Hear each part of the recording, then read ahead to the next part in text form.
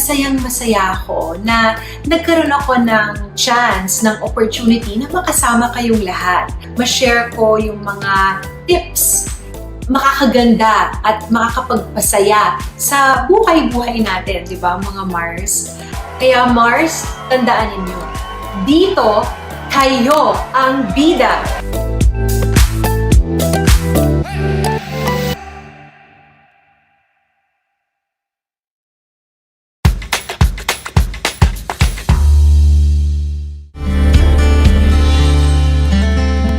Alam niyo ba na ang Pilipinas ay mayroong 7,641 islands? Mula sa bilang na 7,107 islands, nadagdagan ito ng 534 na isla noong 2017. Tanging 2,000 lamang sa mga islang ito ang natitirhan.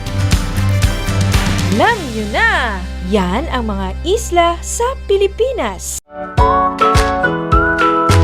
How are you today? Hello, everyone. Hello, learners of Tarlac. Good morning, Math Talino Grade 4 learners! Welcome to Aral TarlakHenyo here on RTV Tarlac Channel 26. Simulcast over DCTC. Radyo Pilipino Tarlac.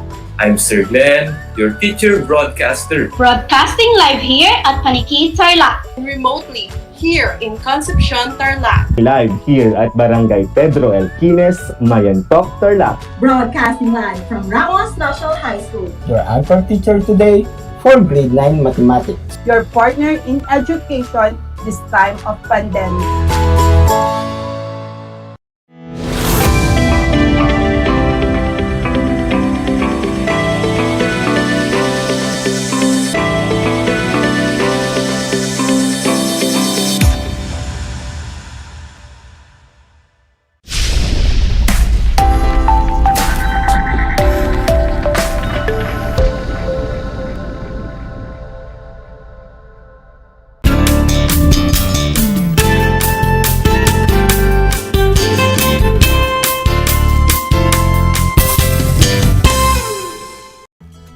Blessed morning, grade 4 learners! Welcome to Aral TarlakHenyo here on RTV Tarlac Channel 26. Simulcast over DCTC 828 Radyo Pilipino Tarlac, RTV Channel 26, Facebook Live, and now on Converge Cable TV Channel 100.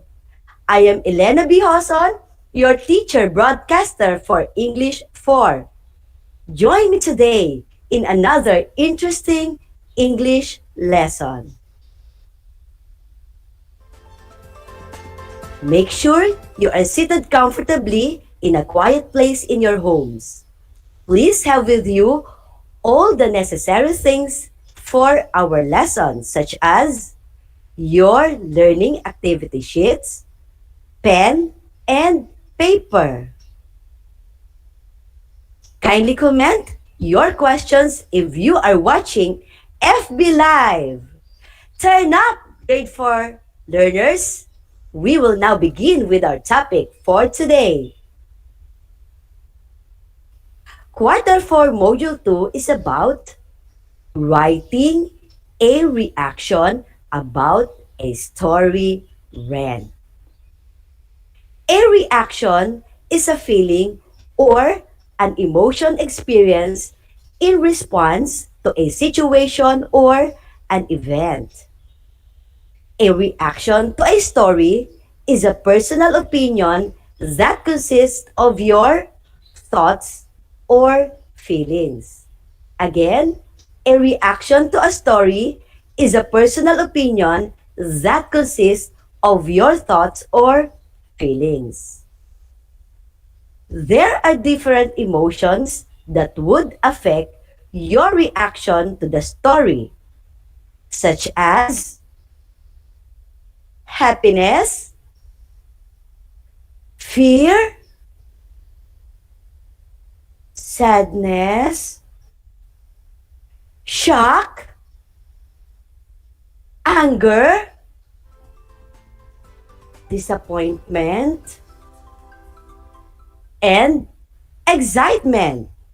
Again, There are different emotions that would affect your reaction to the story, such as happiness, fear, sadness, shock, anger, disappointment, and excitement.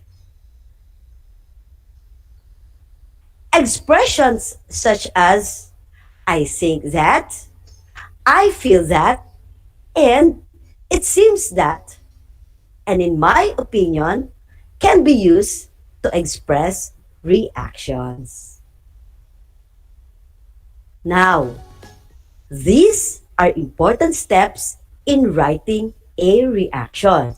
Number one, write down a summary of the story in the first paragraph.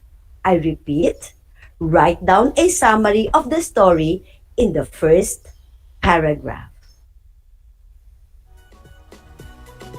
Number two, the second paragraph should have your personal thoughts on the characters' actions, characteristics, or values. You may write how you feel after reading the story. Again, the second paragraph should have your personal thoughts on the characters' actions, characteristics, or values. You may write how you feel after reading the story. The last paragraph contains a conclusion expressing whether you support or you approve of the story's characters' actions or the story's ending. Here are the parts of a reaction essay: the introduction, the body, and the conclusion. The introduction contains the summary of the story read. It is written in the first paragraph.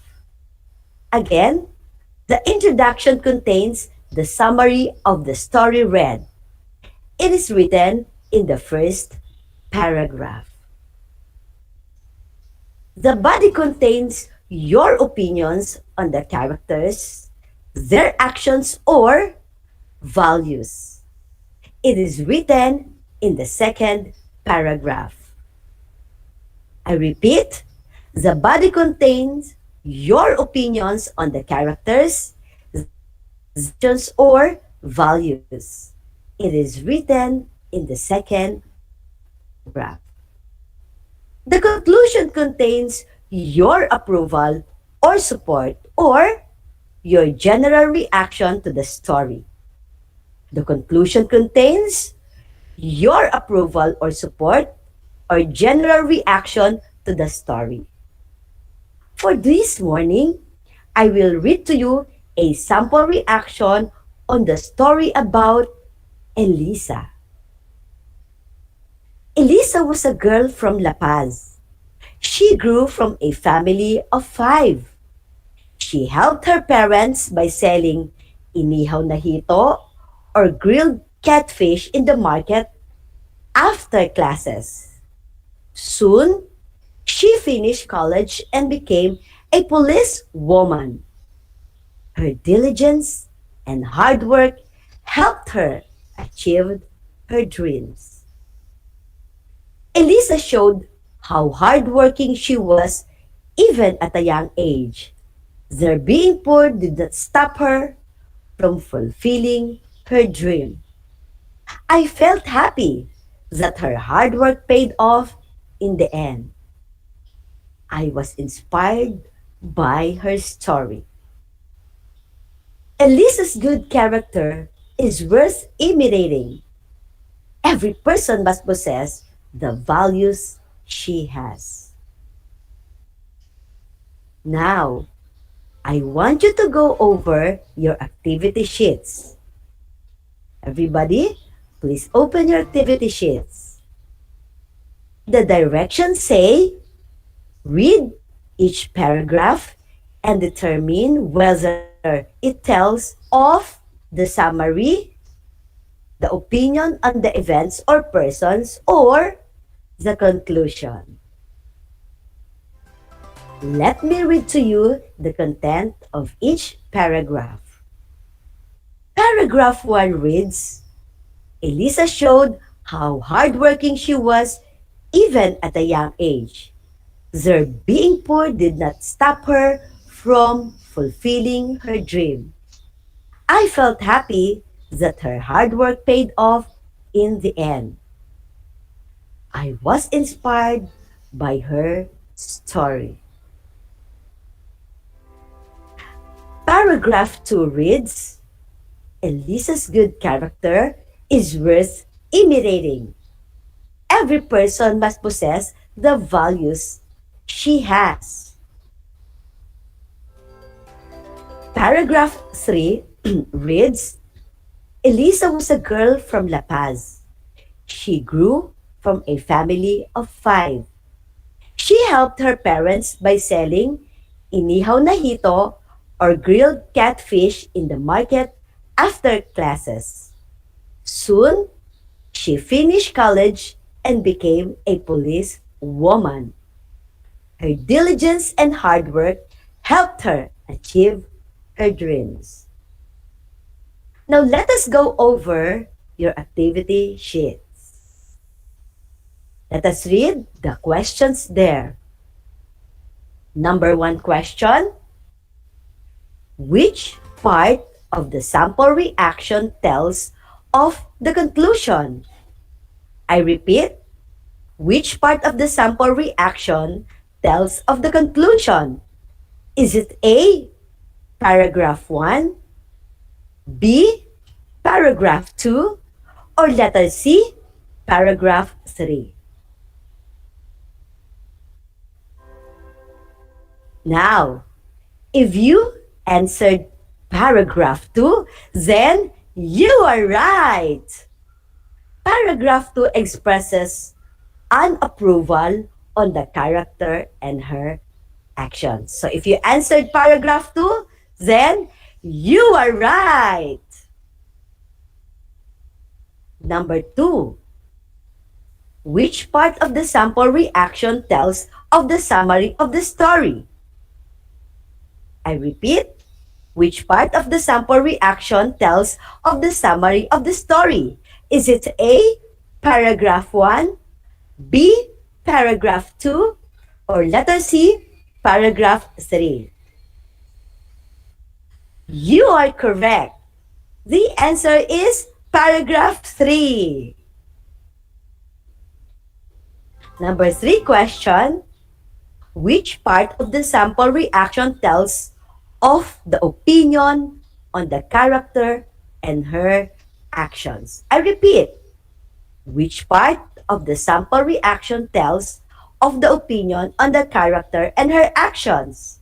Is it A, paragraph 1, B, paragraph 2, or letter C, paragraph 3? If you wrote paragraph 1, then you are correct. Hope you all got perfect answers. So let us now proceed with the next activity. I will read to you a story entitled A Grandmother's Love. Listen carefully. A Grandmother's Love, written by yours truly. Lola Lina was walking here and there. She kept on looking at the clock. It was past 9 o'clock in the evening. Kuya Rodel has not arrived yet. Kuya usually arrives at 7 o'clock in the evening. A jeepney stopped and I saw Kuya Rodel step out of it. Lola Lina didn't hug my brother as usual. She handed him clothes to change. Go directly to the bathroom and wash. Use alcohol before you come out. Lola reminded Kuya, his first grandson. Lola Lina went to the kitchen to reheat the bulanglang na bangus she set aside earlier. When Kuya went out, both of them sat at the dining table. We had lots of patients today, Lola. We had to extend our time to give them treatment, said Kuya. Kuya Rodel is a registered nurse. He works in the hospital at Tarlac City. Hope you like the story. Go over your activity sheets. You will find a sample reaction from the story about Lola Lina. The instructions are easy. You just have to read it and write as to what part the paragraph should be written. Should the paragraph be written in the introduction, the body, or the conclusion? Go over your activity sheets now. Let me read to you the contents of the paragraph. Paragraph 1 reads, I think Lola Lina is a caring grandmother to Kuya Rodel. I feel how worried she was when his grandson was not yet home. I feel the love she has for his grandson. Where should this paragraph be written? Is it in the introduction, in the body, or in the conclusion? Write down your answers.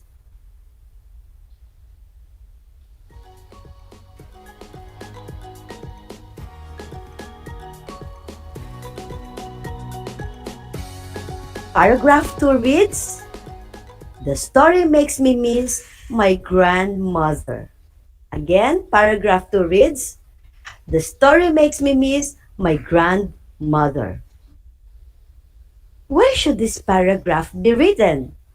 Is it in the introduction, in the body, or in the conclusion? Please write down your answers.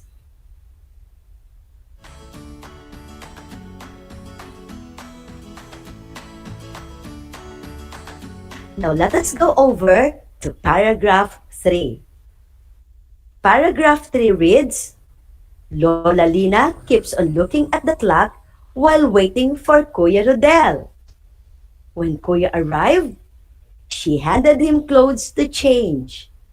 She prepared food for him too. Where should this paragraph be written? In the introduction, in the body, or in the conclusion? Please write down your answers.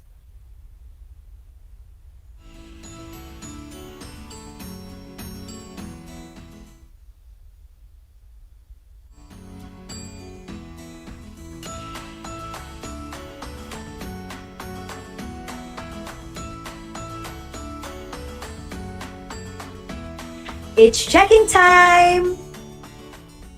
I hope everybody got the correct answers. Okay, let us now check. Where should paragraph 1 be written? You are right! In the body of the reaction essay.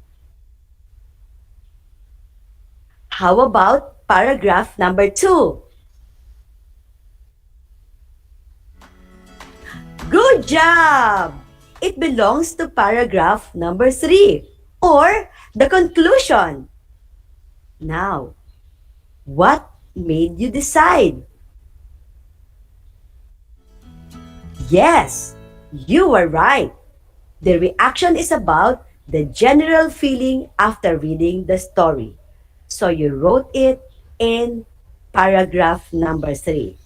Good job! Now, where did you write paragraph number 3?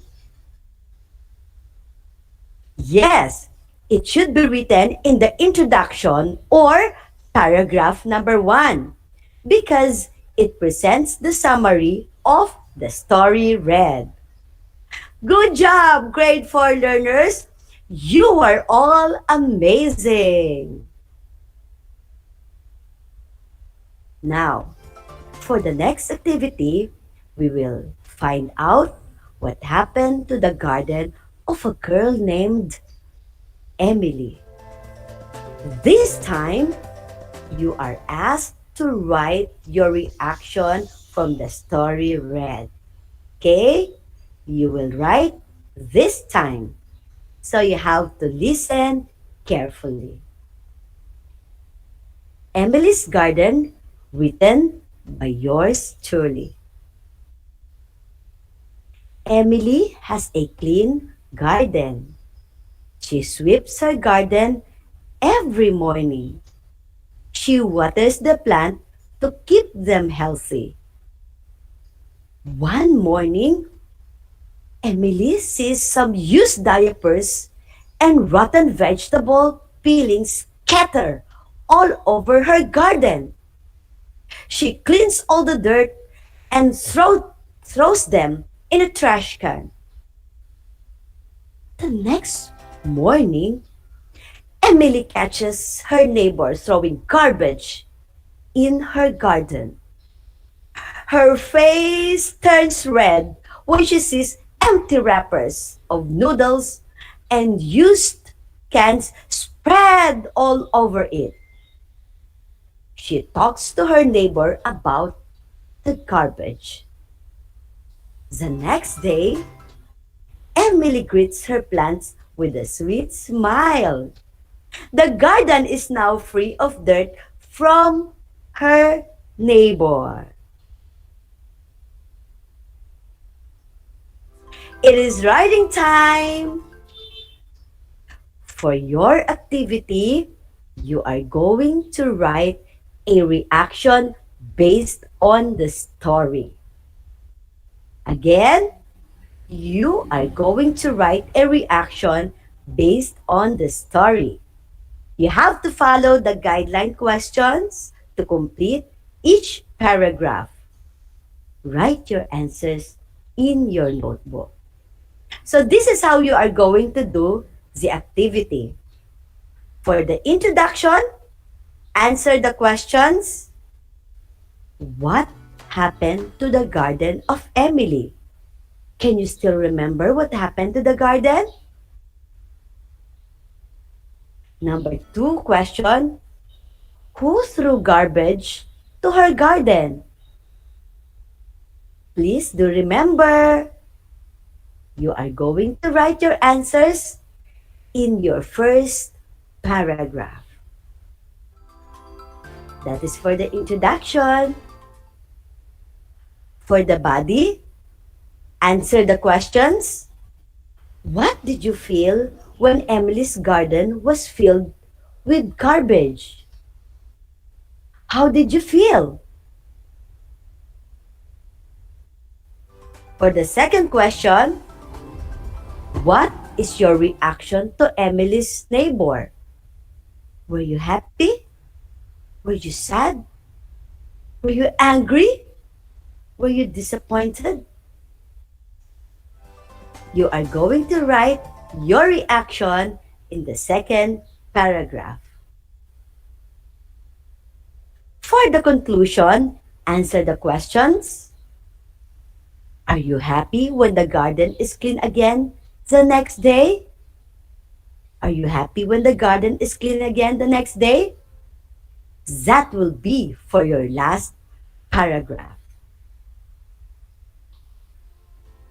You may start writing.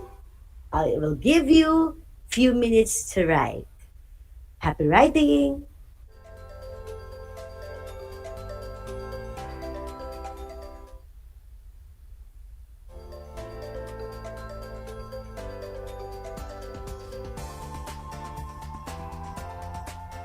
I know you did very well in writing your reactions. Your advisors will check them when you submit your learning activity sheets. Please write neatly and legibly. We are finally done. Let us have a review of some important points we have just discussed. A reaction is a feeling or an emotion experienced in response to a situation or an event. A reaction to a story is a personal opinion that consists of your thoughts or feelings. I repeat, a reaction to a story is a personal opinion that consists of your thoughts or your feelings. There are different emotions that would affect your reaction to the story, such as happiness, fear, sadness, shock, anger, disappointment, and excitement. There are three parts of a reaction essay: the introduction, the body, and the conclusion. Again, we have the introduction, the body, and the conclusion. Now, these are important steps in writing a reaction. These are helpful tips in writing a good reaction essay. Number one, write down a summary of the story in the introduction. The body contains your personal thoughts on the character's actions, characteristics, or values. You may write how you feel after reading the story. The conclusion expresses whether you support or you approve of the story's characters' actions or the story's ending. Time flies really fast. It's already time. Thank you for a very fruitful learning session with you. Happy writing! Always tune in to Aral TarlakHenyo here on RTV Tarlac Channel 26.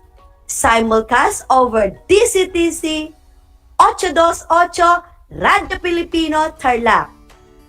RTV Channel 26, Facebook Live, and now on Converge Cable TV Channel 100.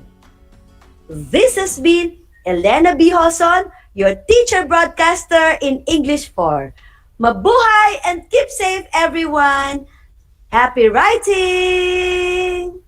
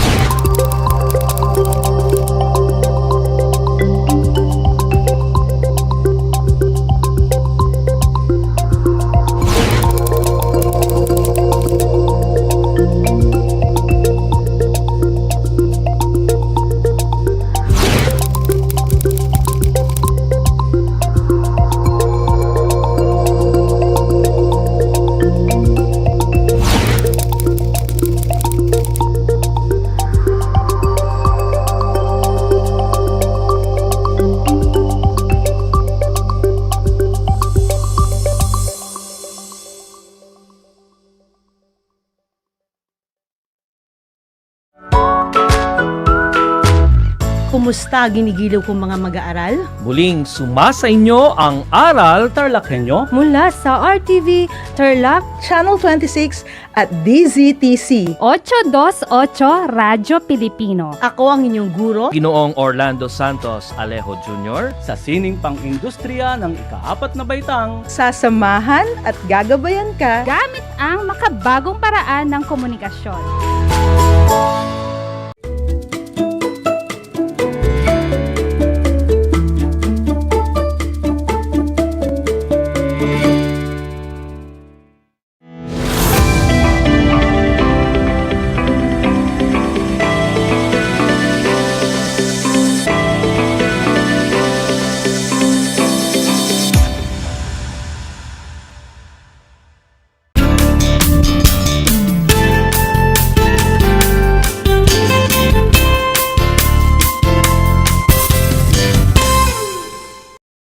Welcome sa ating Aral TarlakHenyo ng Schools Division of Tarlac Province sa RTV Channel 26, DCTC 828, Radyo Pilipino Tarlac at Channel 100 Converged Cable TV.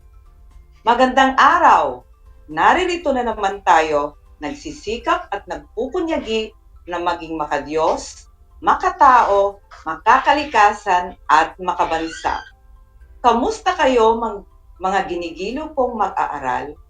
Ang aking pagbati at paghanga sa inyong masidhing pagpupunyagi sa patuloy na pag-aaral sa himpapawid upang matuto sa kabila ng hamon ng pagkakataon ng COVID-19 pandemic. Panibagong araw, panibagong kaalaman ang inyong matututunan. Ako ang inyong guro sa Araling Panlipunan 4, Ginang Priscilla S. Corpus mula sa San Ignacio Tarlac upang samahan at gabayan kayong maunawaan ang nilalaman ng ating aralin na karapatan ng mamamayang Pilipino.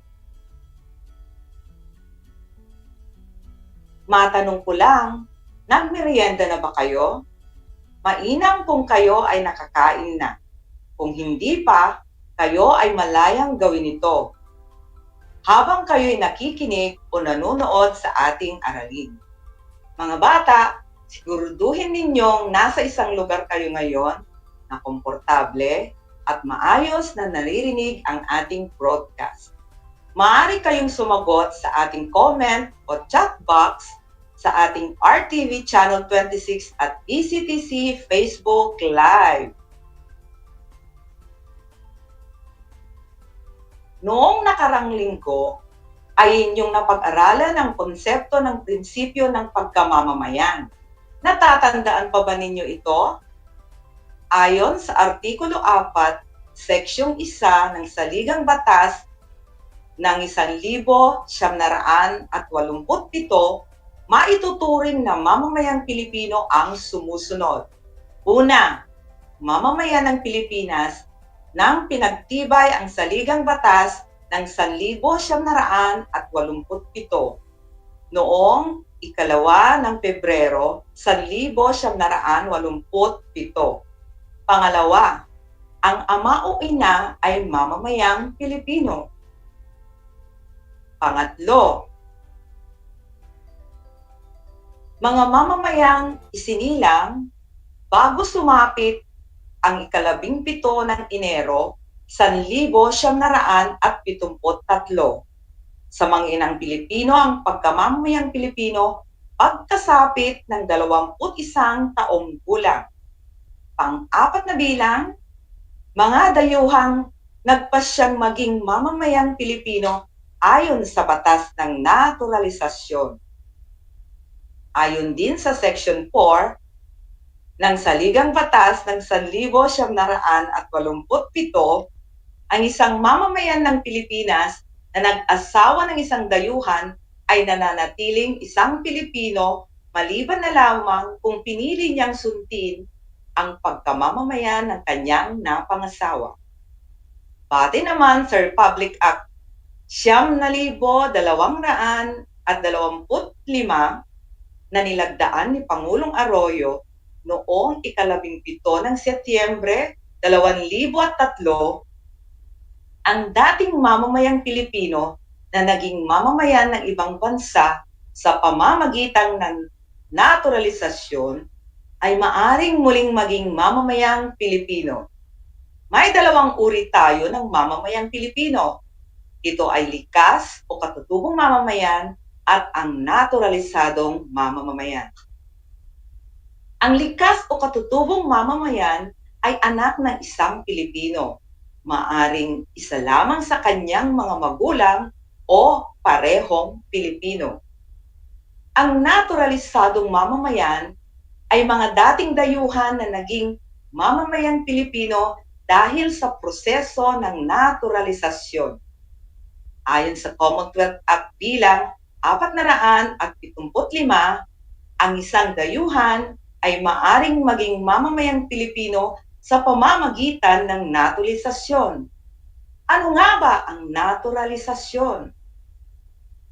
Ang naturalisasyon ay isang legal na paraan kung saan ang isang dayuhan na nais maging mamamayan ng isang bansa ay sasailalim sa isang proseso sa korte o hukuman.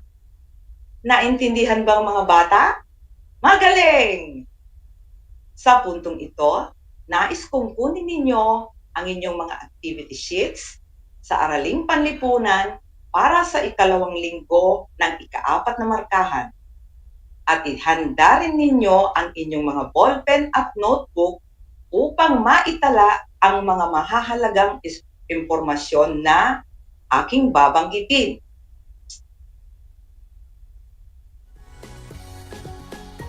Kaakibat ng pagiging mamamayan, itinakda rin sa saligang batas ang mga karapatan na nagbibigay ng proteksyon upang makapamuhay ng tahimik at matiwasay.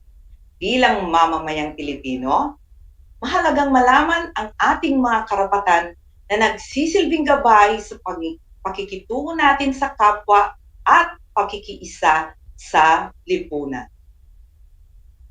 Sa araling ito, inaasahang matatalakay mo ang mga karapatan ng mamamayang Pilipino.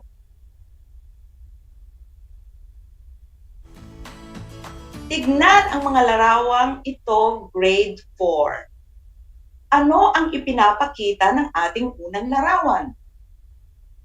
Oo, ito ay larawan ng nagsisimba o mga taong nasa simbahan. Ang pangalawang larawan naman ay larawan ng isang masayang pamilya. Heto pa ang ibang larawan.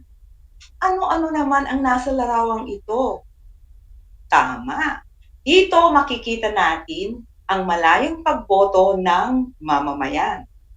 Ang sumunod na larawan naman ay larawan ng isang batang babaeng nag-aaral kagaya ninyo. Tignan ang larawang ito, mga anak ko. Ano ang ipinapakita ng susunod nating larawan? Sa larawang ito, makikita ang isang nagtatrabaho o nag-oopisina. Ang sumunod na larawan naman ay tungkol sa mga batang nakikisalamuha o nakikipaglaro sa kapwa-bata. Ang mga nakalarawan dito ay ilang halimbawa ng mga karapatang tinatamasa ng bawat Pilipino. Ako, ikaw, tayong lahat ay may karapatan. Ang karapatan ay anumang bagay o paglilingkod na tinatamasa ng isang tao nang naaayon sa batas.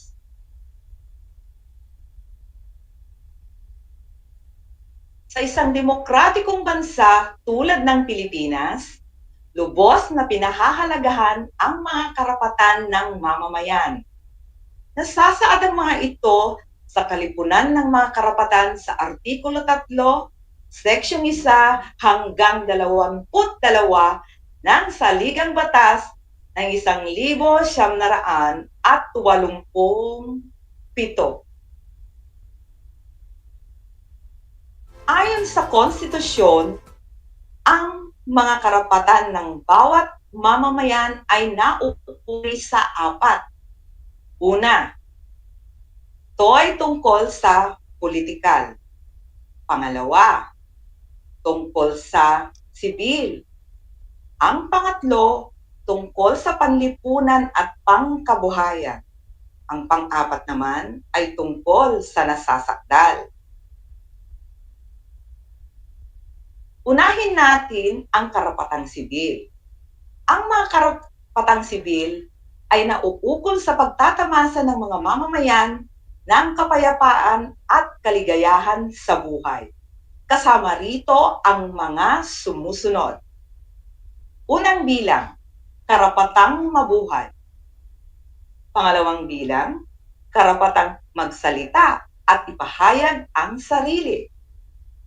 Pangatlong bilang, karapatang di mabilanggo dahil sa pagkakautang. Pang-apat na bilang, karapatang magkaroon ng tirahan at ari-arian. At ang panglima ay karapatan laban sa sapilitang paglilingkod.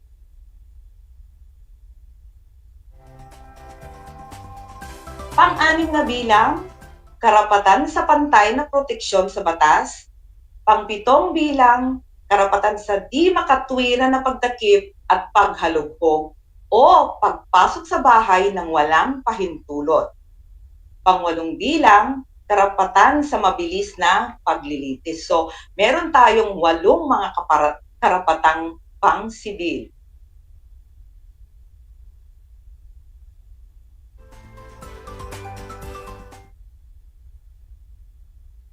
Isunod naman natin ang mga karapatang politikal. Ang karapatang politikal ay nauukol sa ugnayan ng mamamayan sa pamahalaan. Kasama rito ang mga sumusunod. Unang bilang, karapatang bumoto. Pangalawang bilang, karapatan sa pagkamamamayan. Pangatlong bilang, karapatang magpetisyon.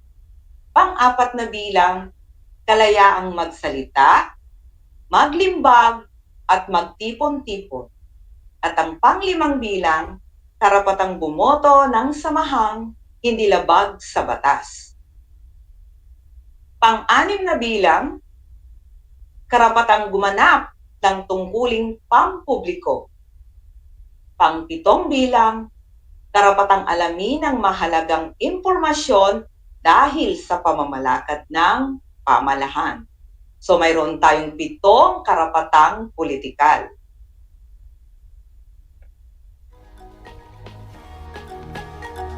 Ngayon naman, talakayin natin ang karapatang panlipunan.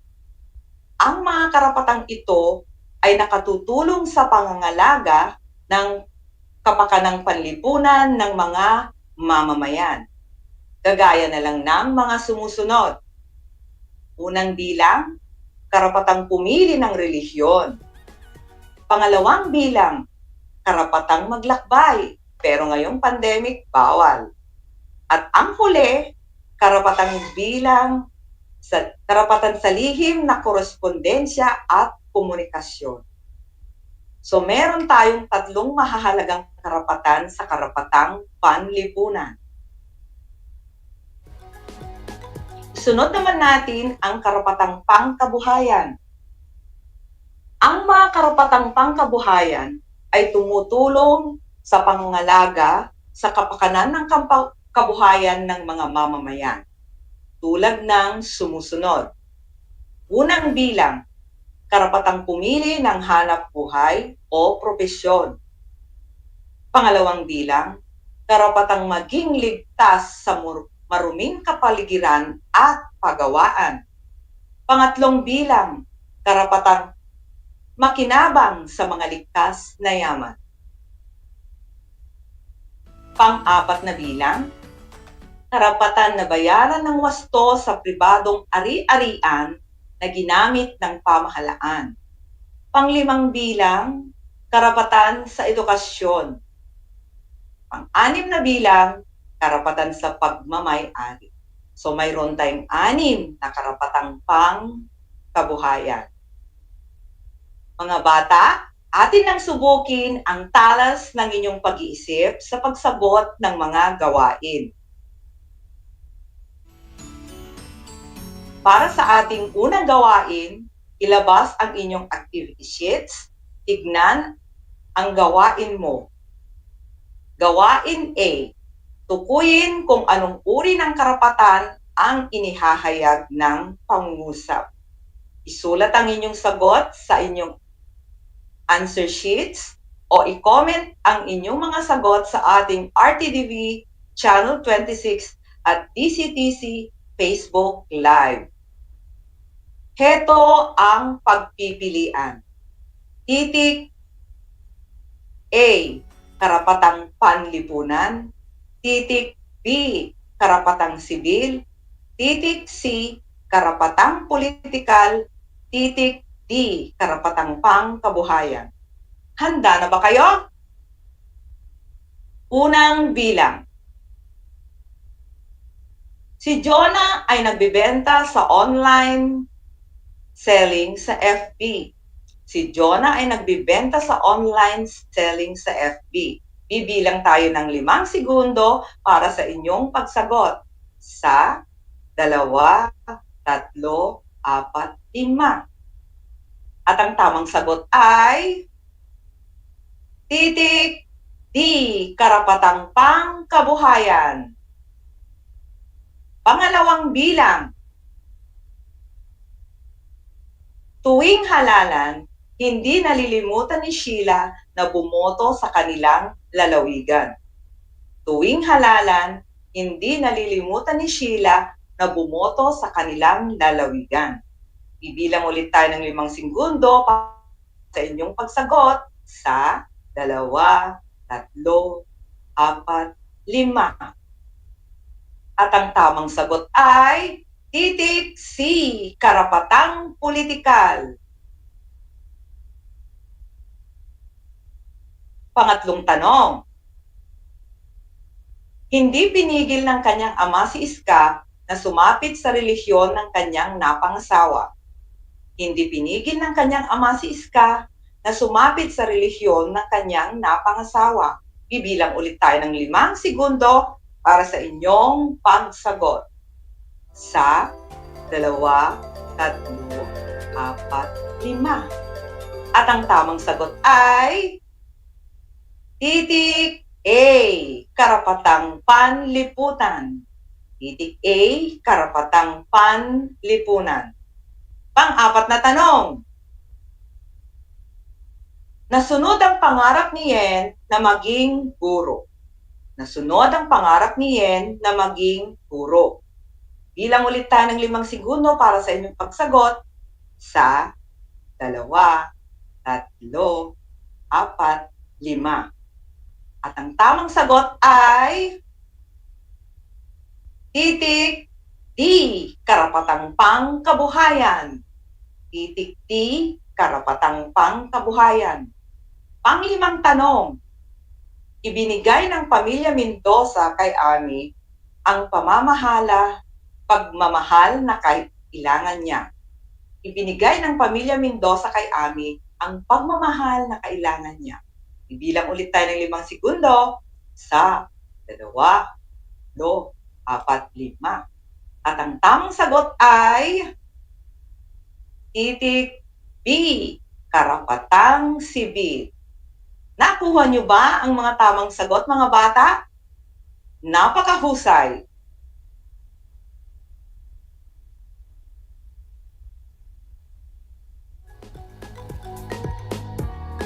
Tandaan mo, nakapaloob sa saligang batas ng 1,987 ang mga karapatang dapat tamasahin ng bawat Pilipino upang makapamuhay ng malaya at may dignidad.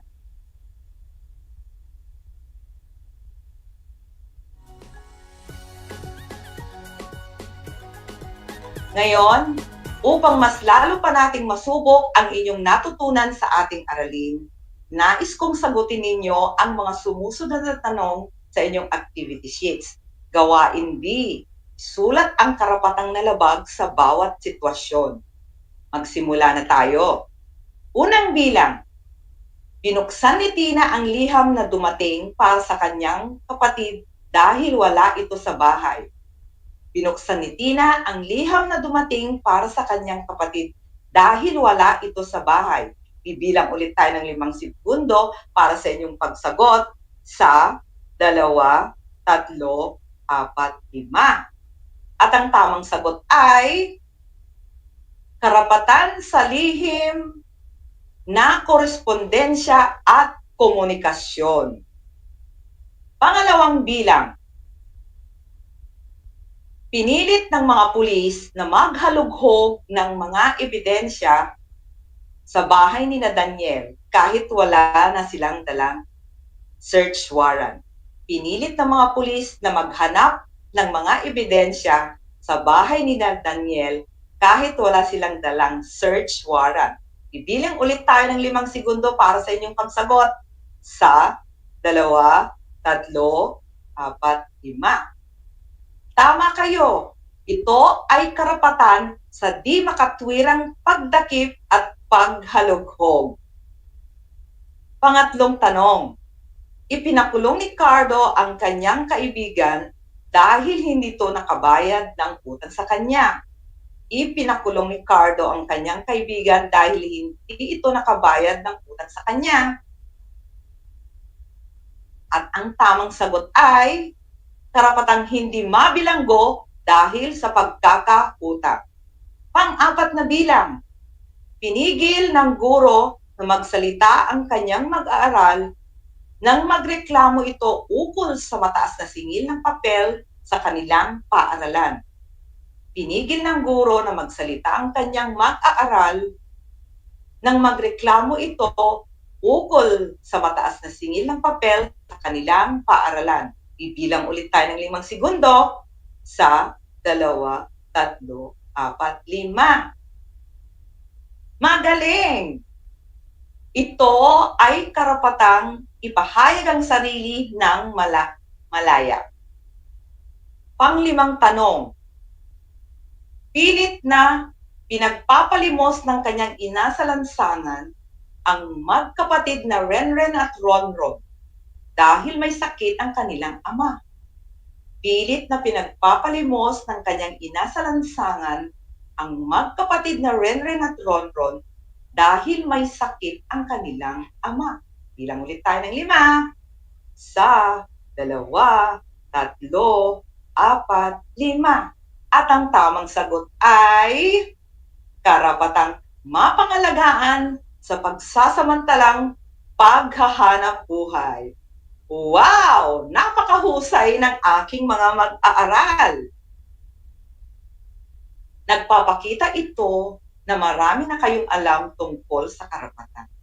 Ipagpapatuloy pa natin ang ating aralin tungkol sa mga karapatan sa susunod na araw.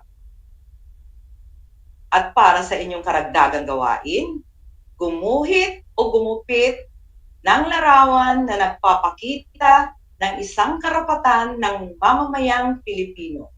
Ilagay ito sa papel o sa coupon band at isama sa mga activity sheets na ipapasa sa inyong guro.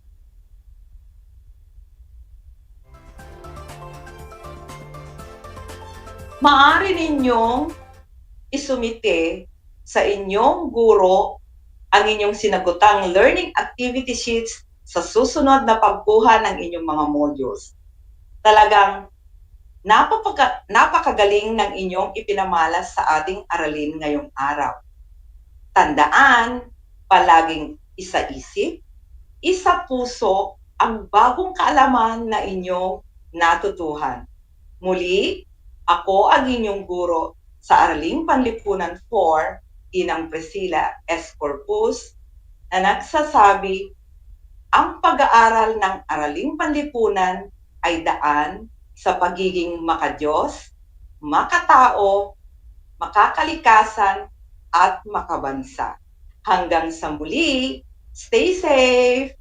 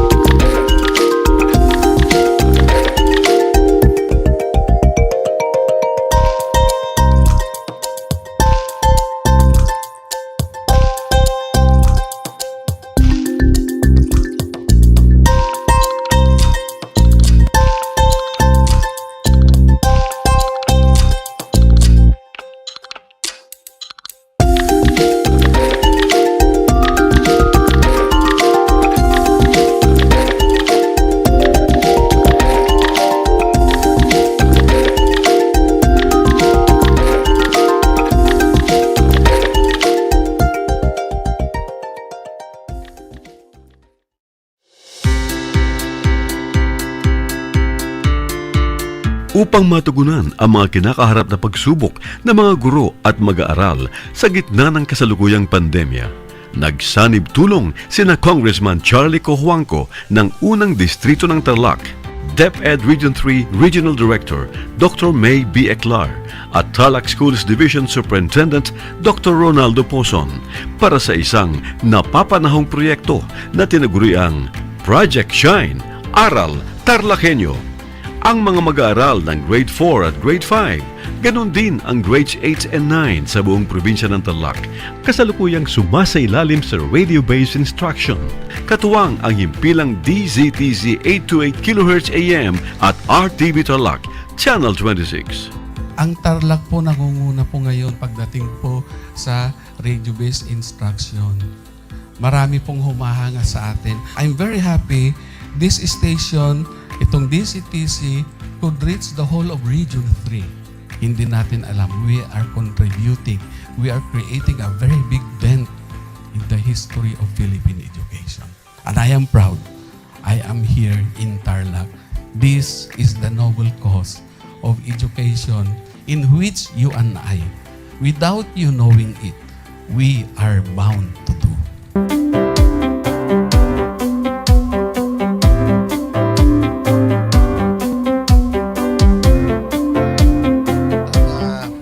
Project natin na Project Shine is a natural consequence dahil sa nangyari sa buong mundo. Let's continue to work together. I think it's very Filipino to practice bayanihan in anything or most of the things that we do. And this is a manifestation of that. No? We have private sector, we have DEPED, we have local government, all working together. And I hope the parents of some of these children, especially the parents that did not graduate from school or hindi nakapag-aral nung sila ay bata, sana naman gamitin na nila itong opportunity na mag-schooling na rin sila kasama ng mga anak nila para mag-bonding pati ang mga magulang sa mga bata. I look at this as doing God's work. Diba? So if you do God's work, it feels right. It's righteous. It's for good, not for evil. Good morning and happy learning, grade 4. Welcome to Aral TarlakHenyo here on RTV Tarlac, Channel 26. Simulcast over DZTZ 828. Radyo Pilipino Tarlac. I am Teacher Mercy Pacheco Bognot. This is Alistair Aidatu. I am Marie Josephine B. Andrade. I am Teacher Princess Marie M. Dueñas, and I will be your teacher broadcaster for today.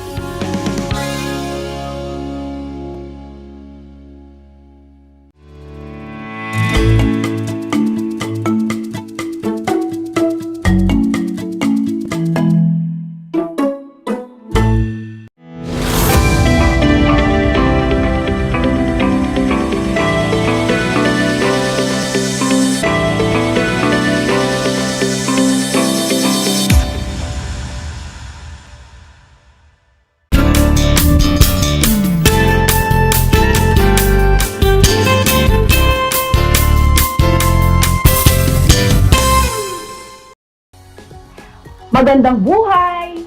Isang mapagpalang umaga sa mga minamahal naming tagapakinig, lalong-lalo na sa ating mga mag-aaral na nasa ika-4 na baitang. Ito ang inyong paaralang panghimpapawid sa EPP. Ikinagagalak namin na makasama kayo sa ating pag-aaral sa pamamagitan ng radyo, telebisyon at Facebook Live. Ito ang inyong lingkod, Teacher Jennifer F.14 na sumasahimpapawid mula dito sa Mayantok Central Elementary School, Mayantok, Tarlac. Nagagabayan kayo sa inyong aralin sa asignaturang EPP, ang Information and Communication Technology and Entrepreneurship. Ako'y nagagalak dahil nakatutok kayo ngayon sa paboritong istasyon ng radyo, ang DCTC 828 AM Station, ang RTV Tarlac Channel 26, sa Converge Cable Channel 100 at ganon din sa Facebook Live. Ito ang Project Shine Aral TarlakHenyo. Handa na ba ang mga magigiliw nating mag-aaral sa ika-4 na baitang? Mahusay kung ganon. Bago tayo dumako sa ating talakayan, magkaroon muna tayo ng kasunduan. Una, nararapat na nasa komportable kayong lugar sa kasalukuyan habang nakikinig. Pangalawa, kinakailangang nakatuon ang inyong atensyon, pandinig at isipan sa pakikinig. At ang panghuli, mahalagang nasa tabi ninyo ang inyong kagamitan, kagaya ng papel o notebook at lapis o kaya naman ay ballpen. Matanong ko lang, kumain na ba kayo? Mabuti kung may laman ang inyong tiyan upang maging alerto ang inyong pag-iisip at maayos na maunawaan ang ating aralin ngayong araw. Bago natin simulan ang bago nating leksyon, balikan muna natin ang nakaraang aralin. Natatandaan pa ba ninyo ang mga kilalang entrepreneur sa ating bansa? Tukuyin nga natin ang ilan sa kanila. Gaya ni Tony Tan Kak Chong na may-ari ng Jollibee. Si Henry C. may-ari ng SM. Si Lolita Hizon, may-ari ng Pampangas Best. Si Socorro Ramos na may-ari ng National Bookstore. Si Beatrice Hunyo na may-ari ng Betis. Si Edgar Injapsia na may-ari ng Mang Inasal. Si Eduardo Danding Cuwangco na may-ari ng Asia Brewery and San Miguel Corporation. Si Alfredo Yao na may-ari ng CESO. Si Lucio Tan na may-ari ng Fortune Tobacco. Si Manny Villar na may-ari ng Camellia Homes. Si Cecilio Pedro na may-ari ng Happy Toothpaste. Si Rupino Mejia na may-ari ng Roseville Ice Candy. At si Armando Tan na may-ari ng Galaxy Bake Shop. Handa na ba kayo para sa ating bagong leksyon? Ang tatalakayin natin ngayong araw ay ang iba't ibang uri ng negosyo na maaari mong pagpilian kung nais mong maging negosyante balang araw o kaya naman ngayong panahon ng pandemya. Aalamin din natin kung paano ang tamang pakikitungo sa mga mamimili o customer upang patuloy na tangkilikin ang isang negosyo. Tara at simulan natin! Nakapunta ka na ba sa isang kainan? Sa isang dress shop? O naranasan mo na bang magpagupit o magpaayos sa isang salon?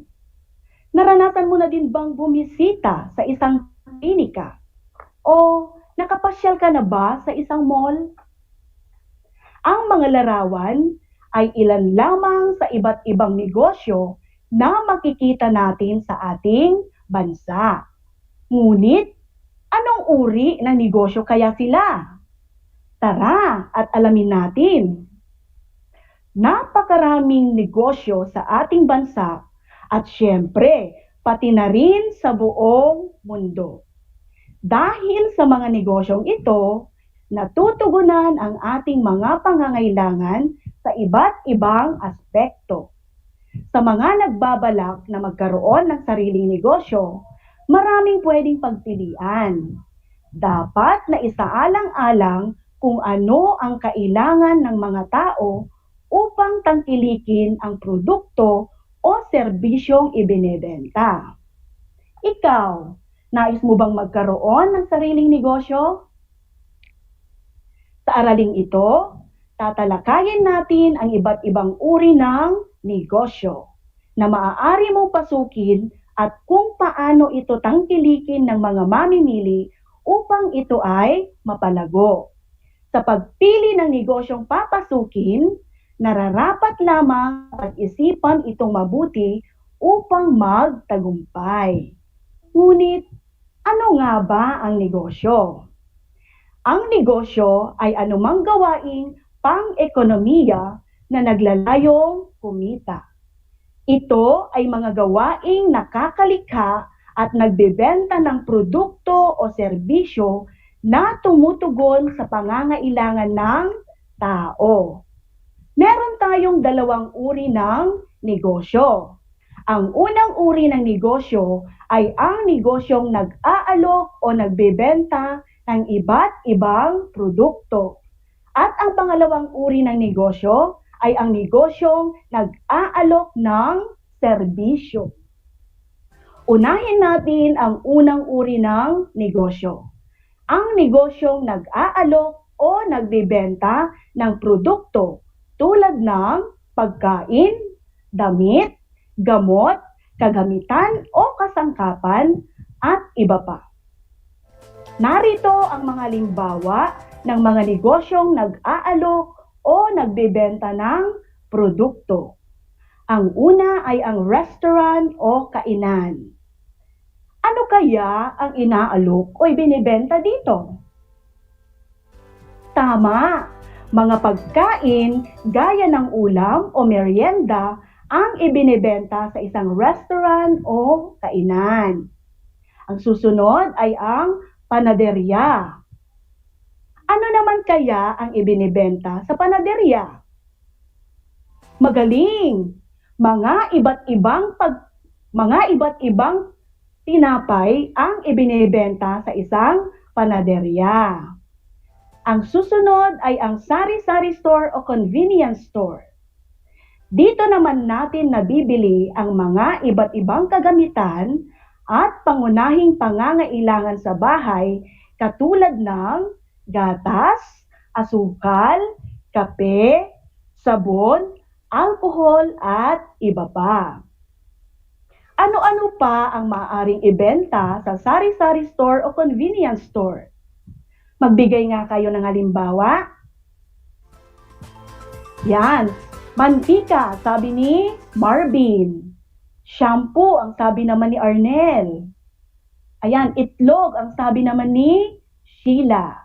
Ayan, ang susunod ay ang butika. Ito naman ang negosyong ang ibinebenta ay mga gamot. Susunod ay ang tindahan ng mga paso at mga halaman. Sa panahon ngayon ay usong-uso ang pagbebenta ng mga paso at iba't ibang halaman. Sa anong paraan kaya nila ibinibenta ngayong panahon ng pandemya? Tama, sa pamamagitan ng online selling. Ginagamit nila ang social media para makabenta ng kanilang produkto. Ngunit, hindi lamang mga paso at mga halaman ang maaaring ibenta online. Maaari din mga pagkain, damit at iba pang kagamitan. Ang mga ito ay ilan lamang sa mga halimbawa ng negosyong ang iniaalok o ibinebenta ay produkto. Ang ikalawang uri naman ng negosyo ay ang negosyong nagbibigay ng serbisyo. Ito ang negosyong ang binabayaran ng customer ay ang talent, husay at skills, at lakas ng kaalaman ng isang entrepreneur o ng isang tao. Narito naman ang mga halimbawa ng negosyong nagbibigay ng serbisyo. Una ay ang salon o parlor. Anong serbisyo kaya ang iniaalok sa salon o parlor?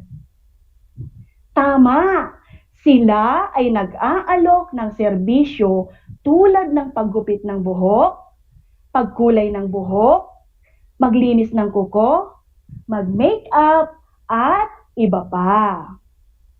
Ang susunod ay ang vulcanizing shop. Sila naman ang gumagawa ng mga nasira o flat na gulong ng mga sasakyan. Ang susunod ay labada o laundry shop. Ang negosyong ito ay nag-aalok ng serbisyong paglalaba upang maging malinis at mabango ang ating mga damit. Ang susunod ay ang tahian ng mga damit. Sila naman ang nagtatahi ng mga damit at nagre-repair ng mga sirang damit. Ang susunod ay ang gawaan ng sirang sapatos. Dito naman natin dinadala ang mga sirang sapatos. Ang susunod ay ang school bus services. Ang negosyong ito naman ang nag-aalok ng serbisyong pagsusundo at paghahatid sa mga bata sa paaralan. Ito ay ilan lamang sa mga negosyong ang iniaalok ay serbisyo. O, may naisip ka na bang negosyo na maaari mong gawin ngayon o kaya paglaki mo? Bukod sa natalakay natin, ano-ano pang mga halimbawa ng negosyo na nagbibenta ng produkto o serbisyo ang makikita sa inyong lugar? Magbigay nga kayo ng halimbawa. Ayan, sabi ni Kayla, meron daw silang water refilling station. Nagtitinda ng mga tubig, tama. O ngayon, kapag may negosyo, paano ba ang tamang pakikitungo sa mga mamimili?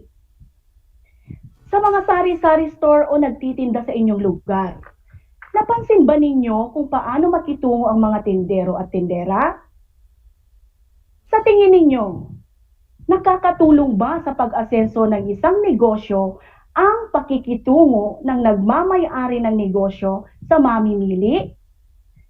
Narinig na ba ninyo ang salitang personal touch? Ano sa palagay ninyo ang ibig sabihin ng salitang yan? Tingnan natin ang mga word strips.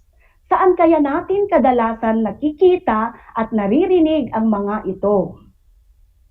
Magandang umaga po. Ano pong bibilhin ninyo? Dito po ma'am, sir, may bakante na upuan.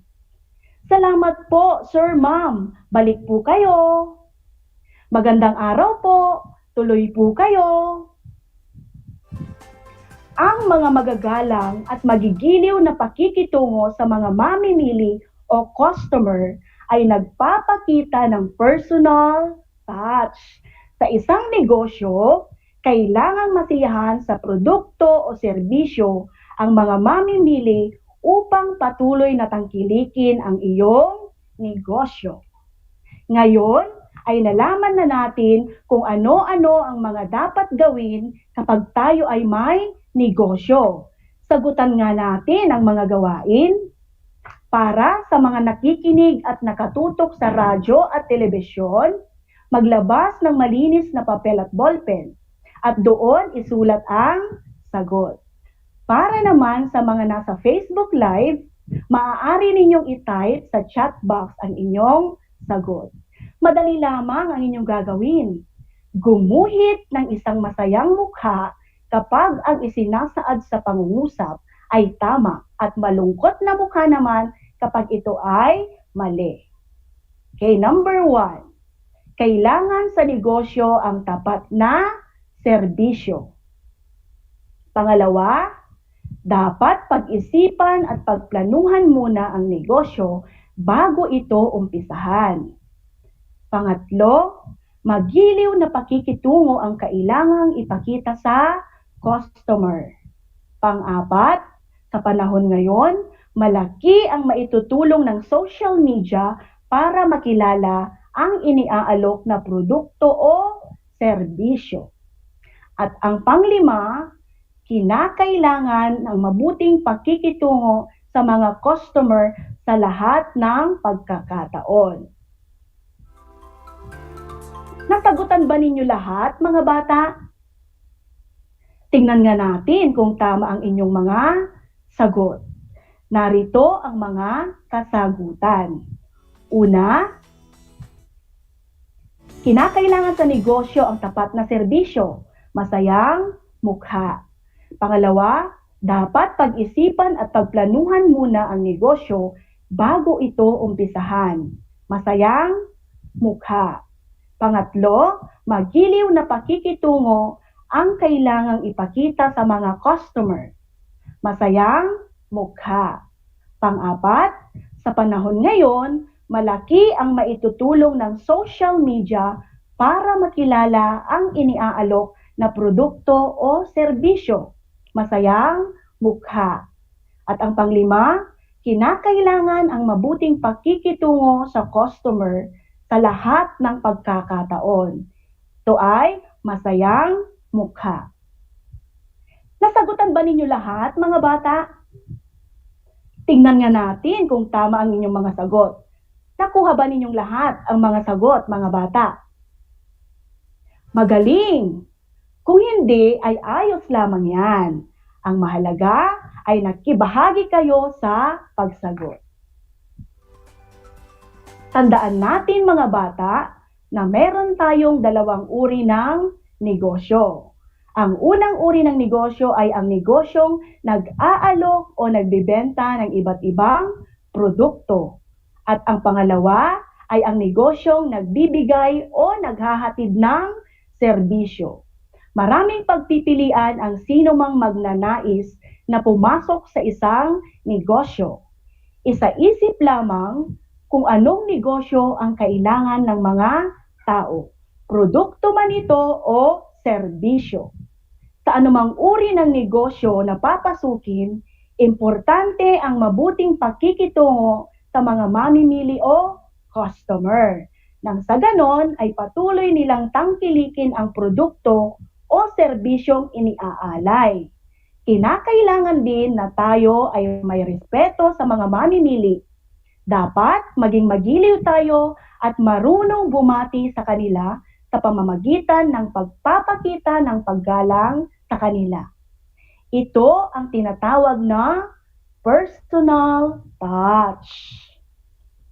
Ngayong tapos na ang ating aralin, ay oras na para sasahin ang ating halaman ukol sa ating napag-aralan. Kunin muli ang malinis na papel at ballpen at dito isulat ang inyong sagot. Anong uri ng negosyo kaya ang mga ito? Isulat ang titik P kung ito ay negosyong nag-aalok ng produkto. At letrang S naman kung ito ay negosyong nag-aalok ng serbisyo. Una, panaderya. Pangalawa, salon o beauty parlor. Pangatlo, vulcanizing shop. Pang-apat, sari-sari store o supermarket. Panglima, laundry shop o labahan.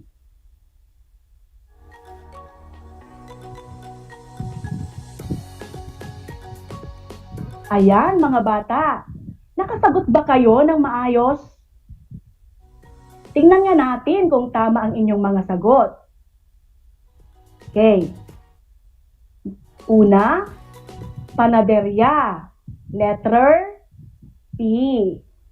Pangalawa, salon o beauty parlor, letter S. Pangatlo, vulcanizing shop, letter S. Pang-apat, sari-sari store o supermarket, letter S. P pala, sorry. At yung last, laundry shop o labahan, letter S. Marami ba kayong nakuha, mga bata? Very good! Binabati ko kayo at marami kayong nakuhang mga sagot. At ito ay nagpapakita na marami kayong natutunan ngayong araw. Ayan, isa na namang leksyon ang ating natapos. Upang mas maunawaan ninyo ang ating aralin, muli ninyong basahin ang inyong compendium of notes o kaya naman ang libro na nasa pahina 9 hanggang 14. May mga katanungan ba kayo, mga bata?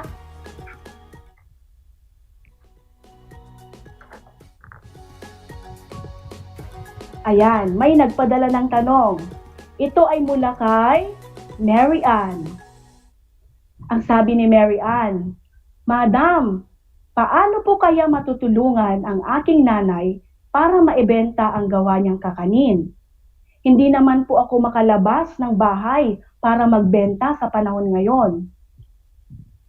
Yan, napakagandang tanong yan, Mary Ann. Maaari mong matulungan ang nanay mo kapag bebenta kahit nasa bahay ka lamang. Gaya ng natalakay natin kanina, maaari ninyong ibenta ang inyong produkto sa pamamagitan ng online selling o paggamit ng social media gaya ng Facebook. Pipicturan mo lamang ang gawang kakanin ng iyong nanay at i-post mo ito sa Facebook. At sigurado, maraming makakakita nito at bibili ng inyong paninda. Ayan, Mary Ann. May tanong pa ba? Ayan, may tanong galing kay Alan. Ito ang tanong ni Alan. Madam, meron po kaming munting karinderya dito sa tapat ng bahay. Paano po kaya namin ito mapapalago at dumami ang bibili? Ayan, maganda din ang tanong ni Alan. Ang isang negosyo, Alan, ay uunlad o lalago kapag marunong kang makisama sa mga mamimili. Dapat may paggalang ka sa kanila, maging magiliw sa lahat ng pagkakataon. Kailangan din na masiyahan sila sa inyong paninda. Gaya ng karinderya ninyo, dapat bukod sa masarap na pagkain, kailangan din ito ay masustansya, pasok sa panlasa at higit sa lahat, pasok sa budget ng mga customer. At sigurado, babalik-balikan nila ang inyong karinderya. Meron pa bang tanong? At kung wala na, sana ay nasagot ko ang inyong mga katanungan. At kung may mga pahabol pa kayong tanong, maaari ninyo itong itanong sa inyong mga guro. Okay. Maraming salamat sa inyong pakikinig at pagsubaybay. Ito ang inyong guro, Teacher Jennifer F14 na nag-iiwan ng mga katagang kaalaman, kabuhayan, kinabukasan sa EBP matatagpuan. Muli, maraming salamat at paalam!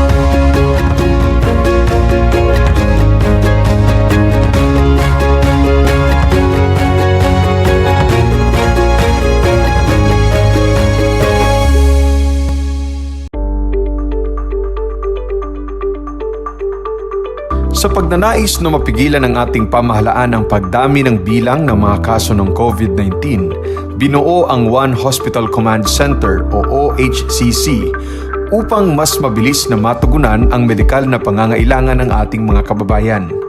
Bukas ang OHCC 24 oras araw-araw.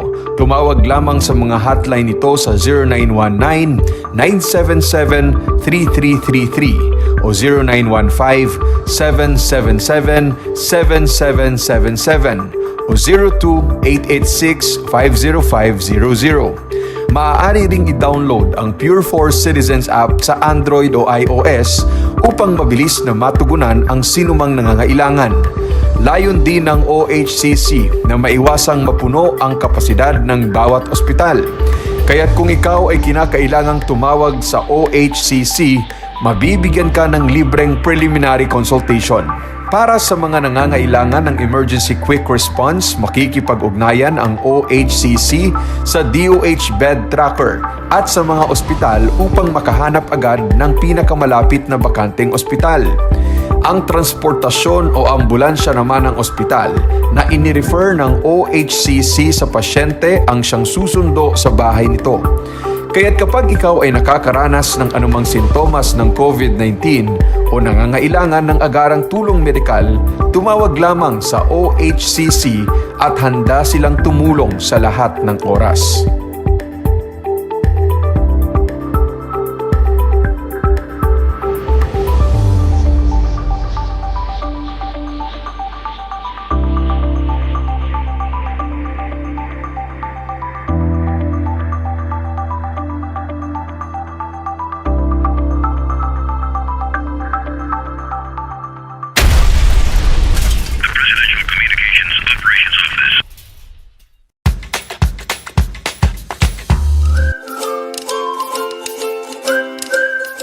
Alam niyo ba na ang jeep ay ang pinakasikat na uri ng transportasyon sa Pilipinas?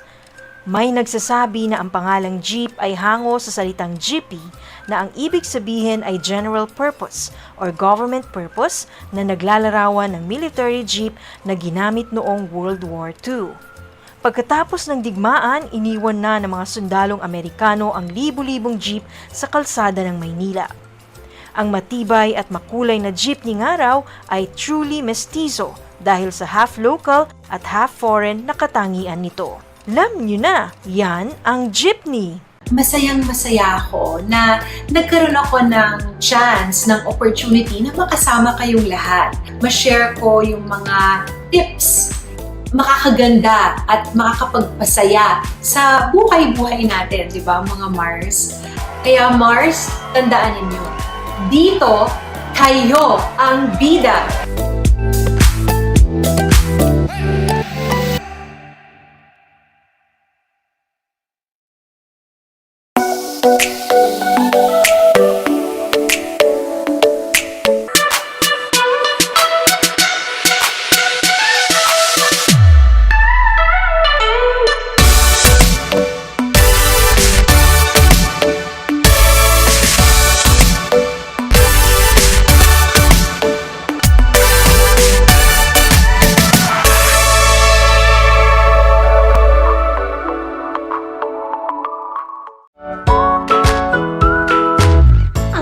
Pagbati at paghanga sa inyong patuloy na pag-aaral.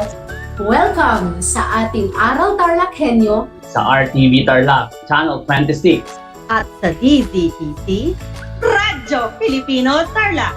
Narito na ang paaralang walang sawang naglilingkod mula dito sa Villa Aldipay, mula dito sa bayan ng San Manuel, mula sa bayan ng San Clemente, mula sa Santa Ignacio, mula sa bayan ng Victoria, mula sa lungsod ng Tarlac.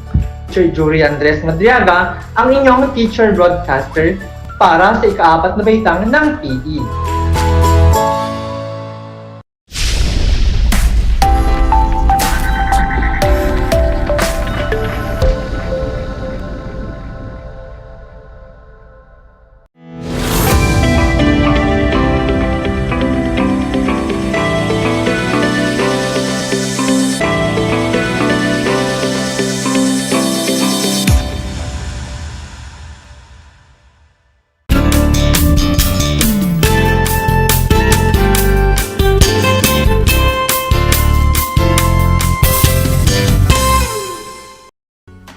Magandang araw mga mag-aaral ng grade 4. Sumasa inyo ang silid-aralan sa ipupawid, ang Aral TarlakHenyo, mula sa RTV Tarlac Channel 26, Converge Cable TV Channel 100, at sa Bayan Naririnig sa DCTC 828 Radyo Pilipino Tarlac. Mula rito sa Ligtong San Roque, La Paz, Tarlac, sa pamamagitan ng remote live broadcast, mag-aaral tayo sa radyo at telebisyon. Ako si Madam Ruth S. Javier, ang inyong teacher broadcaster sa Musika 4, ika-4 na markahan. Ngayon ay ika-25 ng Mayo, taong 2021. Tiyakin na kayo'y nasa komportable at maayos na lugar habang nakikinig sa ating aralin. Sa pagkakataong ito, maaari na ninyong kunin ang inyong learning activity sheet sa music board at ihanda na rin ang inyong mga panulat para sa pagsagot sa mga gawain. Napaka-exciting at challenging ang ating pag-aaralan sa araw na ito. Ito na kasi ang panghuling aralin para sa musika baitang 4 para sa taong ito. Inaanyayahan ko na kayo ay mag-focus at sumunod sa lahat ng gagawin natin na sabayan ninyong makikita at maririnig. Pag-aaralan natin ang pagkilala sa mga nota ng dalawang tinig, paano ito nalilikha at paano ito inaawit. Noong mga nakaraang araw, pinag-aralan ninyo ang pag-awit ng dalawang tinig mula kay Madam Rosel Domingo. Babalikan muna natin ang mga ito upang mas maunawaan mabuti ang bagong aralin. Ang pag-awit ng isahan o unison at ang paglapat ng karagdagang nota bilang harmonic interval ay kinakailangan upang magkaroon ng harmonic blending na maririnig bilang dalawang tinig. Paparinig ko sa inyo, mga bata, ang ilang musical scores at sabihin kung ito ay nasa anyong unison o may two-part vocal o dalawang tinig. Tunghayan natin si Madam Rosel Domingo sa kanyang pag-awit ng Manang Biday na isahan lamang. Manang biday, ilukat mo man, tabinta na ikalumbabam, takita to'y kinayawan, ay matay ako no di nakasyam. Manang biday, maawa ka na, sa binta na ako ay tingnan, pakinggan ang awit na ito, para sa'yo galing sa puso ko. Rinig niyo ba ang pag-awit ni Madam Rosel? Napakahusay ng pag-awit niya, no? Lalo itong gaganda kapag sinabayan siya ng kanyang anak sa pag-awit ng duet ng Manang Biday. Pansinin natin na sabay nila itong inaawit na may blending. Manang biday, ilukat mo man, tabinta na ikalumbabam, takita to'y kinayawan, ay matay ako no di nakasyam. Manang biday, maawa ka na, sa binta na ako ay tingnan, pakinggan ang awit na ito, para sa'yo galing sa puso ko. Salamat po. Ngayon naman, tunghayan at pakinggan natin ang awiting Bahay Kubo sa muling pag-awit ni Madam Rosel. Ito kaya ay isahan o dalawahan? Pakinggan natin. Bahay kubo, kahit munti, ang halaman doon ay sari-sari, singkamas at talong, sigarilyas at mani, sitaw, bataw, patani. Tama, mga bata. Ito ay isang tinig lamang. Walang naririnig na ibang tinig kung hindi ang melody ng umaawit na si Madam Rosel. Ngayon, pakinggan natin ang magandang tinig ni Madam Rosel at ang kanyang talented na anak na si Faye sa pag-awit ng duet ng awiting Bahay Kubo pa rin. Bahay kubo, kahit munti, ang halaman doon ay sari-sari, singkamas at talong, sigarilyas at mani, sitaw, bataw, patani. Napakasarap pakinggan ang mga tinig ng ating guro at ng kanyang anak, hindi ba? Maraming salamat po sa inyong pagpapaunlak sa aking kahilingang muling marinig ang inyong magagandang tinig, Madam Rosel at Kate. Tandaan natin na ang two-part vocal ay binubuo ng dalawang tinig, ang bahaging soprano at alto. Ang soprano ang nasa itaas na bahagi, samantalang ang alto ay nasa ibabang bahagi ng musical score. Ang mga bahagi ng awit na magtatapat ang notes ay inaawit ng sabay. Gumaganda ang tekstura ng awit dahil dito. Salamat naman at nakilala niyo na ang bahaging soprano at alto ng mga awiting ating binulitan.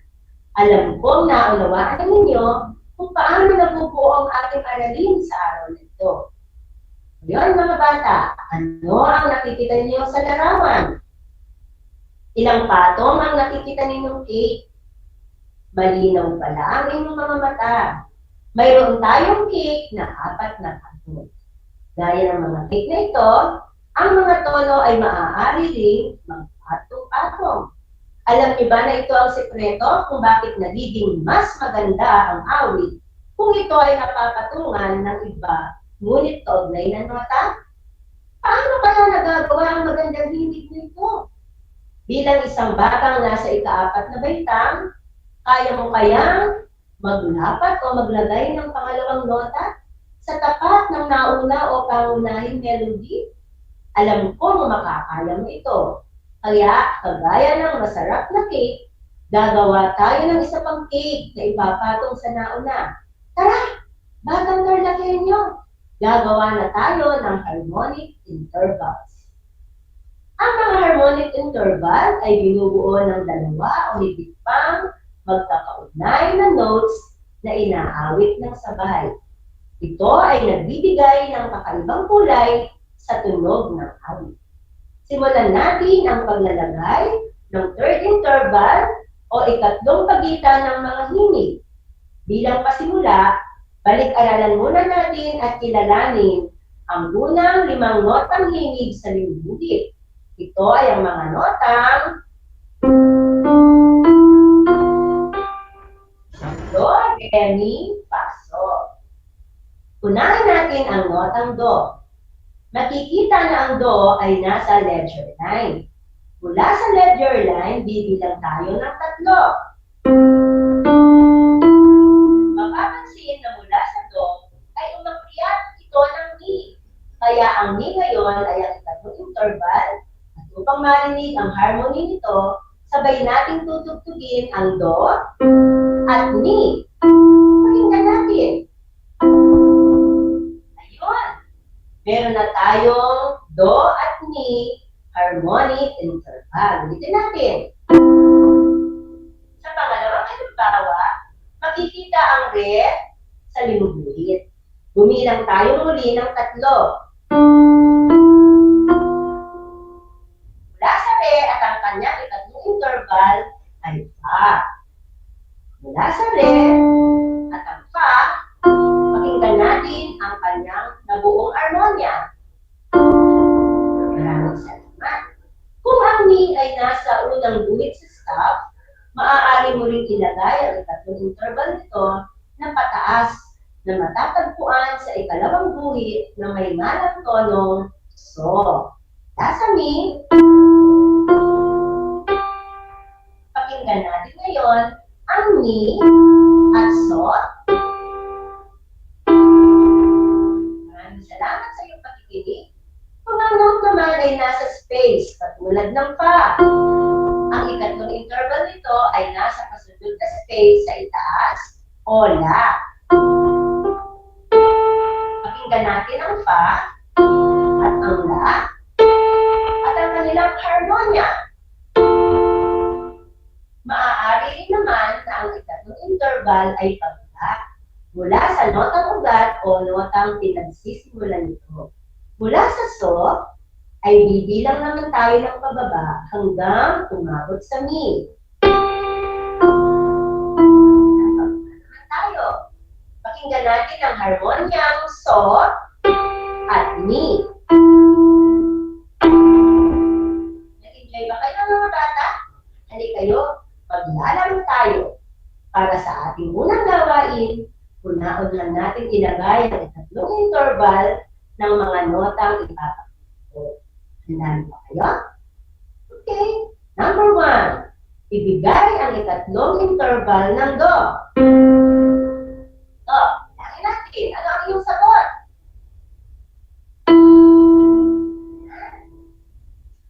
Tama. Ang sagot mo ay Mi.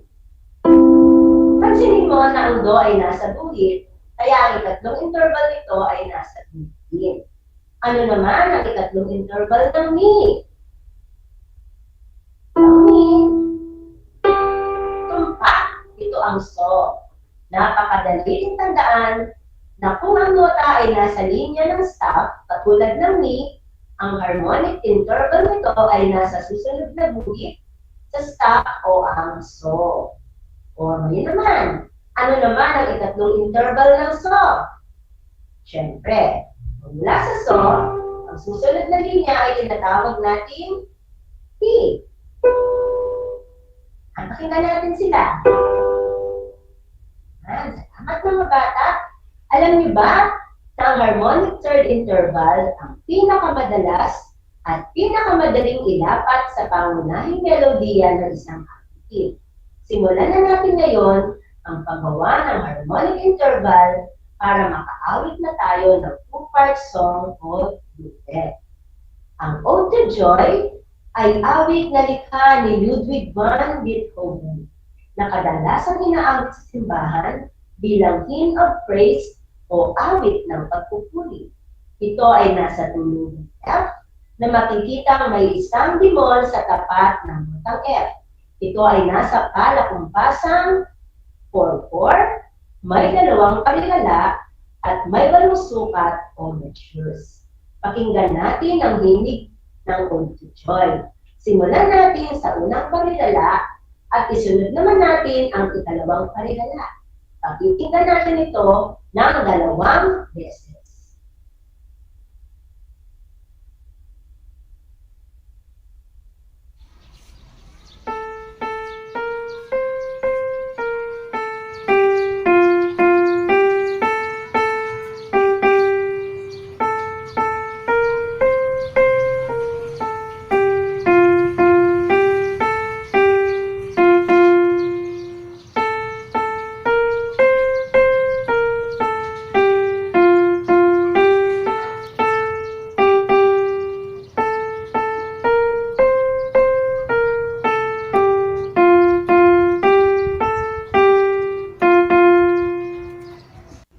Pamilyar ba ang himig mga bata? Ngayon, lalo itong gaganda sa paglalagay natin ng harmonic interval.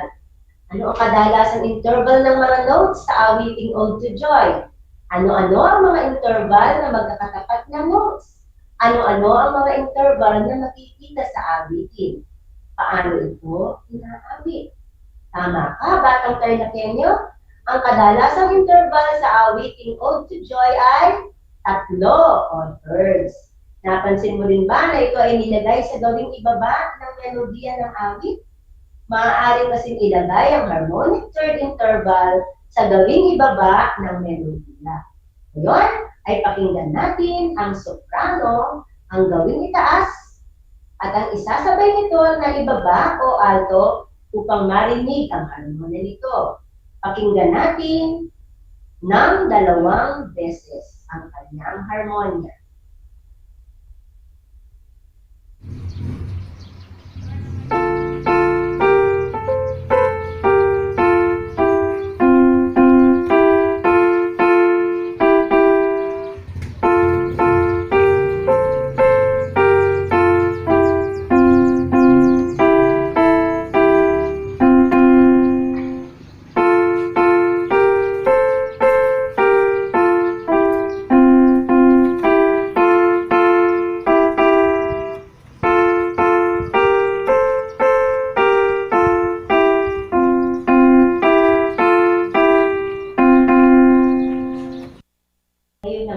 Ipaparinig ko sa inyo mga bata ang tinig ng 2 guro na umaawit ng Ode to Joy. Sila ay sina Madam Telma Cancio at Madam Bethel. Pakinggan natin sila ha.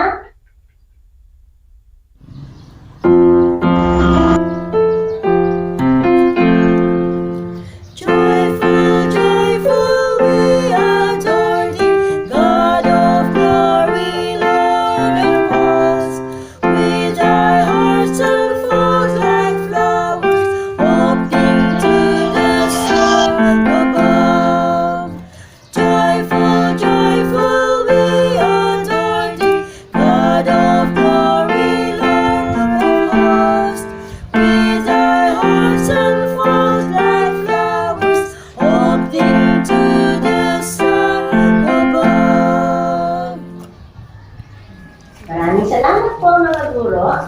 Ngayon ay alam na natin kung paano nabubuo ang magandang harmonic interval ng mga awit at nakakalikha ng maganda at maayos na blending na soprano at alto.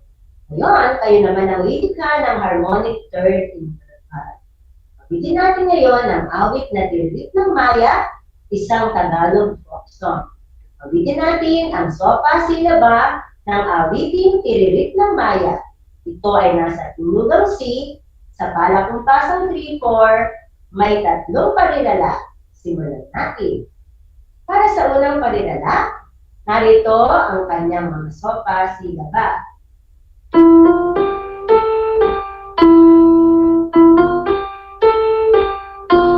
Ang ikalawang parirala,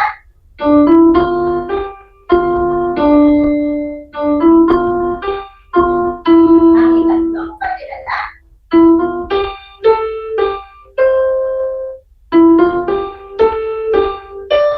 ang ikaapat na parirala,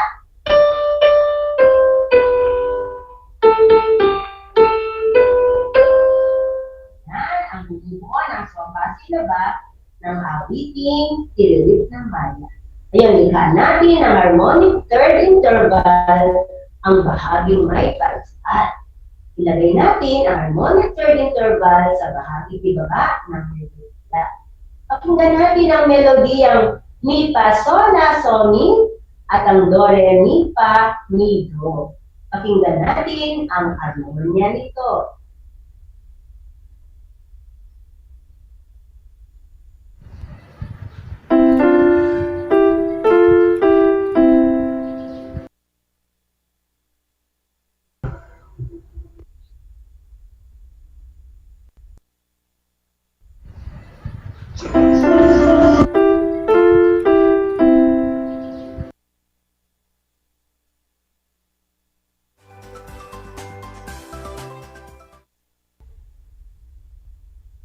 Okay po ba?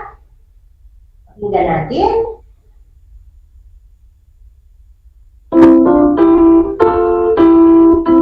Narinig ba? Okay?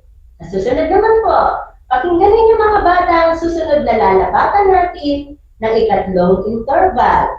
Ang Mi, Pa, Sol, La, So, Do at Do, Re, Mi, Pa, Mi, So. Okay? Pakinggan natin.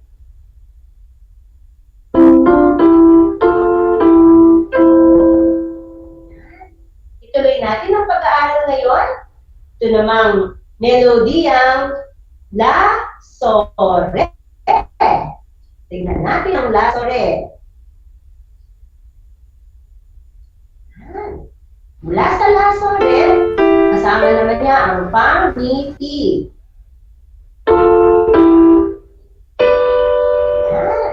At ang isa pang nakakahong melodiya, ang Re, Re, Do, Ti, at ang Ti, La, So. Tingnan natin. Ulitin ko.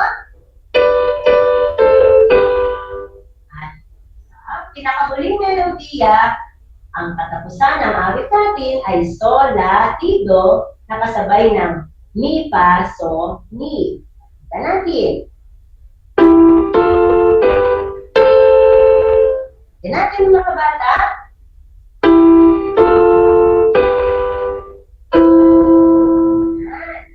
Ngayon ay muli natin pakinggan.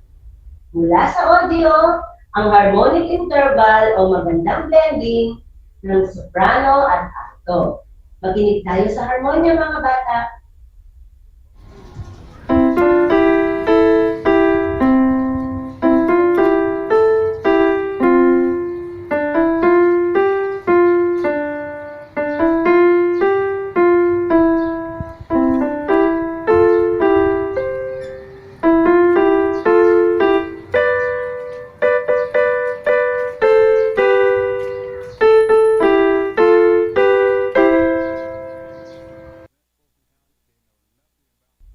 Naman pakinggan natin. Hindi makukumpleto ang ating aralin kung hindi natin maririnig ang buong pyesa ng nakakaaliw na awiting bayang Tiririt ng Maya na aawitin ng dalawang guro, sina Ginang Delma Vicancio at Ginang Bethel S. Campo.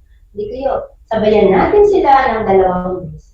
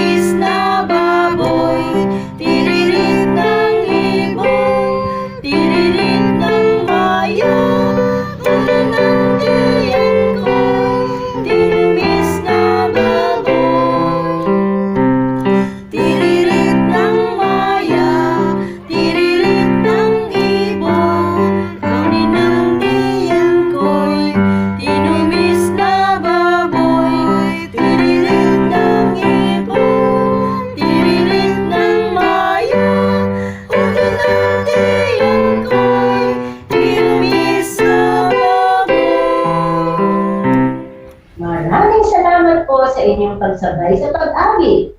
Para sa ating learning activity, tunghayan natin ang pinadala kong learning activity sheet tungkol sa ating aralin.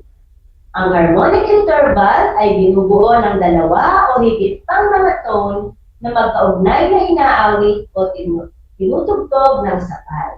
Kung ang note ay nasa linya, ang harmonic third nito ay nasa kasunod na linya sa itaas o ibaba. Kung ang note ay nasa space, ang third nito ay nasa kasunod na space sa itaas o ibaba. Gawin natin ang gawain 1. Isulat ang kaugnay na third interval ng sumusunod na sopa silaba pataas. Bilang 1, ano ang third interval ng do? Number 2, fa. Number 3, ti. Number 4, re. Number 5, so. Para sa pababa, ano naman ang third interval ng la, ng mi, ng fa, ng re, at ng do? Tunghayan natin ang sagot. Mula sa do, ang sagot natin ay mi. Mula sa fa, ang sagot natin ay la. Sa number 3, ang ti ay re. Ang 4 mula sa re ay fa. At ang 5 mula sa so ay ti. At para naman sa third interval na pababa, mula sa la, ang sagot natin ay fa. Mula sa do, mi, ang sagot natin ay do.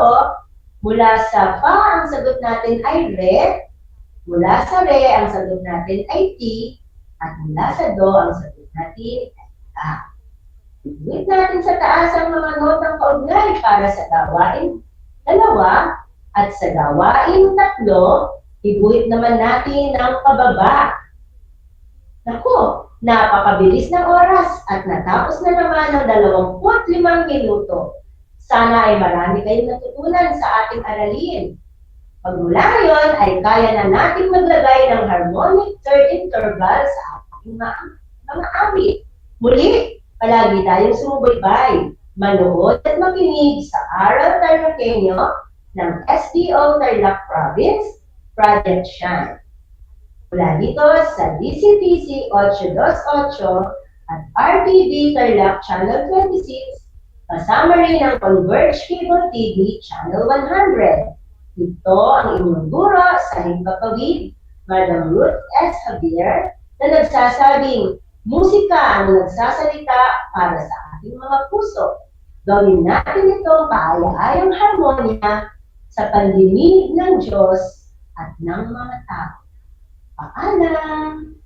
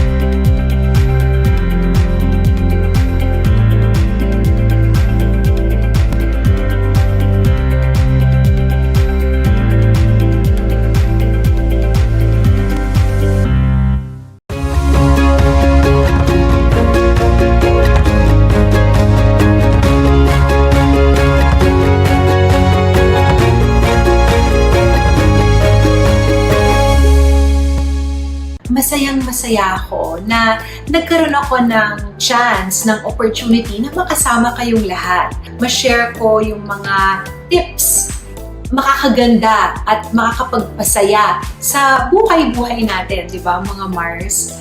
Kaya Mars, tandaan ninyo, dito kayo ang bida.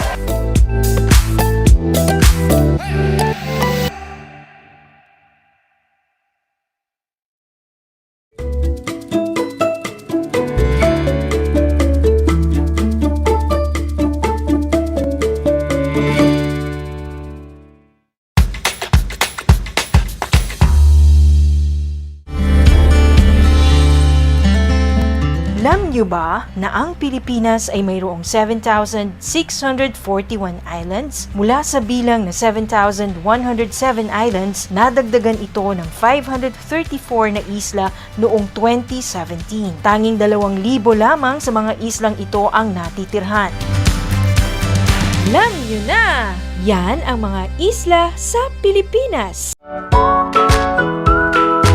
How are you today? Hello, everyone. Hello, learners of Tarlac. Good morning, Mas Talino Grade 4 learners. Welcome to Aral TarlakHenyo here on RTV Tarlac Channel 26. Simulcast over DCTC Radio Filipino Tarlac.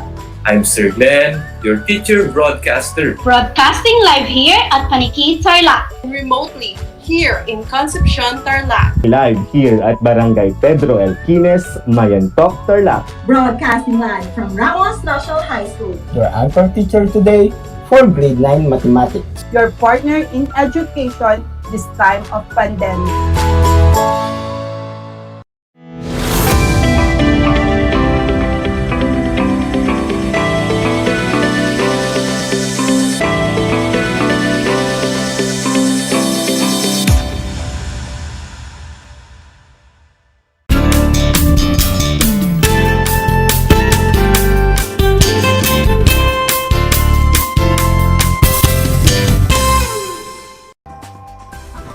Good morning! Welcome to Aral TarlakHenyo here on RTV Tarlac Channel 26, simulcast over DCTC 828 Radio Filipino Tarlac. I am Teacher Monica Blanca Mismanos, or you can call me Teacher Monique. I will be your teacher broadcaster in English 5, giving you this remote radio live broadcast all the way from Moncada.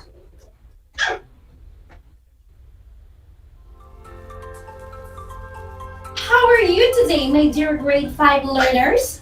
I bet you are all doing great. Join me this morning as we will be together in this exciting learning experience.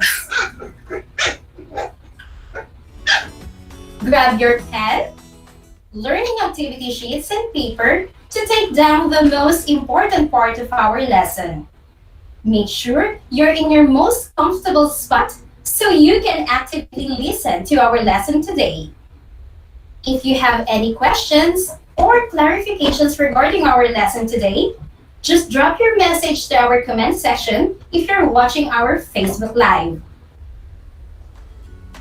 Are you ready, grade 5 learners? Here we go! Let's learn and have fun together. Our lesson for today is about analyzing how visual and multimedia elements contribute to the meaning of text. But we will focus on the use of multimedia element, which is the video. And at the end of our lesson, you should be able to, number 1, draw information from infomercials and other multimedia presentations. 2, explain the importance of using multimedia presentations. But before that, let us review the previous lesson you had with Teacher Heidi about visual elements. Let me read to you the directions. Children, you will arrange the jumbled letters to form correct words. Here's the definition. It is a symbolic representation of information using visualization techniques. Based from the letters that you can see, what do you think is the answer? Well, the answer is diagram. Good job! Let's move on to the next. It is a graphical representation for data visualization in which the data is represented by symbols such as bars in a bar chart, lines in a line chart, or slices in a pie chart. What is the answer? The answer is chart. Good job. I think you are now ready for our topic. Do you enjoy watching movies? What is your favorite movie? Is it Frozen or Transformers? Have you seen the Philippine historical epic film Goyo, Ang Batang General, or the movie Seven Sundays about family? All right, you all have your favorite movies. How about TikTok? Do you love watching it or do you have your own account? That is good, as long as it doesn't hurt anyone and doesn't put you in trouble, right? How about watching educational videos about life cycle of a butterfly, like the one in the picture, or videos of solving math problems? Very good! It seems like you are watching meaningful videos to help your studies during this time of pandemic. How about a short video like infomercial? Do you know what an infomercial is? Let me provide you an example. Example is the infomercial of DCDC about jeepney. You are already familiar with this because you have watched it in between RTV lessons. By the way, infomercial came from the words information and commercial. It is a short film or video that informs or instructs, especially in an original and entertaining manner. In this jeepney infomercial, the writers effectively describe what is jeepney and why it is the most popular means of public transportation in the Philippines. Now, do you want to watch an infomercial about how you can protect yourself and others from COVID-19? That is great. Let me show you the video. Watch carefully. Take down the most important details so you can capture the most essential parts. Are you ready? Let's watch together.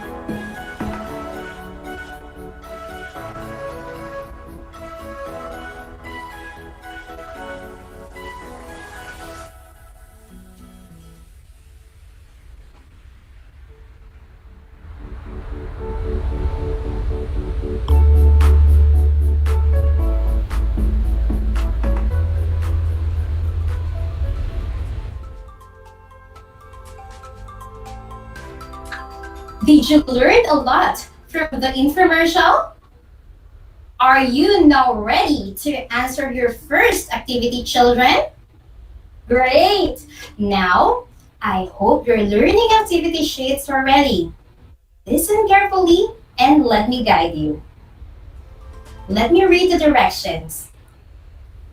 Read the following statements. Write yes if each statement is correct or no if it is not. Write your answers on the blank provided. Number 1. The infomercial is about protecting yourself and others from COVID-19. What is your answer? Is it yes or no? Very good. The answer is yes. Let's go to number 2. It uses images and animations to make the infomercial more interesting. What is your answer? Is it yes or no? Good job! The answer is yes. You are doing great, children. Let's move on to number 3. A background music in the video is heard. Write down your answer. Is it yes or no? All right. The answer is yes. Very good. We still have number 4. You can watch the infomercial using your computer or cell phone. Think about your answer. Is it yes or no? The answer is yes. And finally, let's have number 5. The video is not entertaining and doesn't provide information to educate people. Write down your answer, yes or no. The answer is no. Very good, grade 5. You are fantastic. Now, do you know why you enjoy watching these videos? Well, some of you would say, I'm learning a lot from watching videos because there are interactive images plus music and sound effects make them more interesting than the text-only version. Do you know how they are called, children? These are what we call multimedia. It is the combination of different content forms such as text, audio, images, animations, or video into a single presentation. Aside from the visual elements that you have learned in your previous lesson, we also have the multimedia element. We will focus on video. Again, we will only focus on video. It helps the reader understand the text in a whole new level. Why? Because, number 1, it uses sight to show us how great the parents' love for their child. The characters' voices in multimedia can clarify the meaning of characters' words. Just by hearing how lines are delivered, you can tell how the character feels. The tone of voice by narration also gives off an overall aura or theme of the text read. Do you like horror movies? Horror movies are often narrated with deep, mysterious voice, which is a complete opposite of a lively, high-pitched tone you can hear when hearing a comedy story. Again, the voice that we usually hear from horror movies is the opposite of a lively, high-pitched tone you can hear when hearing a comedy story. Number 2, communicating tone. Audio recordings also set the tone of the story.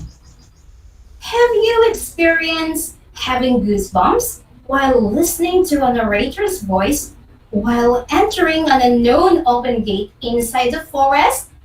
That is scary, right? That is communicating tone. Number 3 is the enhancing imagery. Writers use narration to effectively describe the scene of the story. Imagery is the language used by the writers to describe a certain scene, appearance, or things which you can imagine based on the description. This time, let's talk about the importance.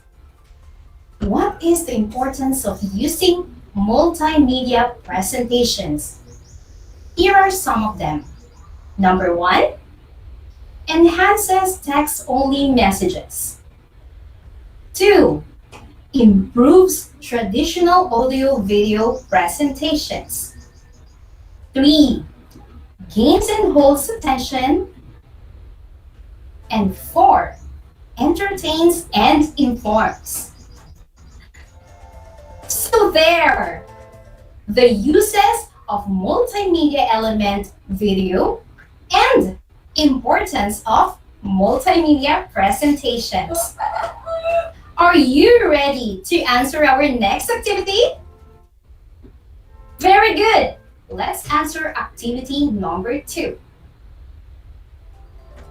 Here's the direction. Analyze how multimedia elements contribute to the meaning of the text. And circle the correct answer. Number 1, dark shadows, sounds of crows, doors squeaking included in the story are multimedia elements which add to the blank tone. Is it A, comical, B, spooky, C, romantic, or D, boring? Think and write down your answer. The answer is letter B, spooky. You are correct.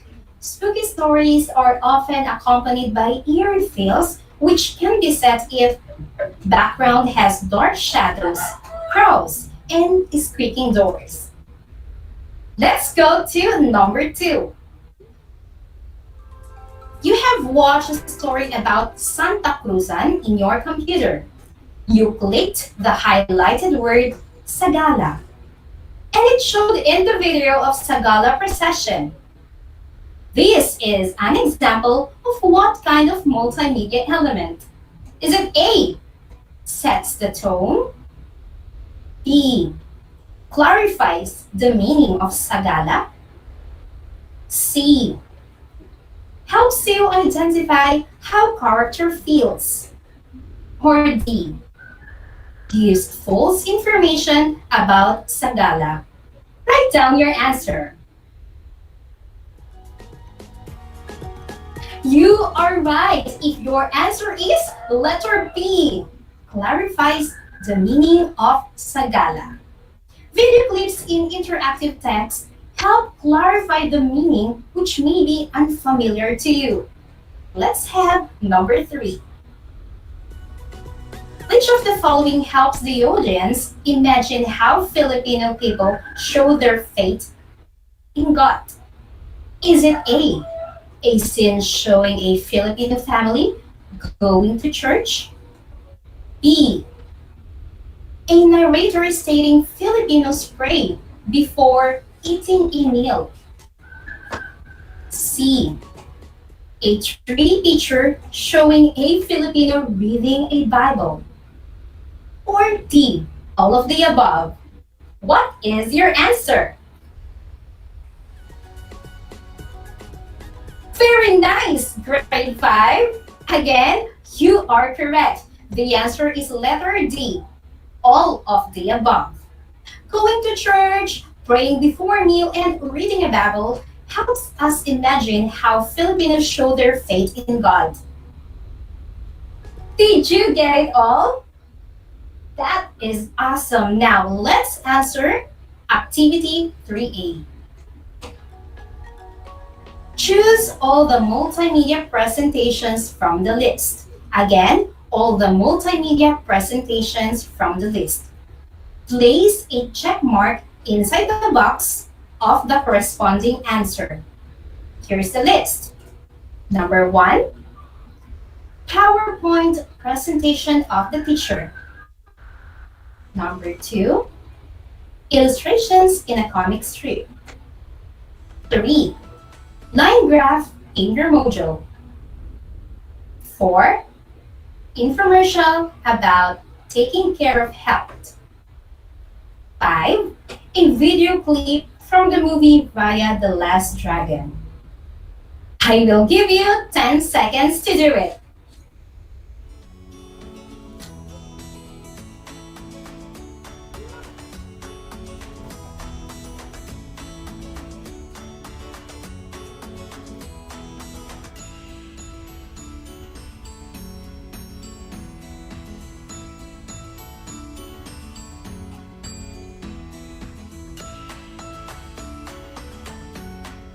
The answers are numbers 1, 4, and 5.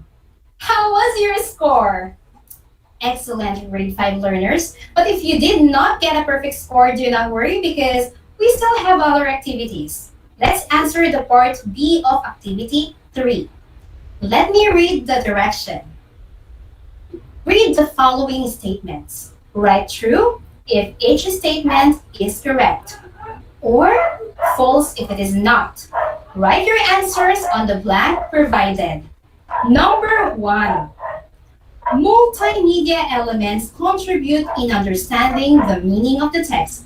Is it true or false? The answer is true. Very good, grade 5. Let's go to number 2. Videos about Simbang Gabi in the Philippines are also help us or viewers see and relate to the story about Christmas. Is it true or false? The answer is true. Way to go, my dear grade 5 pupils. How about number 3? Horror stories need to be accompanied by happy and light background music to set the author's tone. True or false? You got it right because the answer is false. Let's go to the next number 4. Multimedia elements can cause confusions to the readers. Right, true or false? Good job! The answer is false. And finally, number 5.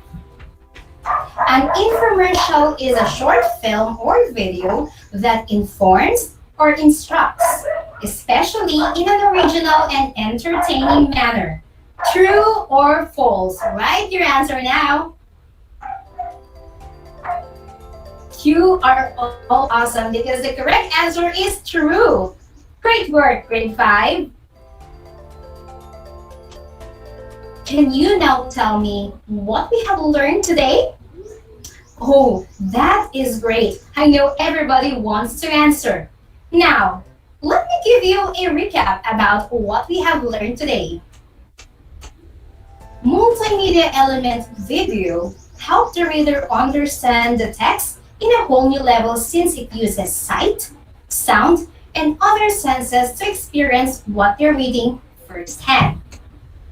It can be used in a digital form through computers, audio layers, tablets, smartphones, and other technology. Multimedia element video can help the readers in many ways. Here are the uses. Number 1, clarifying the meaning of a text. 2, communicating tone.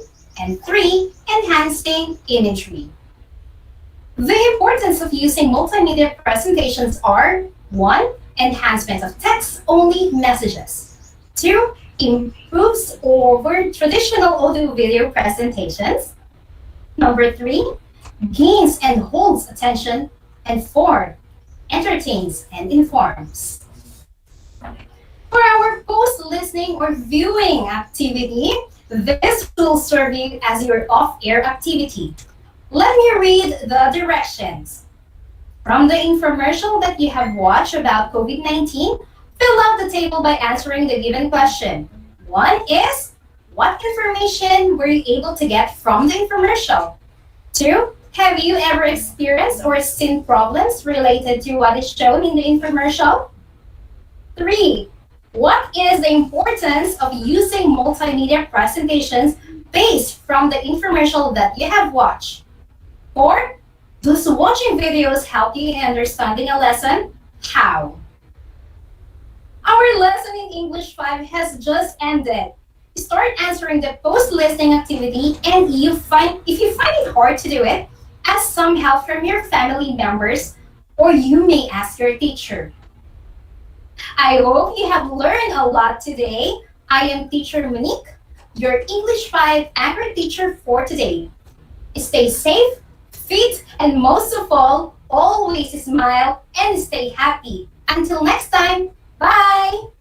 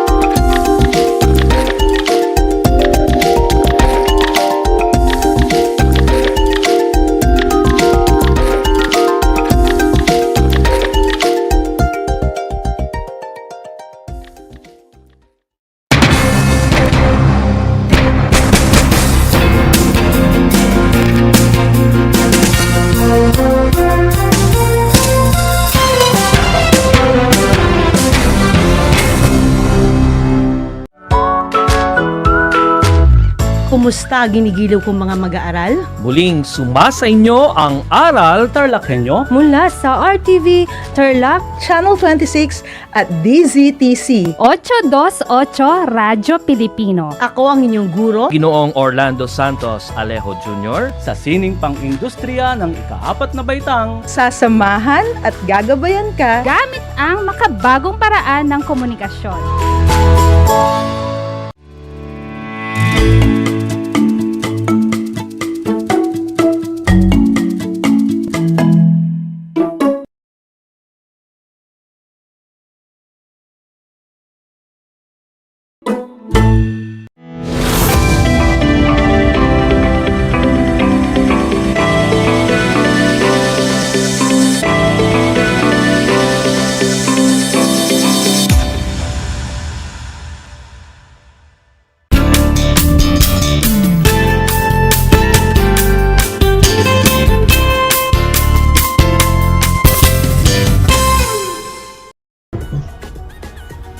Welcome sa ating Aral TarlakHenyo ng Schools Division of Tarlac Province dito sa RTV Tarlac, Channel 26 at sa DCTC, Radyo Pilipino Tarlac. Magandang araw! Naririto na naman tayo nagsisikap at nagpupunyagi na maging makadiyos, makatao, makakalikasan at makabansa. Kumusta na kayo mga ginigilo kong mag-aaral? Ang aking pagbati at paghanga sa inyong masidhing pagpupunyagi sa patuloy na pag-aaral sa himpapawid upang matuto sa kabila ng hamon ng pagkakataon, ang COVID-19 pandemic. Isang karangalan ang makasama ko kayo sa ating pag-aaral sa pamamagitan ng teleradyo. Ako ang inyong guro sa Araling Panlipunan sa ikalimang baitang, Ginang Nicole C. Santos, na sasamahan at gagabayan kayong maunawaan ang nilalaman ng ating aralin na patungkol sa mga salik sa pag-usbong ng nasyonalismo, mga pandaigdigang pangyayari. Naway maging aktibo at nakakaaliw ang ating talakayan para sa araw na ito. Kaya't ano pang hinihintay ninyo? Halina't makinig at matuto. Sa puntong ito, nais kong kunin ninyo ang inyong module sa Aralin Panlipunan 5 para sa ikalawang linggo ng ika-4 na markahan. Ihanda na rin ang inyong ballpen at sulatang papel upang maitala ninyo ang mga mahalagang impormasyon na aking mababanggit. Sa nagdaang aralin, ating tinalakay ang iba't ibang lokal na mga pangyayari tungo sa pag-usbong ng pakikibaka ng bayan o mga salik na nagpausbong ng nasyonalismo sa Pilipinas. Dito ay napatunayan na maraming mga pagbabago ang naranasan ng mga Pilipino. Ngunit bago tayo dumako sa panibagong aralin, balikan natin ang mga lokal na pangyayaring nagbungsod sa pag-usbong ng nasyonalismo. Naghanda ako ng isang maikling gawain para sa inyo. Handa na ba kayo mga bata? Panuto, tukuyin ang inilalarawan sa bawat bilang. Para sa unang bilang, isa sa mahalagang reformang pang-ekonomiya na isinagawa noong 1782 kung saan pinangasiwaan ng pamahalaan ang pagtatanim ng tabako. Uulitin ko, isa sa mahalagang reformang pang-ekonomiya na isinagawa noong 1782 kung saan pinangasiwaan ng pamahalaan ang pagtatanim ng tabako. Kung ang iyong sagot ay monopolyo sa tabako, mahusay! Para sa ikalawang bilang, ang blank ay isang pagkilos upang tubusin o bawiin sa mga praile at mga orden ang mga lupang pamana sa kanila ng kanilang mga ninuno o tinatawag na ancestral domain. Kung ang iyong sagot ay pag-aalsang agraryo ng 1745, magaling! At para sa ikatlong bilang, maituturing na isa sa pinakatanyag na pag-aalsang panrelihiyon na naganap noong Hunyo 1840 hanggang Nobyembre 1841 sa pamumuno ni Apolinario de la Cruz. Uulitin ko, may tuturing na isa sa pinakatanyag na pag-aalsang panrelihiyon na naganap noong Hunyo 1840 hanggang Nobyembre 1841 sa pamumuno ni Apolinario de la Cruz. Kung ang iyong sagot ay pag-aalsa ng kapatiran ng San Jose, mahusay! At para sa ika-4 na bilang, si Apolinario de la Cruz o mas kilalang Blanc ang nagtatag ng Cofradia de San Jose o ang kapatiran ng San Jose. Uulitin ko, si Apolinario de la Cruz o mas kilalang Blanc ang nagtatag ng Cofradia de San Jose o ang kapatiran ng San Jose. Kung ang iyong sagot ay Hermano Pule, magaling! At para sa ikalimang bilang, noong 1762, napasailalim ang Maynila sa pamumuno ng Britanya ng 2 taon. Uulitin ko, noong 1762, napasailalim ang Maynila sa pamumuno ng Britanya ng 2 taon. Kung ang iyong sagot ay okupasyon ng Ingles sa Maynila, mahusay! Palakpakan ninyo ang inyong mga sarili dahil tandang-tanda nyo pa ang nakaraang leksyon na ating napag-aralan. At ngayon, sa palagay ko ay handa na kayo sa ating bagong paksa para sa araw na ito. Pagkatapos ng araling ito, ang mga mag-aaral ay inaasahang natatalakay ang mga pandaigdigang pangyayari bilang konteksto ng malayang kaisipan tungo sa pag-usbong ng pakikibaka ng bayan sa paglipas ng merkantilismo bilang ekonomikong batayan ng kolonyalismo. Ang Europa ay mayroong malaking paniniwala na ang ginto at pilak ay makakatulong sa kanilang adhikain na maging makapangyarihan at maunlad. Ang merkantilismo ay isang sistemang pang-ekonomiya na lumaganap sa Europa na naghahangad ng pagkakaroon ng maraming ginto at pilak bilang tanda ng kayamanan at kapangyarihan ng bansa. Ang pera o salapi ay higit na naging mahalaga bilang pinagkukunan ng kapangyarihan sa panahong iyon kaysa sa lupa. Ang mga bansang sumunod sa sistemang merkantilismo ay higit na marami ang iniluwas na produkto kaysa inangkat na produkto mula sa kolonya ng bansa. Naging sanhi ito ng pagsakop sa Pilipinas bilang kolonya ng Espanya. Ano kaya ang mga pandaigdigang pangyayari na nakapagpabago ng diwa o kaisipan ng mga Pilipino? Naniniwala ang mga kanluranin na kapag maraming hawak na kolonya ay mas makapangyarihan at maimpluwensya ang isang bansa. Isa sa mga naging dahilan kung bakit ang mga Europeo ay dinala ang kolonyalismo sa Pilipinas ay upang mapalago ang kanilang ekonomiya. Isang patunay dito ay ang ginawang pagsakop ng Espanya sa Pilipinas. Nanakop sila ng mga lupain sa pagnanais na makatuklas ng mga lugar na mayaman sa mga yamang mineral, lalo na ang ginto at pilak. Ang sistemang merkantilismo ay may kinalaman sa layunin ito. Ano ang sistemang merkantilismo? Ang merkantilismo ay isang sistemang pangkabuhayan sa Europa noong ika-16 at ika-17 siglo na nakatuon sa maraming ginto at pilak.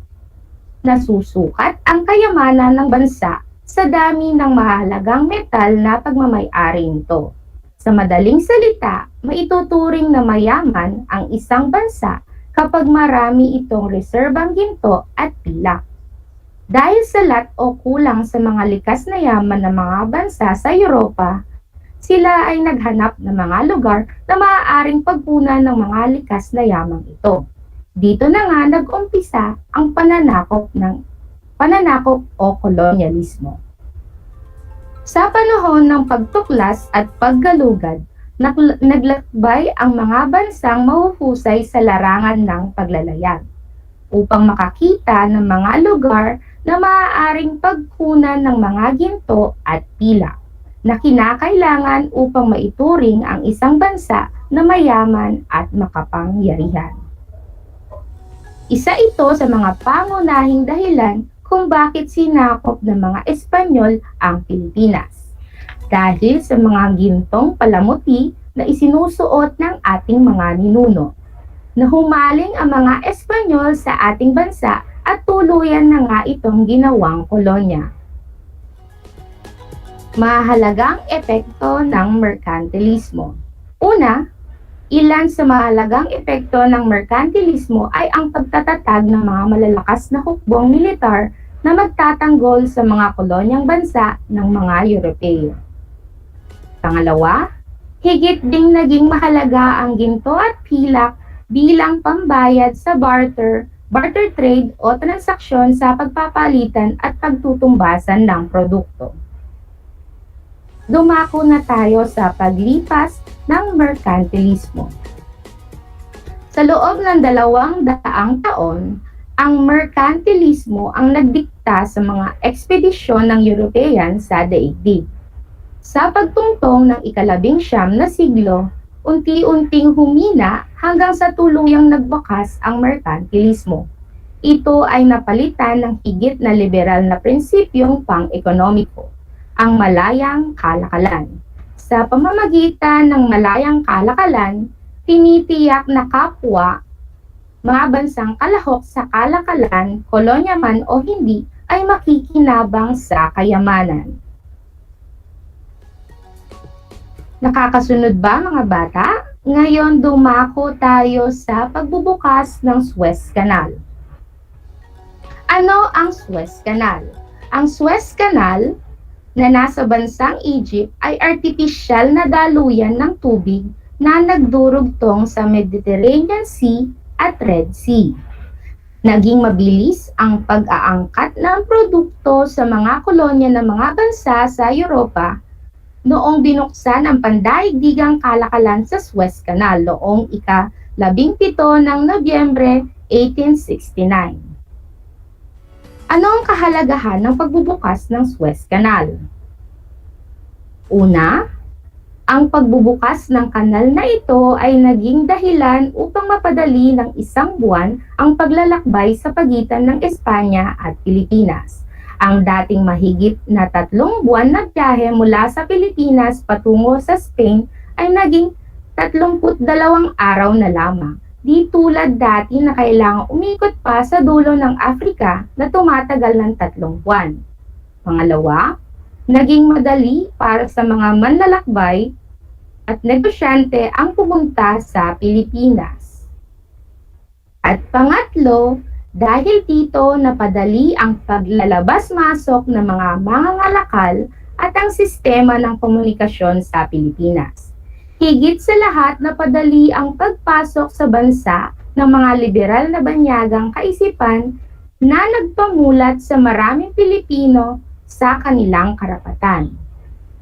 Ang pagbubukas ng Suez Canal na nagdurugtong sa Mediterranean Sea at Red Sea ay hindi lamang nagdala ng kalakal sa bansa, kundi ang kaisipang liberal daya ng pagtutol sa paraan ng pamumuno ng isang leader na hindi karapat-dapat o ang pag-aalsa laban sa pamahalaan. Ang mga malalayang kaisipan ay nabasa ng mga Pilipino mula sa aklat at mga pahayagang dala ng mga barko at dayuhang nakarating sa ating bansa. Napapaloob sa mga babasahing ito ang makasaysayang himagsikan ng Pranses at Amerikano at mga kaisipang Amerikanong pilosopo sa politika. Naitulad ng mga Pilipino ang kanilang sarili sa pangyayari sa Pransya na kung saan naitatak sa kanilang isip ang adhikain ng revolusyon na pagkakapantay-pantay, kalayaan at pagkakapatiran. Nakakasunod pa ba mga bata? Sa pagpapatuloy ng ating aralin, talakayin natin ang isa pang salik sa pag-usbong ng nasyonalismo, ang paglitaw ng gitnang antas ng lipunan. Noong ika-19 na siglo, dulot ng malayang kalakalang pandaigdig, nagkaroon ng pagbabago sa pag-uuri ng mga tao sa lipunan. Kung noon ay lahi ang batayan ng pag-uuri, naging kayamanan na sa panahong ito. Bunga ng paglago ng agrikultura at ang pagbubukas ng Pilipinas sa kalakalang pandaigdig, ay may ilang mangangalakal, magsasaka at profesional na umunlad sa pamumuhay. Sila ang bumuo sa panggitnang uri sa lipunan ng Pilipinas. Ang paggitnang uri ay karaniwang kinabibilangan ng mga Chinese at Spanish mestizo.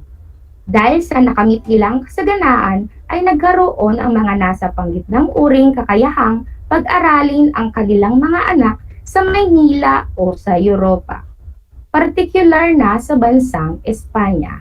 Doon, nakamit ng mga naliwanagang kabataan o mga ilustrados ang liberal o malayang edukasyon na nagpamulat sa kanila sa tunay na kalagayan noon ng Pilipinas.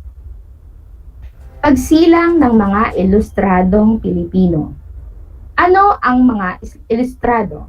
Ang mga ilustrado ay may pinag-aralan o edukadong Pilipino.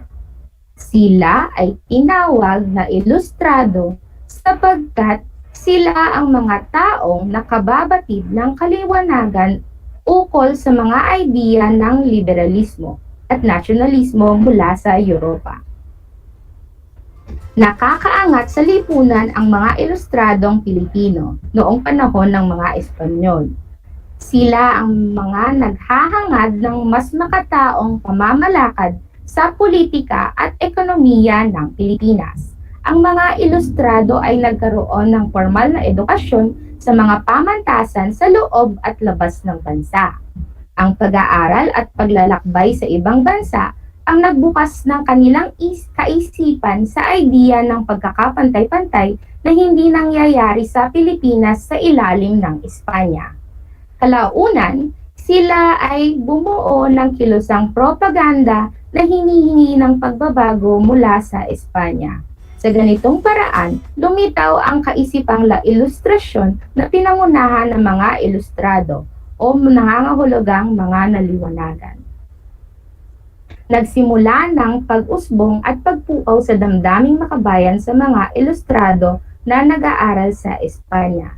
Sila ay namulat sa hindi pantay na pakikitungo ng mga Espanyol at ang pag-aabuso sa mga katutubo sa Pilipinas. Ang kanilang pagkamulat ang naging simula ng mahabang pakikibaka ng mga ilustrado at kalaunan ng mga Pilipino para sa mas maayos at malayang Pilipinas. Sa puntong ito, atin nang subukin ang talas ng inyong pag-iisip sa pagsagot ng mga gawain. Bibigyan ko kayo ng ilang segundo upang ihanda ninyo ang inyong learning activity sheet at panulat na gagamitin sa pagsagot sa ating mga gawain. Handa na ba mga bata? Para sa gawain A. Panuto, tukuyin ang mga pahayag sa ibaba at punan ang kahon ng bawat bilang ng tamang sagot. Para sa unang bilang. Isang sistemang pangkabuhayan sa Europa noong ika-16 at ika-17 ng siglo na nakatuon sa pagkalap ng mga mahahalagang metal. Uulitin ko, isang sistemang pangkabuhayan sa Europa noong ika-16 at ika-17 ng siglo na nakatuon sa pagkalap ng mga mahalagang metal. Kung ang iyong sagot ay merkantilismo, magaling! At para sa ikalawang bilang. Ang merkantilismo ay isang sistemang pang-ekonomiya na lumaganap sa Europa na naghahangad ng pagkakaroon ng maraming blank at blank bilang tanda ng kayamanan at kapangyarihan ng bansa. Uulitin ko, ang merkantilismo ay isang sistemang pang-ekonomiya na lumaganap sa Europa na naghahangad ng pagkakaroon ng maraming blank at blank bilang tanda ng kayamanan at kapangyarihan ng bansa. Kung ang iyong sagot ay ginto at pila, mahusay. Ang merkantilismo ay sistemang pang-ekonomiya na lumaganap sa Europa na naghahangad ng pagkakaroon ng maraming ginto at pila bilang tanda ng kanilang kayamanan at kapangyarihan. Para sa ikatlong bilang. Ito ay artificial na daluyan ng tubig na nagdurugtong sa Mediterranean Sea at Red Sea. Napadali ang pag-aangkat ng mga produkto sa mga kolonya ng mga bansa sa Europa noong binuksan ito. Uulitin ko, ito ay artificial na daluyan ng tubig na nagdurugtong sa Mediterranean Sea at Red Sea. Napadali ang pag-aangkat ng mga produkto sa mga kolonya ng mga bansa sa Europa noong binuksan ito. Kung ang iyong sagot ay Suez Canal, magaling! At para sa ika-4 na bilang. Ang mga blank ay mga may pinag-aralan o edukadong Pilipino. Sila ang mga taong nakababatid ng kalinawan at kaliwanagan ukol sa mga idea ng liberalismo at nasyonalismo mula sa Europa. Uulitin ko, ang mga blank ay mga may pinag-aralan o edukadong Pilipino. Sila ang mga taong nakababatid ng kalinawan at kaliwanagan ukol sa mga idea ng liberalismo at nasyonalismo mula sa Europa. Kung ang iyong sagot ay ilustrado, mahusay. At para sa ika-5 bilang.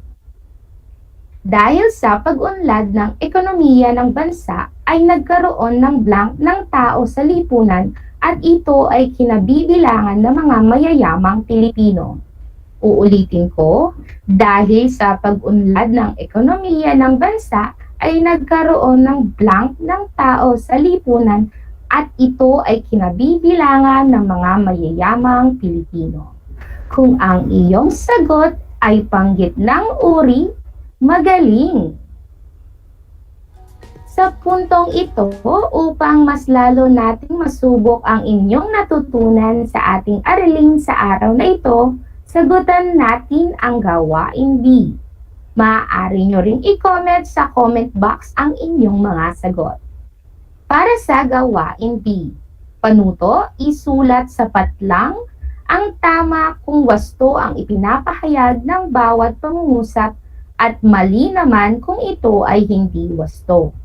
Uulitin ko, isulat sa patlang ang tama kung wasto ang ipinapahayag ng bawat pangungusap at mali naman kung ito ay hindi wasto.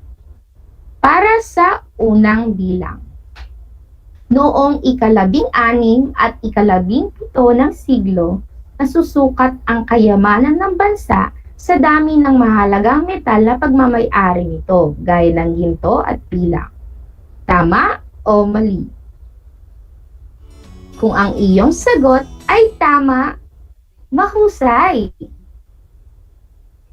Para sa ika-2 bilang. Isa sa mga pangunahing dahilan kung bakit sinakop ng mga Espanyol ang Pilipinas ay dahil sa mga gintong palamuti na isinusuot ng ating mga ninuno, na humaling ang mga Espanyol sa ating bansa at tuluyan na nga itong ginawang kolonya.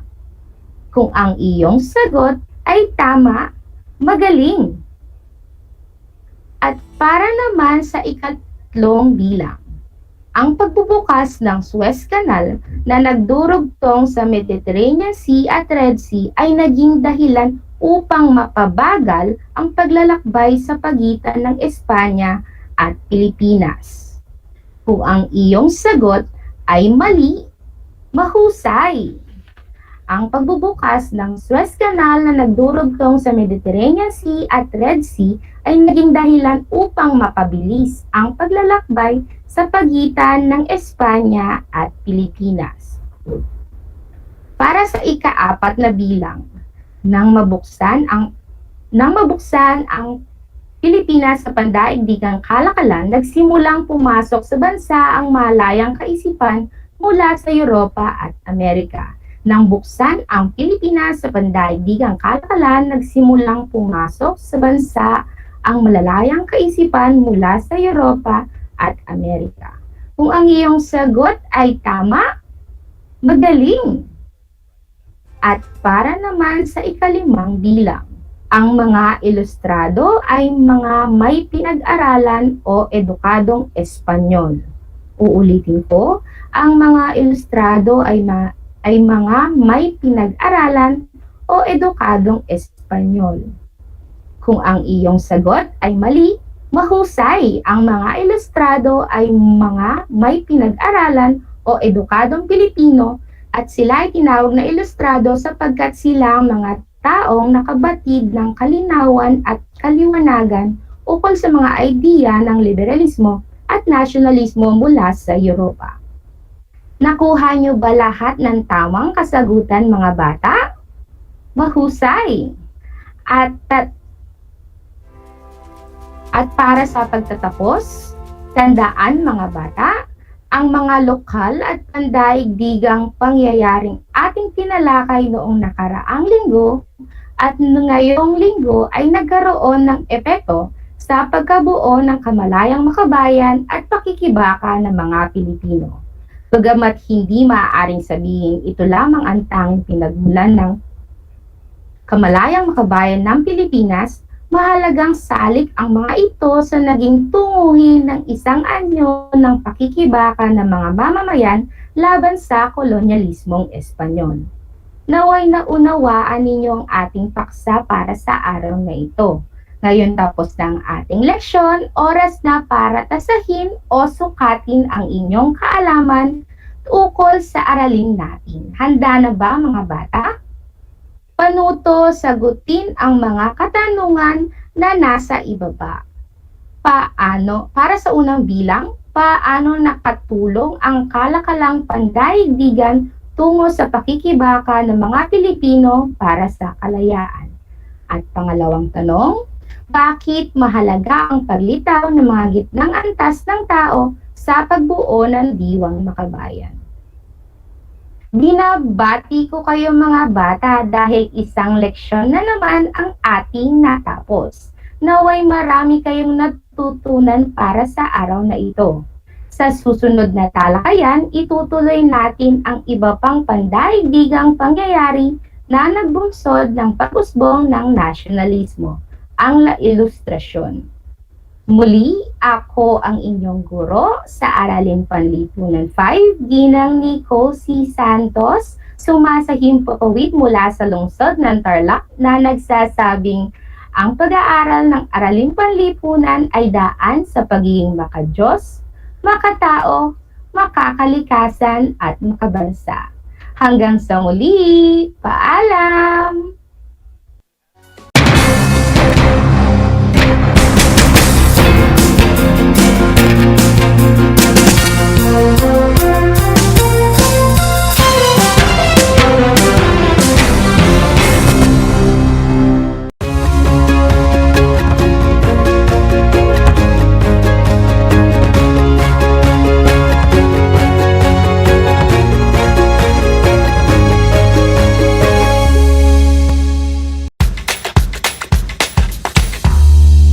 Alam niyo ba na ang whale shark ay hindi isang whale? Ang whale shark o butanding ay kinikilalang world's largest fish at tinatawag gentle giants. May sukat itong 12 meters. Maliliit ang ngipin ng butanding, kaya naman planktons o maliliit na hipon at isda lang ang kaya nilang kainin. Simula noong 2011, marami nang nahumaling mag-whale shark watching sa Oslo, Cebu. Alam niyo na, yan ang whale shark!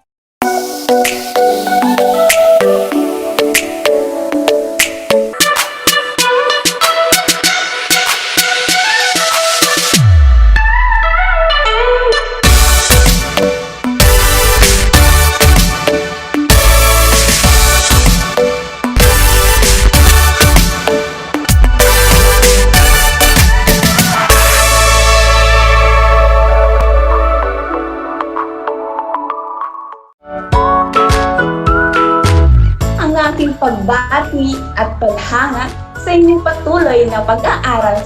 Welcome sa ating Aral TarlakHenyo sa RTV Tarlac, Channel 26 at sa DZTC Radyo Pilipino Tarlac. Narito na ang paaralang walang sawang naglilingkod mula dito sa Bilyag Dipay, mula dito sa bayan ng San Manuel, mula sa bayan ng San Clemente, mula sa Santa Ignacio, mula sa bayan ng Victoria, mula sa lungsod ng Tarlac. Teacher Jury Andres Madriaga, ang inyong teacher broadcaster para sa ika-4 na baitang ng PE.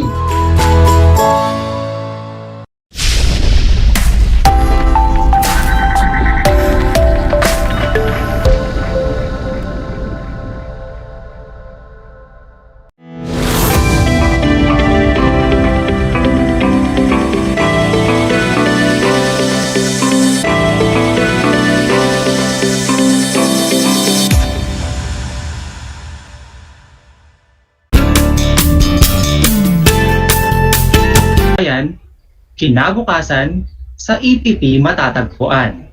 Ako po si Ginoong Christian Dan Avin Luan, ang inyong teacher broadcaster, sumasahimpapawid live mula dito sa bayan ng Paniki, Tarlac.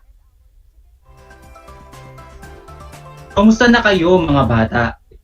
Inaasahan ko na kayong lahat ay malusog, ligtas, at komportable habang nakikilahok sa ating talakayan ngayon.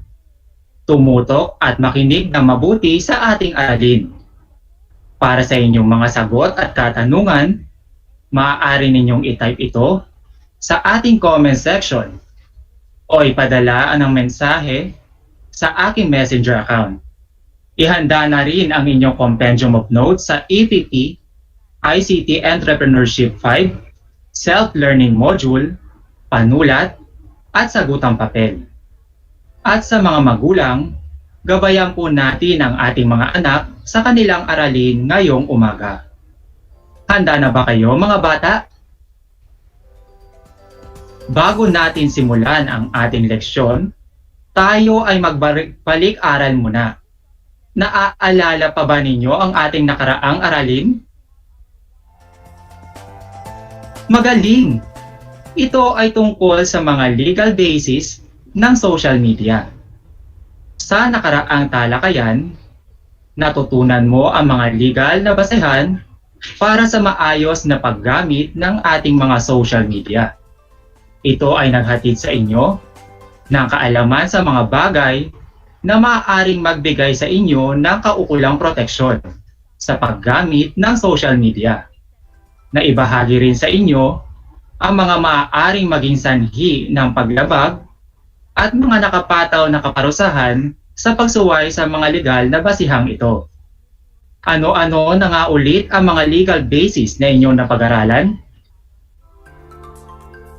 Isa na rito ang Republic Act 10175, ikalawa ang cyber libel, ikatlo ang cyberbullying, ikaapat ang Republic Act 10173, ang ikalima naman ay ang Data Privacy Act, at ang ika-anim ay ang Children's Internet Protection Act o tinatawag nating CIPA.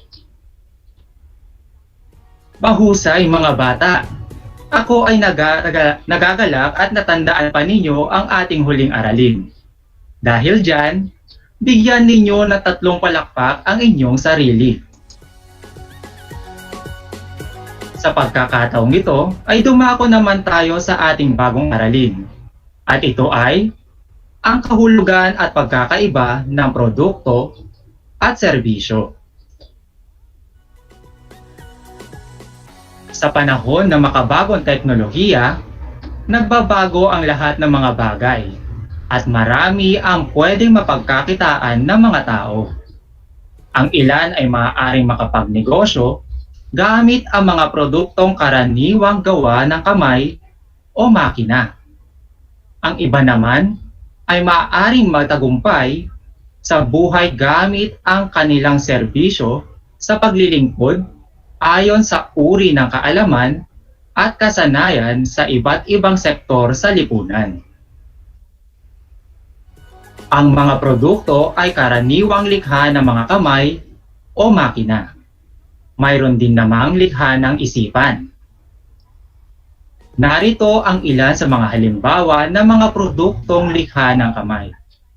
Isa na rito ang hinabi, bag, at basket. Ito naman ang mga produktong nilikha ng mga makina.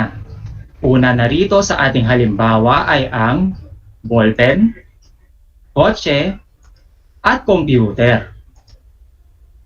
At para naman sa ating produkto na likha ng isipan, tignan na mabuti ang mga larawan. Ang halimbawa nito ay ang pagsusulat ng libro o nobela at paggawa ng computer program. Ang mga produkto ay mga ani o bunga at mga kalakal katulad ng pagkain, damit, sapatos, gamot, appliances, sabon, alahas, sasakyan, at marami pang iba. Maaari rin itong mga bagay na gawa ng mga producer o negosyante upang matugunan ang mga pangangailangan ng mga tao sa ating pamayanan. Ngayon ay atin pang palawigin ang inyong kaalaman tungkol sa mga produkto. Mayroon tayong dalawang uri ng mga produkto.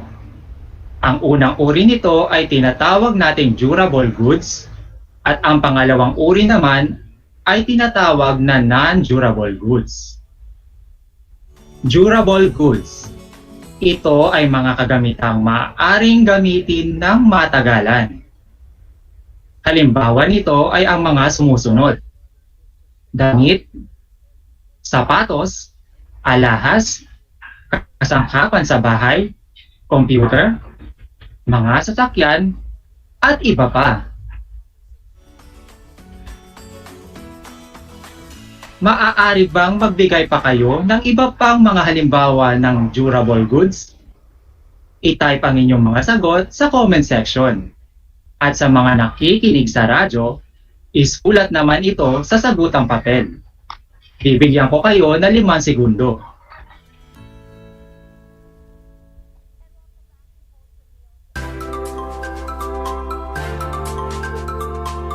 Kung ang inyong sagot ay mga gadgets tulad ng cellphone, laptop, at tablet, ikaw ay tama.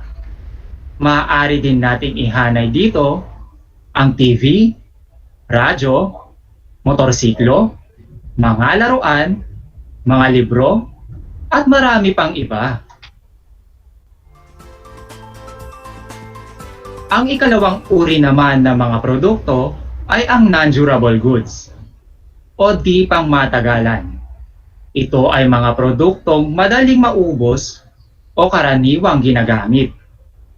Halimbawa nito ay ang mga sumusunod: mga pagkain, mga inumin, mga sabong pampaligo, sabong panlaba, lapis, papel, at marami pang iba.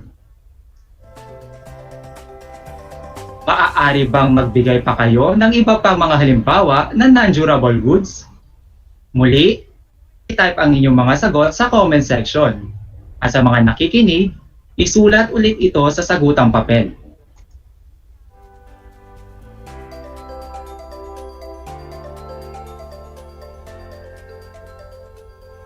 Magaling! Kung ang inyong sagot ay mga gulay, prutas, gamot, sanitizer, lotion, shampoo, at iba pa. Napakahusay ninyo mga mag-aaral sa ika-5 baitang. Ngayon at alam na ninyo kung ano ang kahulugan at mga halimbawa ng mga produkto, dumako naman tayo sa kahulugan ng tinatawag nating serbisyo. Ang mga serbisyo naman ay paglilingkod, pagtatrabaho, o pag-aalay ng mga gawain na may kabayaran ayon sa iba't ibang kasanayan at pangangailangan sa pamayanan. Ang sari-saring serbisyo ay nahahati sa iba't ibang sektor ayon sa uri ng kaalaman at kasanayang ipinapamahagi sa iba.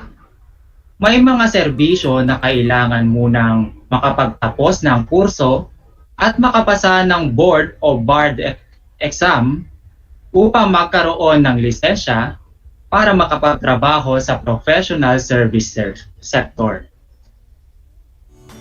Narito ang mga uri ng serbisyo.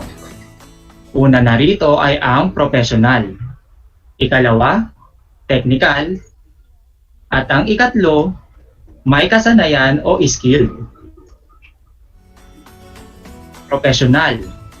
Kailangan makapagtapos ng kurso sa kolehiyo at makapasa sa board o bar examination upang makakuha ng lisensya. Halimbawa nito ay ang mga guro, engineer, doktor, abogado, nurse, pulis, accountant, at marami pang iba. Maaari bang magbigay ka ng iba pang mga halimbawa ng trabaho sa sektor na profesional? I-type muli ang inyong sagot sa comment section at sa mga nakikinig, isulat ulit ito sa sagutang papel.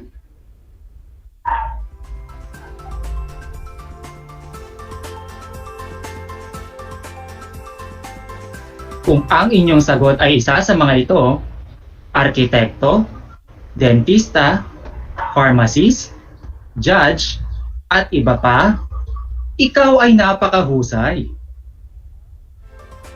Dumako naman tayo sa ikalawang sektor ng serbisyo. Ito ang sektor ng technical. Ito ay uri ng serbisyo na nangangailangan ng mga kaalaman sa paggawa ng mga bagay o pagkukumpuni ng gamit ang kaalamang technical. Ilan sa mga halimbawa nito ay auto mechanic, computer programmer, electrician, computer technician, at aircraft mechanic. Ngayon, maaari bang magbigay ka pa ng iba pang halimbawa ng trabaho sa sektor na technical?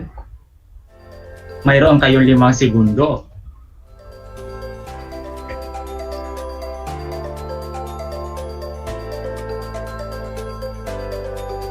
Kung ang inyong sagot ay isa sa mga ito, TV repairman, technical writing, pagtatala ng mga data o data entry at marami pang iba, magaling! Ang ikatlong sektor naman ng serbisyo ay ang may kasanayan o skill. Serbisyong nangangailangan ng mga kasanayan sa paggawa. Napapabilang dito ang mga manggagawang may mataas na kaalaman, kasanayan, at karanasan sa naturang serbisyong kinabibilangan. Ilan sa mga halimbawa nito ay masahista, mananahi, karpintero, pintor, barbero, at marami pang iba. Magbigay pa nga ng mga halimbawa ng trabaho sa sektor na may kasanayan. I-type ang inyong mga sagot sa comment section. At sa mga nakikinig sa radyo, isulat naman ito sa sagutang papel.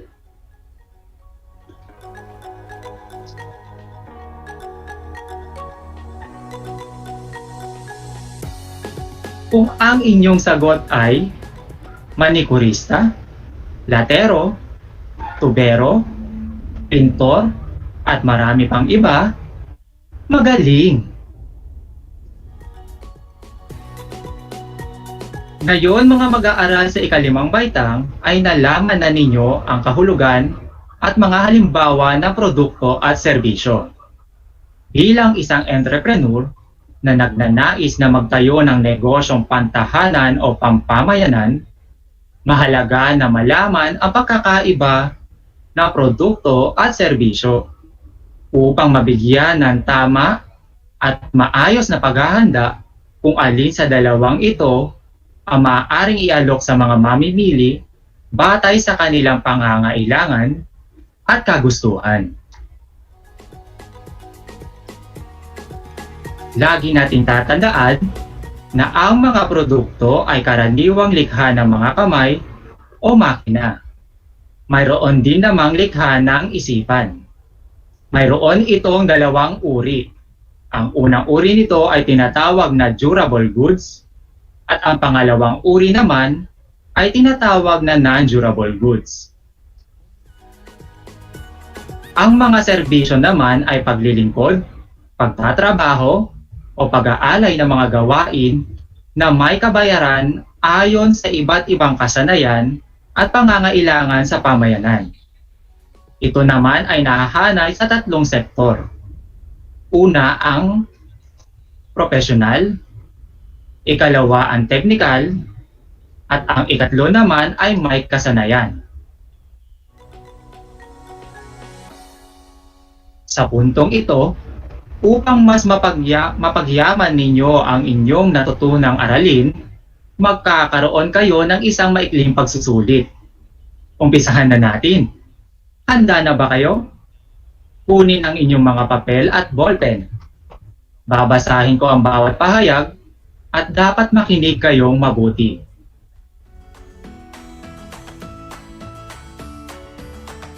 Babasahin ko ang panuto. Isulat kung produkto o serbisyo ang tinutukoy sa bawat bilang. Gawin ito sa sagutang papel. Para sa unang bilang, sila ang gumagawa ng mga pangklinikang pangrefleksolohiya o pagmamasahe. Ang tamang sagot dito ay serbisyo. Ikalawang bilang, ito ay mga pagkain na niluluto sa mga restaurant upang matugunan ang pangangailangan ng mga mamamayan. Ang tamang sagot, produkto. Para sa ikatlong bilang, mga nagtuturo sa mga pampublikong paaralan upang magkaroon ng magandang kinabukasan ang mga kabataan. Ang sagot dito ay serbisyo. Ikaapat, mga sasakyang ginagamit ng mga tao sa pang-araw-araw. Ang sagot, produkto. Ikalima, cellphones, laptops, at iba pang mga gadget na ginagamit ng mga tao sa komunikasyon. Ang sagot, produkto. Ika-anim, mga driver at tsoper na tagahatid ng mga tao sa trabaho at sa paaralan. Ang tamang sagot ay serbisyo. Mga doktor at nurse na tagapag-alaga ng mga taong may sakit. Ang tamang sagot ay serbisyo. Sa ikawalong bilang naman, telebisyon at radyo nagsisilbing libangan ng mga tao. Ang tamang sagot dito ay produkto. Ikasyam, kotse, motorsiklo, at iba pang uri ng mga sasakyang ginagamit ng mga tao araw-araw. Ang tamang sagot dito ay produkto. At para sa huling bilang, tagagawa ng mga plano para sa pagtatayo ng mga malalaking bahay o istruktura. Ang tamang sagot ay serbisyo. Binabati ko kayo mga bata sapagkat alam kong nasagutan ninyong buong husay ang natapos sa pagsusulit. Good job! Dumakon na tayo sa ating pagtataya mga bata. Dito natin malalaman kung gaano ninyo lubusang naintindihan ang ating aralin ngayong araw. Kunin na ninyo ang inyong sagutang papel at panulat. Para sa panuto, ang mga nakasulat sa card ay mga halimbawa ng iba't ibang produkto at serbisyo na makikita sa pamayanan. Ilagay sa tamang hanay ang bawat salita na napapabilang sa pangkat ng produkto at serbisyo.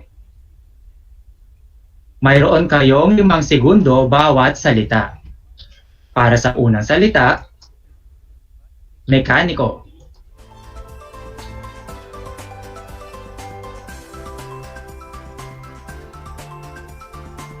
Ang mekaniko ay nahanay sa serbisyo.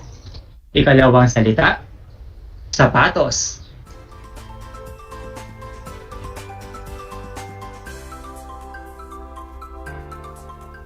Ang sapatos naman ay mayahanay natin sa produkto. Ikatlong salita, driver.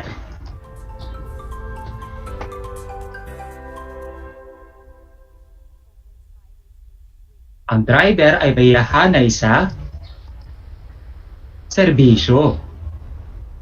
Para sa susunod na salita, dentista.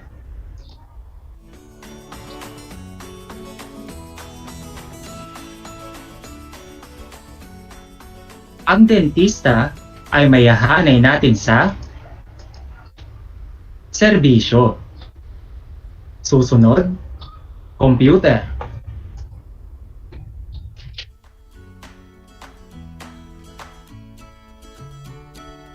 Ang computer ay mayahanay sa produkto. Para sa susunod na salita, radyo.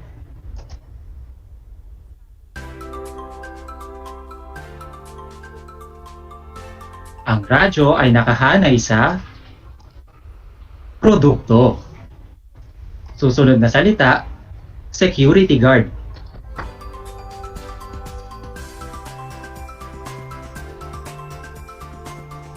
Ito ay nahihanay sa serbisyo. Susunod na salita, tubero.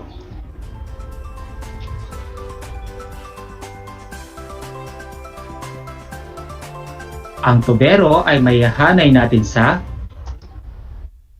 serbisyo. Para sa susunod na salita, shampoo.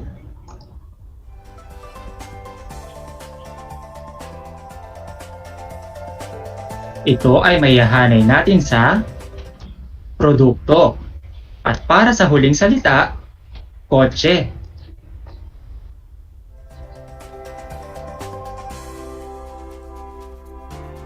Ang kotse ay mayahanay natin sa produkto. Tama ba ang inyong mga kasagutan? Ako ay natutuwa at naihanay ninyo ng tama ang bawat salita. Palakpakan ang inyong mga sarili. Sino-sino ang nakakuha ng 10 puntos? Wow! Mukhang marami kayo. Sino-sino naman ang nakakuha ng 5 hanggang 9 na puntos? Mahusay! O sino naman kaya sa inyo ang nakakuha ng 4 na puntos pababa? Makinig na mabuti at paghusayan pa sa mga susunod na gawain para makakuha ng mataas na puntos. Napakahusay ninyo mga bata. Binabati ko kayo dahil sa pinakita ninyong galing at sa inyong kahusayan sa ating aralin sa araw na ito. Gayon din sa mga magulang at mga tagapaggabay na matyagang sumusubaybay sa kanilang mga anak. Para sa inyong takdang aralin, kumpletuhin ang chart sa pamamagitan ng pagtatala ng mga produkto at serbisyong makikita sa inyong lugar o barangay. Gawin ito sa inyong kwaderno. At ngayon, ay nais kong sagutin ang kasagutan na ipinadala ng isang mag-aaral mula sa Carreño Elementary School. Ayon kay Macario Ramos, bakit po mahalagang malaman ang pagkakaiba ng produkto at serbisyo? Macario, mahalaga na malaman natin ang pagkakaiba ng produkto at serbisyo upang mapaghandaan natin kung alin sa dalawa ang ating ipapamahagi sa ating mga customer ayon sa kanilang kagustuhan o pangangailangan. Meron pa ba tayong mga katanungan? Kung wala na, dito na nagtatapos ang ating aralin sa Edukasyong Pantahanan at Pangkabuhayan, ICT Entrepreneurship, Grade 5. Inaasahan ko na inyong isa sa puso at isa sa buhay ang mga kaalaman at kasanayang inyong natutunan sa araw na ito. Muli, magandang umaga sa inyong lahat. Patuloy na tumutok sa Aral TarlakHenyo mula sa RTV Tarlac Channel 26 na sabayan naririnig sa DCTC Radyo Pilipino. At lagi nating tatandaan na ang kaalaman, kabuhayan, kinabukasan sa EPP matatagpuan. At walang mahirap na gawain, lahat sa EPP kakayanin. Hanggang sa muli,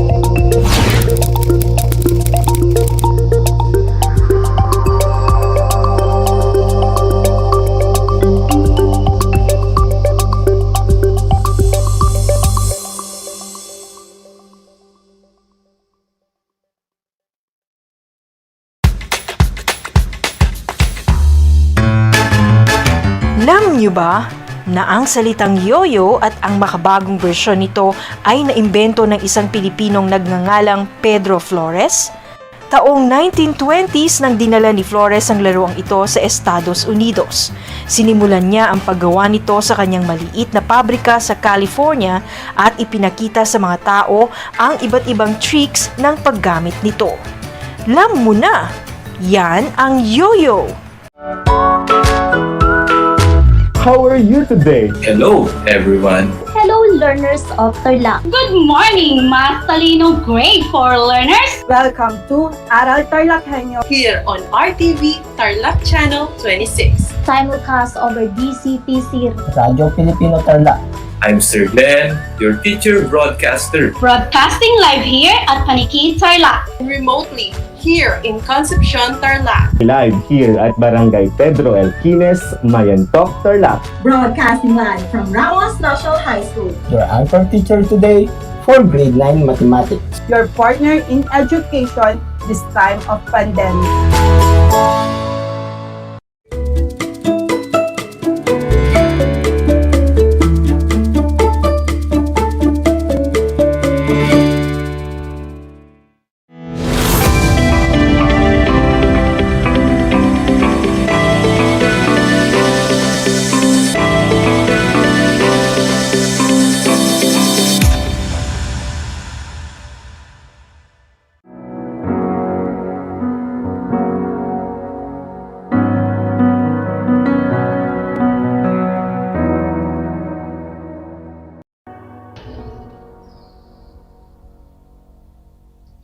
Dear brothers and sisters, let us pause for a while and have a moment of silence with God, that He will continue to bless us, free us from any harm and danger brought about by COVID-19. Heavenly Father, we praise and adore you. Thank you for all the blessings and the gift of life. Thank you, Father, for your infinite love and faithfulness. Thank you because we can freely call upon your name and rest in your promises.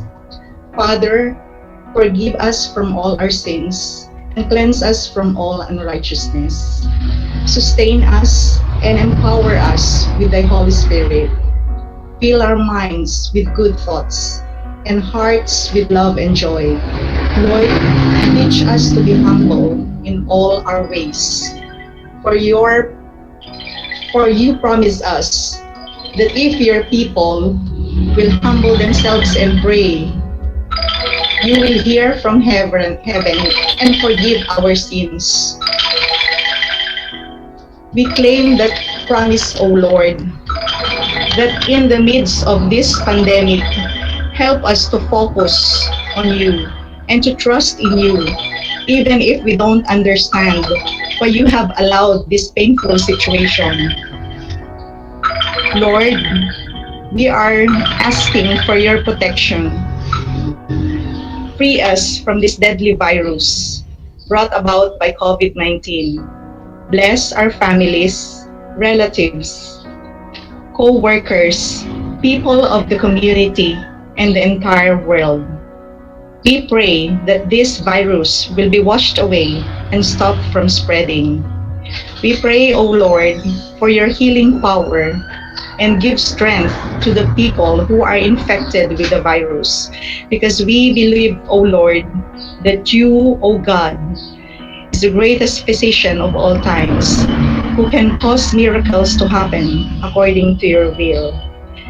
We also pray that those who lost their loved ones will find comfort with your loving heart and give them positive minds to cope up with anxiety, fear, and depression. We pray that our government officials, as well as our DEPED officials, our spiritual leaders, the whole community, and each family to have strength, deeper faith, and wisdom to come up with good decisions for the good of everybody. This we ask in Jesus' name. Amen.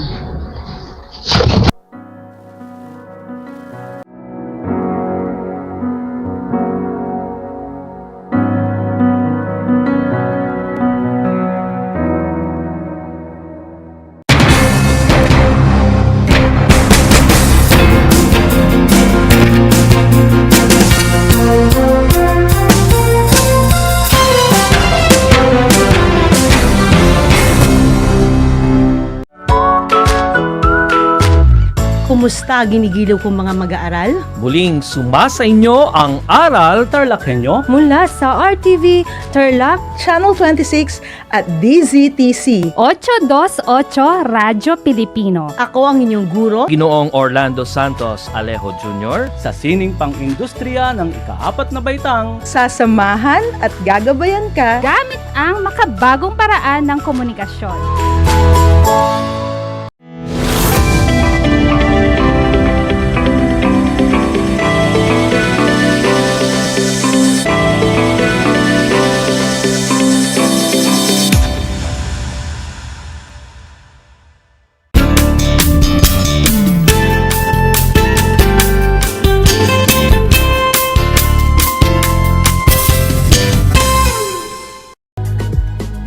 Magandang umaga po.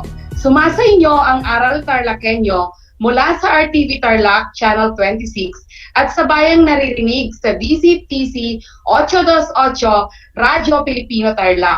Ako si Ma'am Mirani Kapingpin Diaz, ang inyong teacher broadcaster sa Musika 5 ngayong araw. Mula dito sa Pura Tarlac sa pamamagitan ng remote broadcasting. Kung kayo ay komportable at maayos na lugar habang nakikinig sa ating aralin. Ngayong araw na ito ay pag-aaralan natin ang isa pang elemento ng musika na texture sa pamamagitan ng 3-part round song at partner song. Ang texture na elemento ng musika ay tumutukoy sa kapal at nipis ng awitin o tugtugin. Ang texture na pag-aaralan natin ngayon ay gagawin natin sa pamamagitan ng 3-part round song at partner song. Ngunit bago tayo dumako sa ating aralin, gusto ko munang magbalik-aral tayo sa tempo. Ano na nga ang tempo? Ang tempo ay tumutukoy, elemento ng musika na tumutukoy sa bilis o bagal ng isang awitin o tugtugin. At napag-aralan natin ito kay Teacher Elena noong nakaraang linggo. May papakita akong musical score sa inyo. Ano ang pamagat ng ating awitin? Tama, ang pamagat ay London's Burning. Nasa anong tunugan ang awit?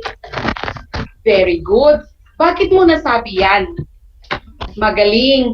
Ang tunugan ng awit ay tunugang G dahil ito ay may isang sharp o bemol. Nakita niyo ba ang sharp sa umpisa ng awit, mga anak? Okay. Ano naman ang palakumpasan ng awit? Tama, ang awit ay nasa palakumpasang 3-4. Ano ang ibig sabihin nito? Magaling, mayroong 3 kumpas sa bawat sukat at ang quarter note ang tumatanggap ng isang kumpas. Pakinggan ninyo ang awit habang inaawit ko at kapag inulit ko ay sabayan ninyo ako. Maliwanag ba mga anak?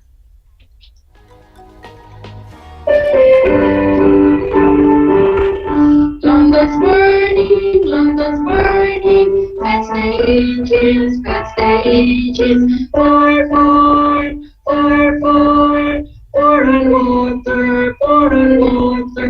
London's burning, past the ages, far, far, far, far, far on water, far on water. Okay. Ulitin nating awitin ng sabay-sabay.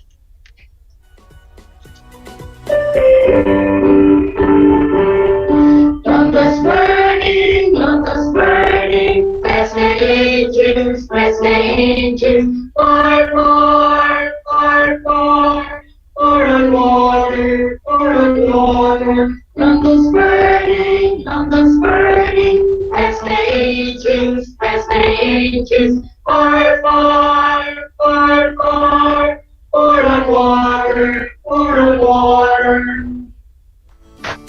Ngayong alam na ninyo, magkakaroon tayo ng 3 pangkat. Sa umpisa, awitin natin ng sabay-sabay ang awit at pagkatapos, ang unang pangkat ang unang aawit ng unang bahagi. Susunod naman agad ang ikalawang pangkat at huling papasok ang ikatlong pangkat. Ulitin natin ito ng 2 beses. Naintindihan ba ninyo ang panutom, mga anak? Magaling. Numbers burning, press the engines, far, far, far, far, for on water, for on water. Unang pangkat. Pangalawang pangkat. Ikatlong pangkat. Numbers burning, far, far, far, far, far, far, far, far, for on water, numbers burning. Numbers burning, numbers burning, far, far, far, far, far, far, far, far, far, water, far, water. Ano ang napansin ninyo sa ating pag-awit?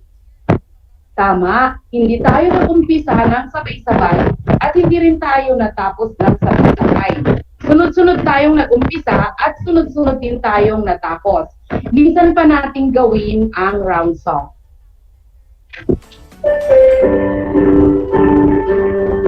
Numbers burning, press the engines, far, far, far, far, for on water, for on water. Unang pangkat. Pangalawang pangkat. Pangalawang pangkat.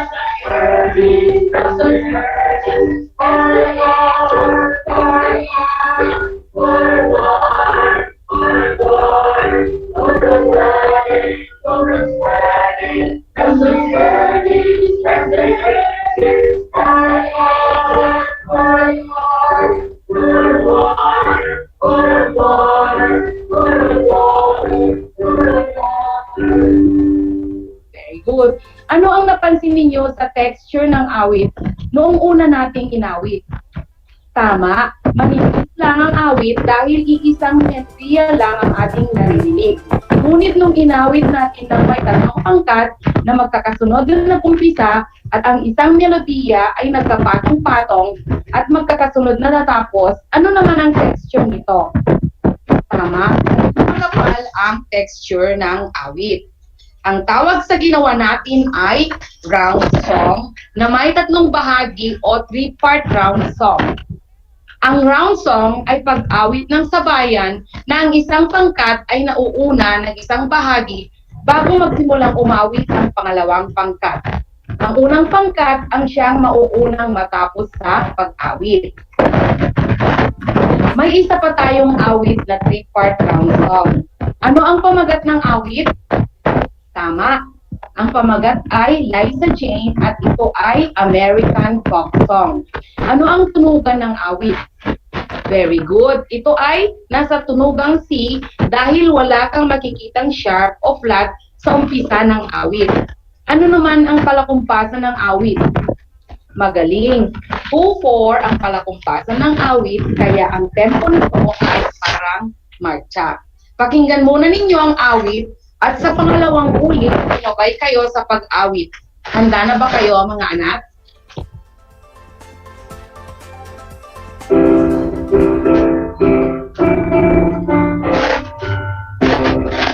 From my love and glowing feeling Liza Jane.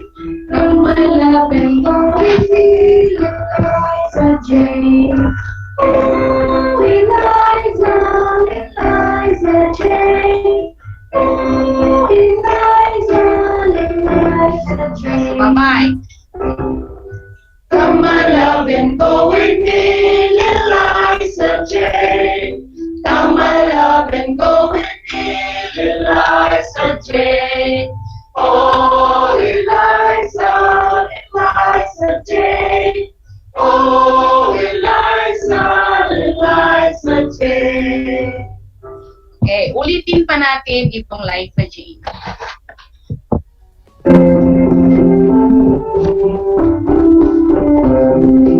Come my love and go with me, Eliza Jane. Come my love and go with me, Eliza Jane. Oh, Eliza, Eliza Jane. Oh, Eliza, Eliza Jane. Come my love and go with me, Eliza Jane. Come my love and go with me, Eliza Jane. Oh, Eliza Jane. Oh, Eliza Jane. Ngayon, magkakaroon ulit tayo ng 3 pangkat at gagawin ulit nating 3-part round song. Pumili kayo ng pangkat na gusto nyong salihan. Gaya ng ginawa natin kanina, ang unang pangkat ang unang aawit, pagkatapos awitin ng unang pangkat ang unang bahagi ng awit, susunod ang ikalawang pangkat. Pagkatapos, susunod ang tatlong pangkat. Ulitin natin ang buong awit ng 2 beses. Naintindihan ba ninyo, mga anak? Awitin na natin.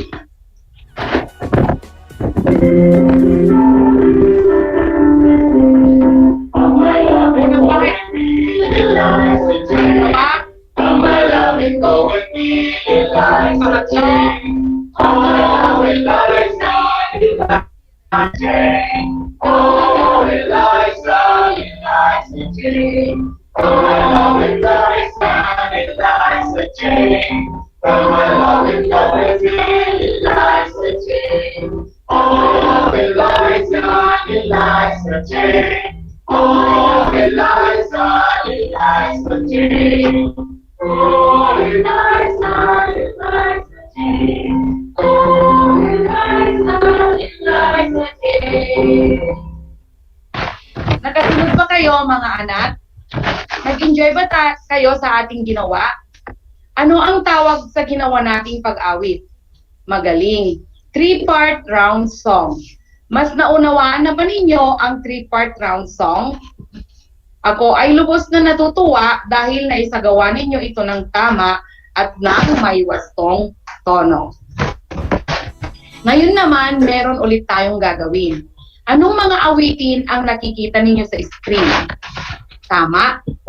Alam ba ninyong awitin ang Leron-Leron Sinta, mga anak? Very good. Ito ay isa sa pinaka-popular na awiting bayan o folk song ng ating bansa. Awitin nga natin.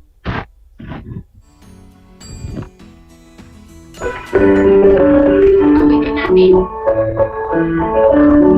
Leron-Leron Sinta, buko ng papaya, dala-dala'y gusto, sisingal ang sinta, at kami tuloy na bayang sarap, gabos na malaran, umarap na iba, Leron-Leron Sinta, buko ng papaya, dala-dala'y gusto, sisingal ang sinta, sa lulo na bayang sarap, gabos na malaran, umarap na iba. Magaling. Naawit ninyo ng may wastong tono ang Leron-Leron Sinta. Ano naman ang isa pang awit na nasa screen? Tama, Ako Kinisi Anggi. Ito ay isang awiting bayan ng Visayas. Ang ibig sabihin nito ay Anggi ang aking palayaw. Pakinggan ninyo ako at aawitin ko ang Ako Kinisi Anggi. Sa pangalawang ulit, pwede kayong sumabay kung alam na ninyo ang awitin. Handa na ba kayo, mga anak? O sige, awitin na natin.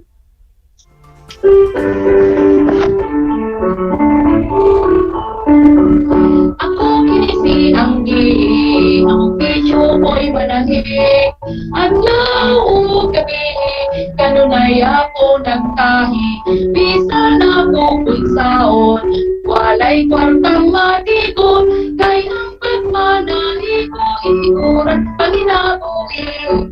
Ako kinisi Anggi, ang pisyo ko'y manahig, at laong gabi, kanunay ako nagtahi, bisan ako pulsaon, walay kwartang matigot, kay ang pagmanahi ko, igurat panginabuhin.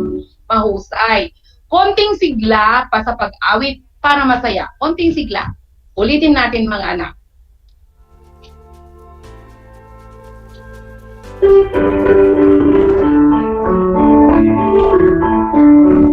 Ako kinisi Anggi, ang pisyo ko'y manahig, at laong gabi, Sana'y ako nagtahi, isa na ako kunsao, pala'y kwartang matigo, kay ang pagpapalahi ko, ikuras panginabuhi.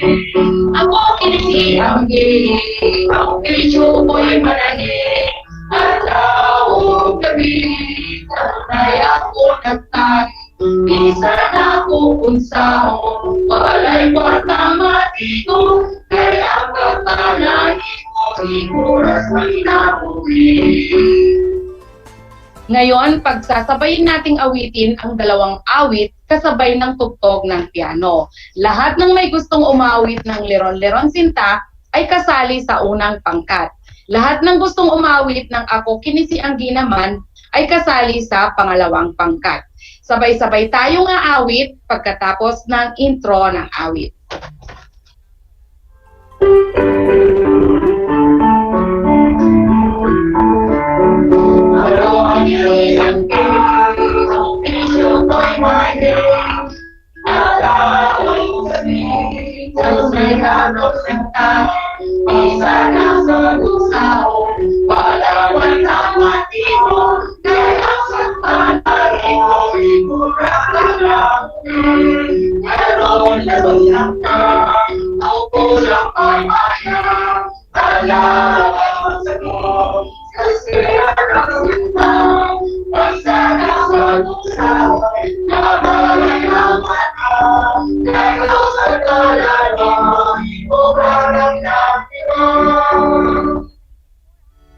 Magaling! Sabay-sabay ba tayong natapos? Naawit ba ninyo ito ng may wastong tono? Very good. Meron pa tayong isang pagsasanay. Anong mga awitin ang nakikita ninyo sa screen? Tama, Pamulinawen at Inday Kalachuchi. Alam ba ninyong awitin ang Pamulinawen, mga anak? Ito ay awiting bayan ng mga Ilocano. Pamulinawen ay pangalan ng dalaga kung saan siya ay minahal ng isang binata. Marami sa atin ang Ilocano kaya alam na alam natin itong awitin. Sabayan ninyo akong umawit, mga anak.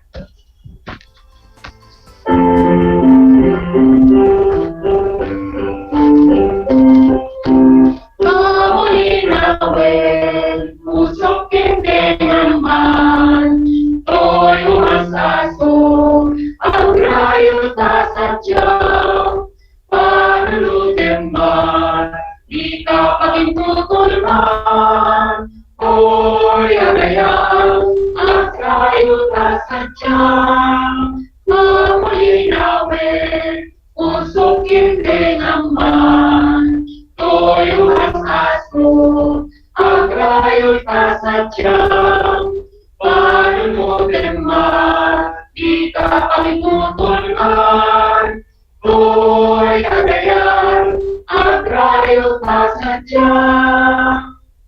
Magaling. Ano naman ang isa pang awit na kapartner ng Pamulinawen? Inday Kalachuchi. Ito ay awiting bayan ng Bisaya. Pakinggan ninyo ako at aawitin ko muna. Sa pangalawang ulit, sabayan ninyo.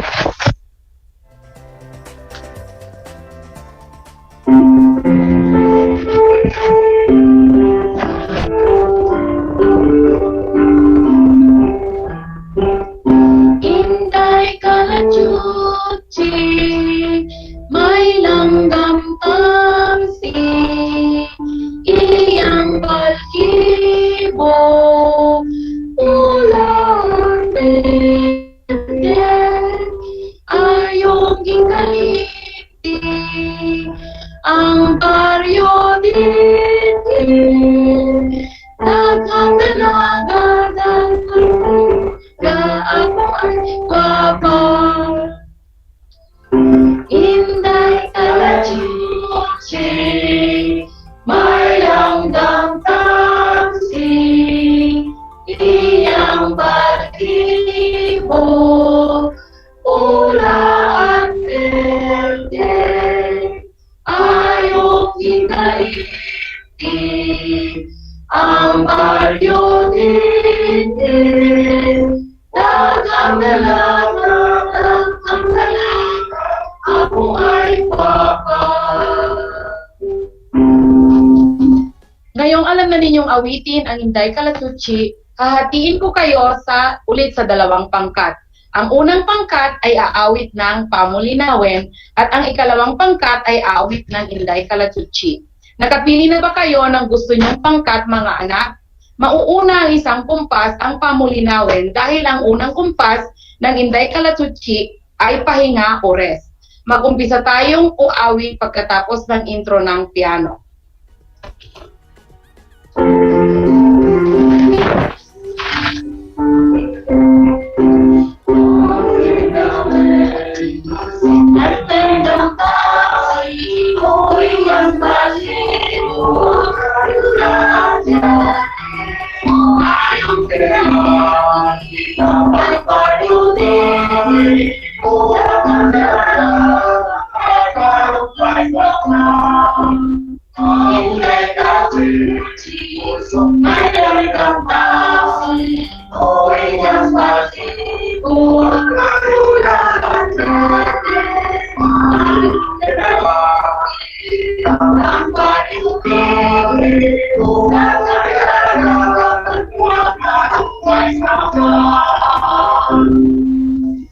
Sabay-sabay ba tayong natapos, mga anak? Naawit ba ninyo ng may wastong tono ang awit? Ulitin pa nating awitin, mga anak. Ngunit ngayon naman, magpalit tayo ng aawitin. Ang unang pangkat ay aawit ng Inday Kalatuchi at ang pangalawang pangkat ay aawit ng Pamulinawen. Gawin ito ng 2 beses. Handa na ba kayo? Awitin na natin.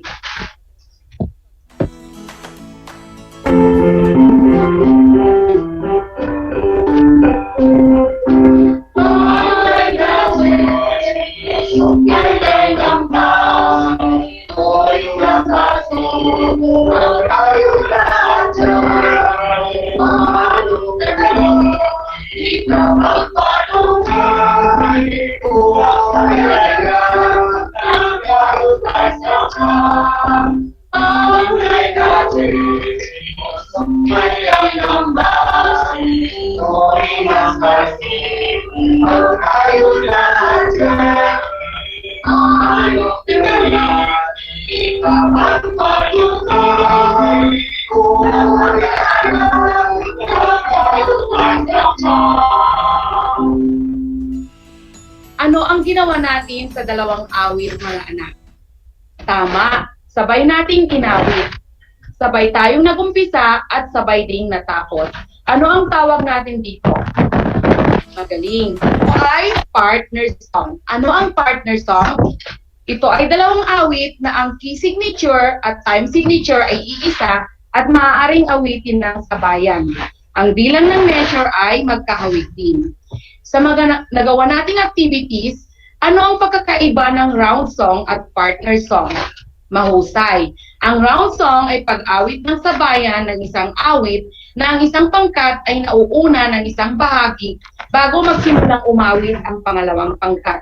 Ang unang pangkat ang siyang mauunang matapos sa pag-awit. Samantalang ang partner song naman ay pag-awit ng sabay sa dalawang awitin na ang key signature at time signature ay iisa at maaaring awitin ng sabayan at ang bilang ng measure ay magkahawig din.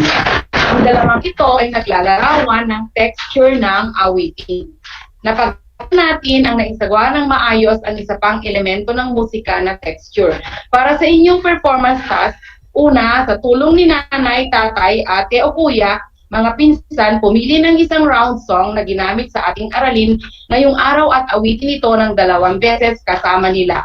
Pangalawa, pumili ulit ng awitin na ginamit natin na partner song at sa tulong ulit ng ating pamilya, awitin natin ito ng wasto.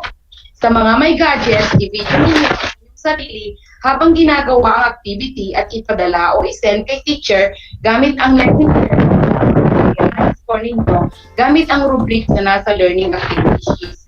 Sa mga walang gadgets, hayaang si nanay ang magbibigay ng score ninyo gamit din ang rubrics na ito. Nawa ay nag-enjoy kayo at naunawaan ng mas mabuti ang elementong texture sa ginawa nating 3-part round song at partner song.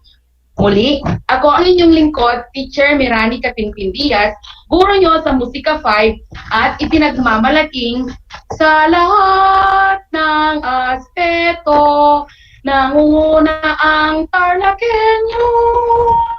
Paalam na po, di na ako babalik.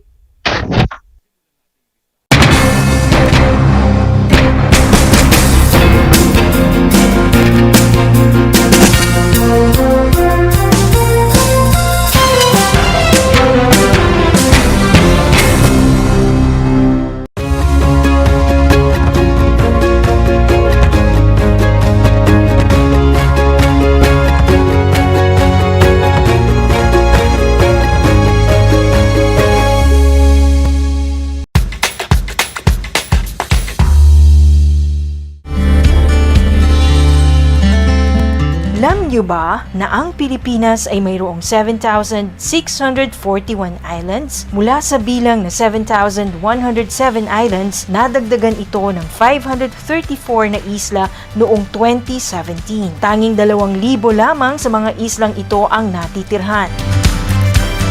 Alam niyo na! Yan ang mga isla sa Pilipinas.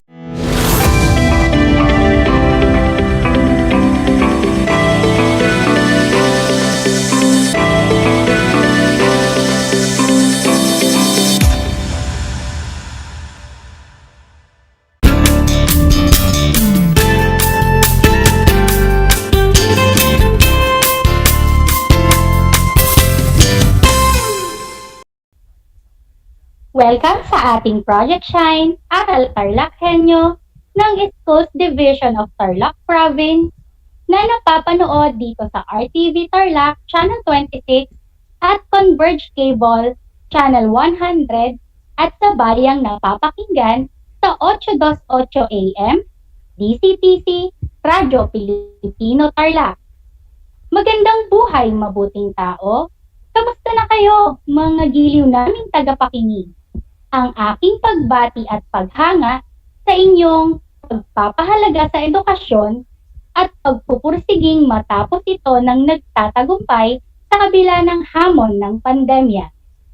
Ako ang inyong guro sa Homeroom Guidance Program sa ikalimang baitang, Teacher Christy Aileen. Sumasahing papawid mula sa bayan ng Victoria, lalawigan ng Tarlac. Nasasamahan at gagabayan kayo para sa Most Essential Learning Competency na ipapaliwanag ang mga pakinabang o magandang epekto ng pagtulong sa isang pamayanan. Bago tayo tumungo sa isang bagong aralin, ay nais kong balikan natin ang inyong aralin noong nakaraang linggo. Tungkol saan nga ba ito, mga bata?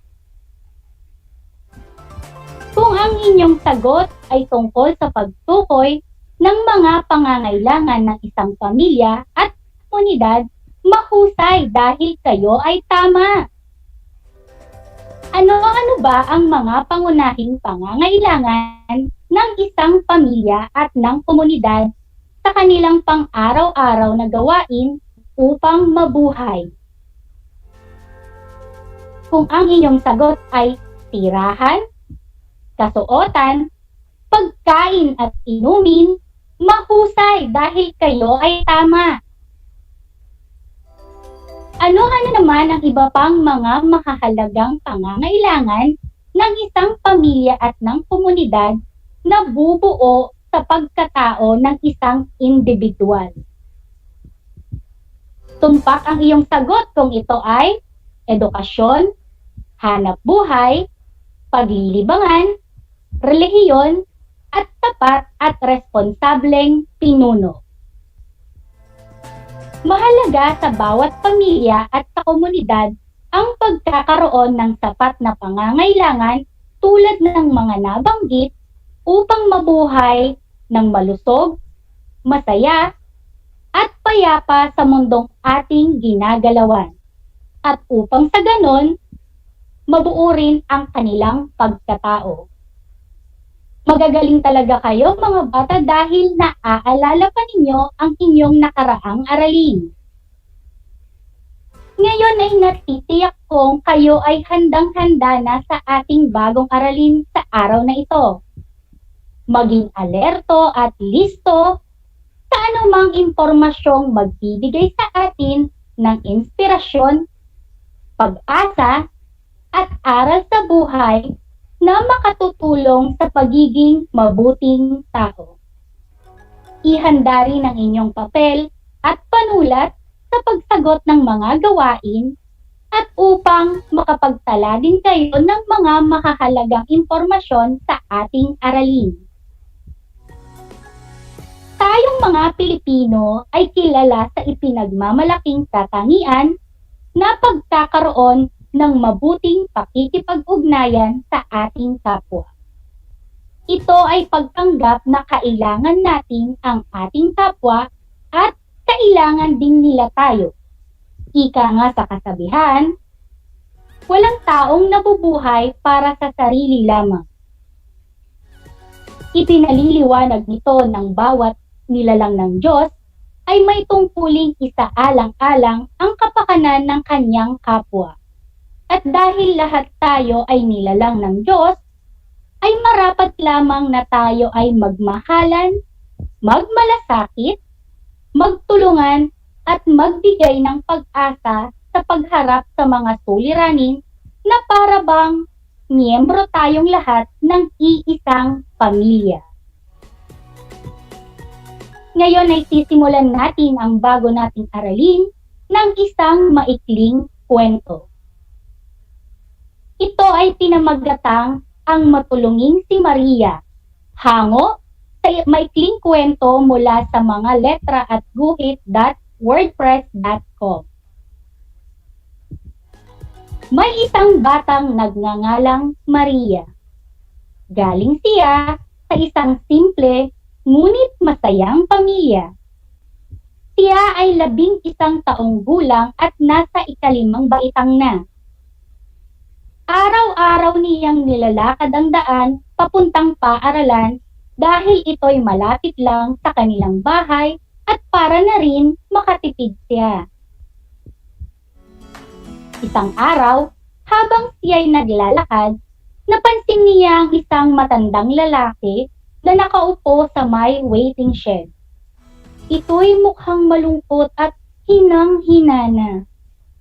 Nilapitan niya ito at kinausap. Lolo, bakit po kayo nandito? Mainit po dito. Napagod lang ako, iha, kaya naupo ako dito. Sagot ng matanda. Iniabot ni Maria ang kanyang baong tinapay. Kain po kayo, Lolo. Ingat po kayo, ha? At tumakbo na si Maria dahil siya ay mahuhuli na sa klase.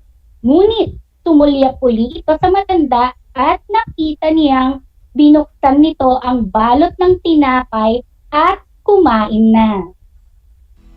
Sumunod na araw, nakita na naman ni Maria ang matanda. Binigay niya ulit dito ang kanyang baon at naulit ito ng mga sumunod pang mga araw. Nagtataka ang nanay ni Maria kung bakit gutom ito palagi pag uwi ng bahay. Anak, bakit gutom na gutom ka? Tanong ng kanyang nanay. Sadyang marami lang po kaming ginagawa sa paaralan kaya ako po'y sobrang napagod at nagutom. Wika ni Maria. Nang pumunta uli si Maria kinabukasan at tinaroroonan lagi ng matanda, wala na ito doon. Ngunit nang siya'y lumingon sa isang banda, nakita niya ito na maayos ang bihis at may kasamang babae na mukhang mayaman at mas bata ang edad. Tinawag ng matanda si Maria. Iha, ito pala ang anak ko. Sinusundo na niya ako. Uuwi na kami. Nanatili ako dito ng ilang araw dahil nakalimutan ko ang daan pauwi sa amin. Mabuti na lang at nahanap nila ako. Hindi ko makakalimutan ang kabutihang ginawa mo sa akin. Sa mura mong edad, naiisip mo nang tumulong sa kapwa. Naway pagpalain ka pa ng Panginoon. Walang anuman po iyon, Lolo. Maninibago po ako na hindi ko na po kayo makikita pagpasok ko po sa paaralan. Pabiro, ngunit naluluhang sambit ni Maria. Salamat sa pagmamalasakit mo sa aking tatay. Kung may kailangan ka, ito ang papunta sa aming bahay. Wika ng anak ng matanda pag-abot nito ng papel. Mahigpit na niyakap ng matanda si Maria at binigyan niya ito ng munting regalo. Sana ay nagustuhan niyo ang ating maikling kwento. Ngayon ay oras na para sa ating mga katanungan. Handa na ba kayo, mga bata? Para sa aking unang tanong, sino ang batang matulungin? Mahusay ka kung ang iyong sagot ay si Maria, ang batang matulungin.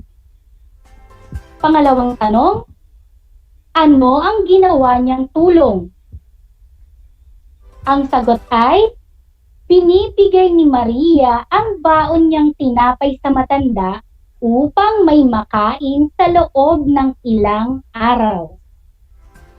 Para sa aking pangatlong tanong, ano ba ang nangyari sa matanda at napadpad siya sa kanilang lugar?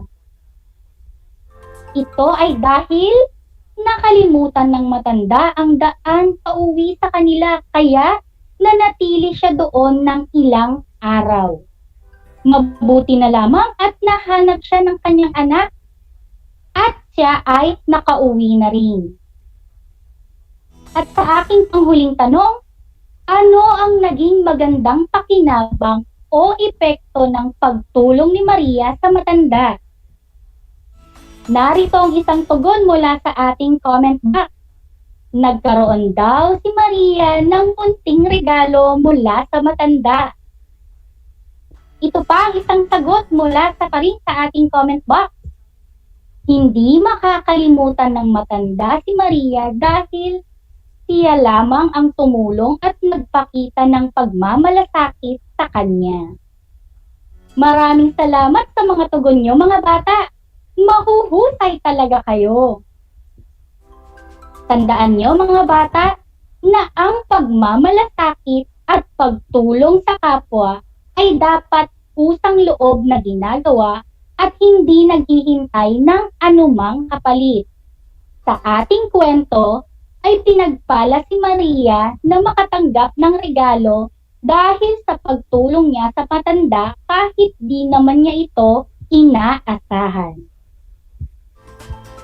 Ang pagtulong sa ating kapwa ay isa lamang sa mga tungkuling dapat nating gampanin sa ating pamayanan. Ang isang kasapi ng pamayanan ay malugod na tumutugon sa kanyang mga tungkulin para sa kapakanan nito at upang maging katuwang siya sa pagtulong sa mga pangangailangan ng ating pamayanan. At bilang nagdadalaga at nagbibinatang kasapi ng ating pamayanan, ay may tungkulin ka na. Una, pangalagaan ang maayos at malinis na pamayanan. Pangalawa, makibahagi sa gawain ng pamayanan kasama ng iba pang miyembro nito. Pangatlo, magkaroon ng pagkukusang maglingkod sa pamayanan. Pang-apat, maging mulat sa pangangailangan at suliranin ng ibang tao sa pamayanan. At panglima, maging tapat sa kinabibilangang pamayanan. Pang-anim, makibahagi sa mga pagpupulong sa pamayanan kung kinakailangan. Pang-pito, sumasali sa mga samahang pangkabataan kung saan ilalaan ang sarili upang maiparating sa mga pinuno ng pamayanan o bilang maging mabuting tagasunod kung hindi man maging mabuting pinuno. At pangwalo, makibahagi sa kampanya upang tulungan ang pamahalaan, paaralan, at samahan sa kanilang mga proyekto. Sa mga sumunod na paraan ng pakikilahok, mararamdaman mong hindi ka malayo sa mga tao sa iyong pamayanan. Kung minsan nga, di ba, may mga pagkakataon na hindi mo kilala ang iyong mga kapitbahay, na hindi mo rin kilala ang namumuno sa inyong pamayanan. Sa pamamagitan ng pagtugon sa mga tungkuling aking nabanggit, mararamdaman mong ikaw ay kabahagi ng iyong pamayanan. Kaya isang pakinabang o magandang epekto ng pagtulong sa iyong pamayanan ay ang pakiramdam na ikaw ay kabahagi sa inyong pamayanan. Sa pamamagitan din ng pagtulong sa iyong pamayanan, ay mas nakikilala mo pa ang mga tao sa iyong paligid. Pangalawa, mapapaunlad nito ang iyong halaga bilang tao. Mapapaunlad ng isang tao ang mga katangian ng pagpapakatao o ang halaga bilang tao sa pamamagitan ng pakikisalamuha sa ibang tao. Dahil sa pakikisalamuha ay mas makikilala mo pa ang iyong sarili at marami kang matututunan mula sa ibang tao. At gayon din, maaari kang magbahagi ng iyong mga kaalaman sa kanila. Sa pamamagitan din ng pakikisalamuha mo sa iba, ay matututunan mo kung ano ang iyong mga kahinaan at kalakasan. At upang mapapaunlad mo pang lalo ang iyong halaga bilang tao sa pamamagitan ng pagsasabuhay ng mga kabutihan at paggawa ng kabutihan sa mga taong nakapaligid sa iyo. Pangatlo, upang maging maayos ang pagsasama sa iyong pamayanan. Mahalaga ito dahil ang pagtulong sa mga tao sa paligid mo at sa pamayanan mo ay gawaing mas mahusay, mas mapapahusay pa ang iyong buhay at ang buhay ng mga nasa paligid mo. Ang mga malalaking pagbabago ay nagsisimula sa maliliit na pagkilos. Sa pamamagitan ng positibong pag-apekto sa mga tao sa paligid natin at sa ating pamayanan, maaari tayong magtrabaho upang bumuo ng isang mahusay na lipunan at isang mas mahusay na mundo para sa lahat. Dagdag pa nito, ang mga tao sa iyong pamayanan ay ang mga taong kakilala mo, kaya ang pagtulong sa kanila ay nangangahulugang matutulungan mo ang mga taong pinahahalagahan mo. Pang-apat, nakapagbibigay ng pag-asa sa mga taong natulungan. Ang pagtulong sa kapwa ay pagpapakita na hindi siya nag-iisa sa kanyang mga suliranin sa buhay at nariyan ka para maging karamay niya. Ipinapakita din nito na isinasaalang-alang mo ang kanyang kapakanan. Hindi ba't masaya sa pakiramdam ang makatulong sa iyong kapwa at sa iyong pamayanan? Hindi ito matutumbasan ng kahit anumang halaga. Panglima, makatulong o makapag-ambag sa pag-unlad ng iyong pamayanan. Ang pagtulong sa iyong pamayanan ay mahalaga dahil nakasalalay ang pag-unlad o paglago ng pamayanan kung ang bawat isang kasapi nito ay nag-aambag ng kanilang makakaya at nakikipagtulungan sa bawat isa. Ang mabilis na pag-unlad ng isang pamayanan ay nakikita sa pamamagitan ng maayos at malinis na kapaligiran, magandang pamamahala ng mga namumuno, at ang pakikipagtulungan ng bawat isa na nakatira dito. Kaya bawat isa ay may tungkuling dapat gampanan sa pamayanan upang makatulong sa pag-unlad nito. Pinagpapala ng Diyos ang sinumang tumutulong sa kanyang kapwa at gumagawa ng kanyang mga tungkulin sa pamayanan.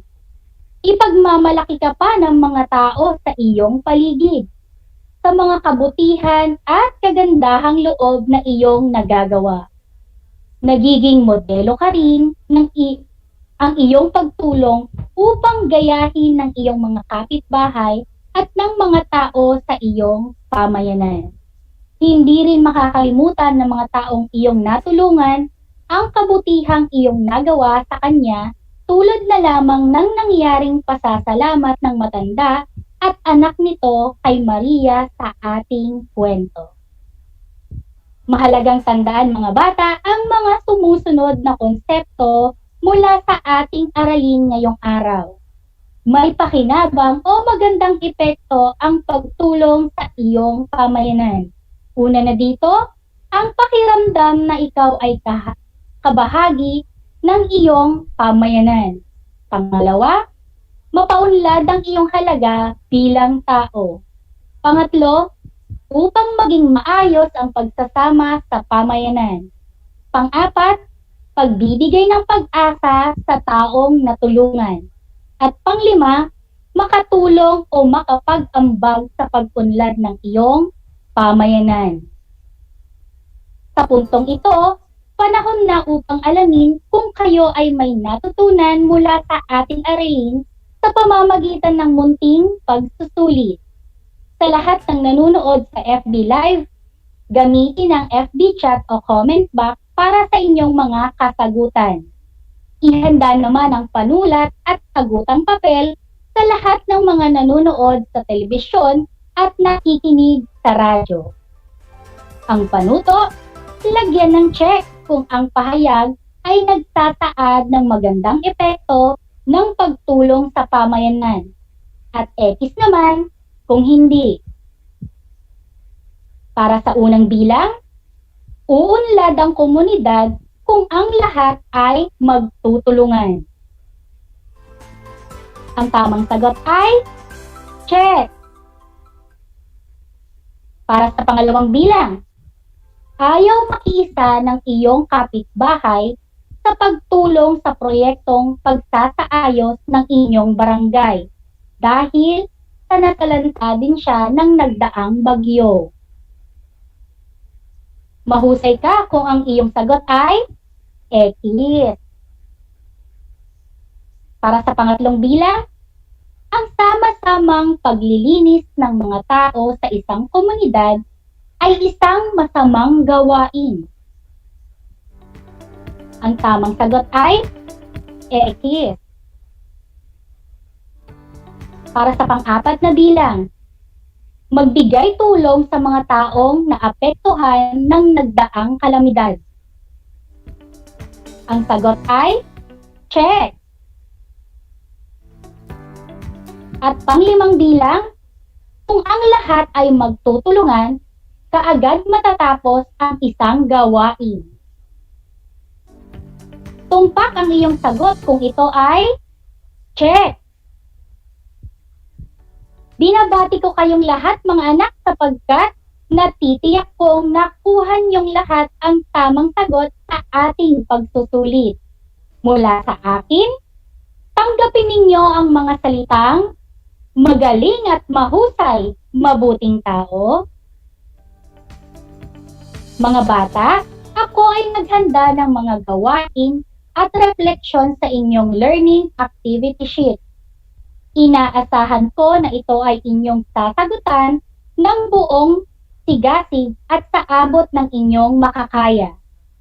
Sakali man na kailangan ninyo ang patnubay ng inyong kapamilya at guro, huwag kayong mag-atubiling sila ay tawagan upang kayo ay magabayan ng tama. Ipapasa ninyo ang inyong mga sagot sa bawat gawain sa inyong learning activity sheet sa inyong guro. Sana ay naunawaan nyo ang konsepto ng ating aralin. Ang atin lamang gawin ay isa-isip ang aral na ating natutunan, isa-puso ang kabutihan, isagawa ang kagandahang asal, at isabuhay ang parehong karunungan at kabutihan araw-araw. Isang leksyon na naman ang ating natapos. Panalangin ko na anumang konsepto, higit lalo ang mga aral sa buhay na inyong natutunan sa araw na ito ay inyong maisabuhay araw-araw. Muli, ako ang inyong guro sa Homeroom Guidance Program sa ikalimang baitang Teacher Christy A. Lim, na nagpapaalalang piliing maging mabuting tao sa lahat ng panahon at pagkakataon. Hanggang sa muli!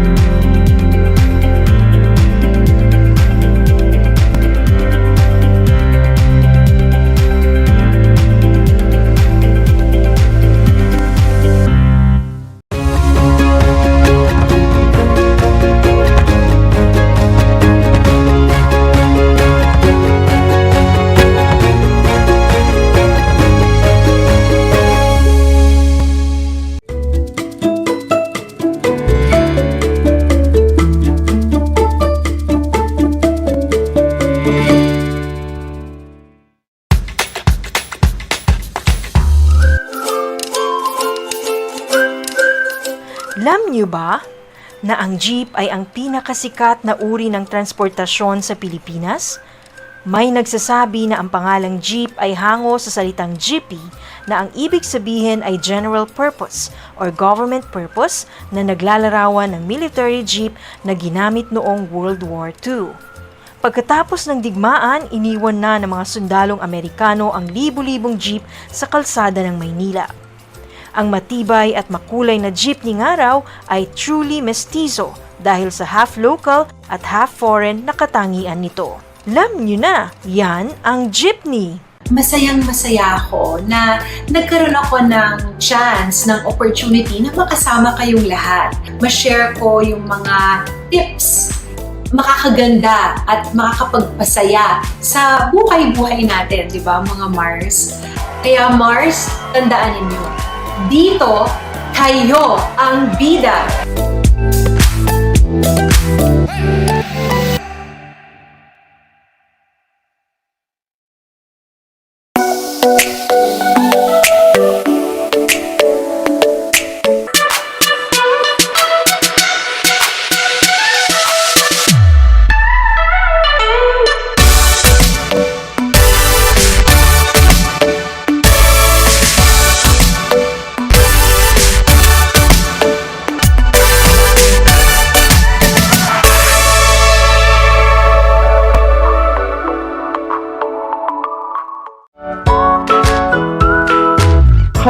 you today? Hello, everyone. Hello, learners of Tarlac. Good morning, mas talino grade 4 learners! Welcome to Aral TarlakHenyo Here on RTV Tarlac Channel 26. Simulcast over DCTC. Radyo Pilipino Tarlac.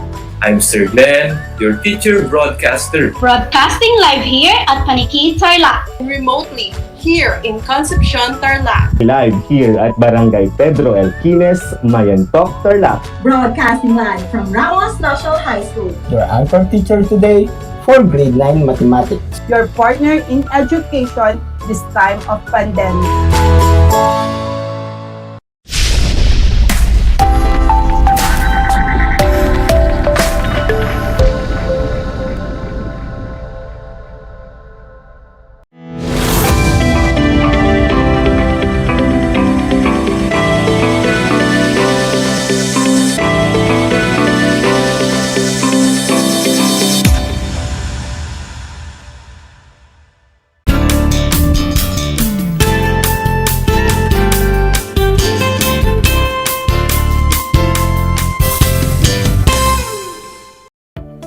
Happy afternoon, grade 8 learners. How are you today? I hope everyone is feeling great. What a beautiful afternoon to start our English class on air. Today is our third episode of Learning in English for the fourth quarter, Module 1. Welcome to Aral TarlakHenyo here on RTV Tarlac, Channel 26. Simulcast over DZTC 828 Radio Pilipino Tarlac, live here at Tarlac City. Join me now as we explore, learn, and use appropriate grammatical signals or expressions suitable to each pattern of idea development, focusing on problem solution. This is April Joy Mamune from Tarlac National High School, your teacher broadcaster for today. Before we continue, I want you to get your pen, your learning activity sheet for Quarter 4 Module 1, and be in a place where you are most comfortable. Again, get your pen, your learning activity sheet for Quarter 4 Module 1, and be in a place where you are most comfortable.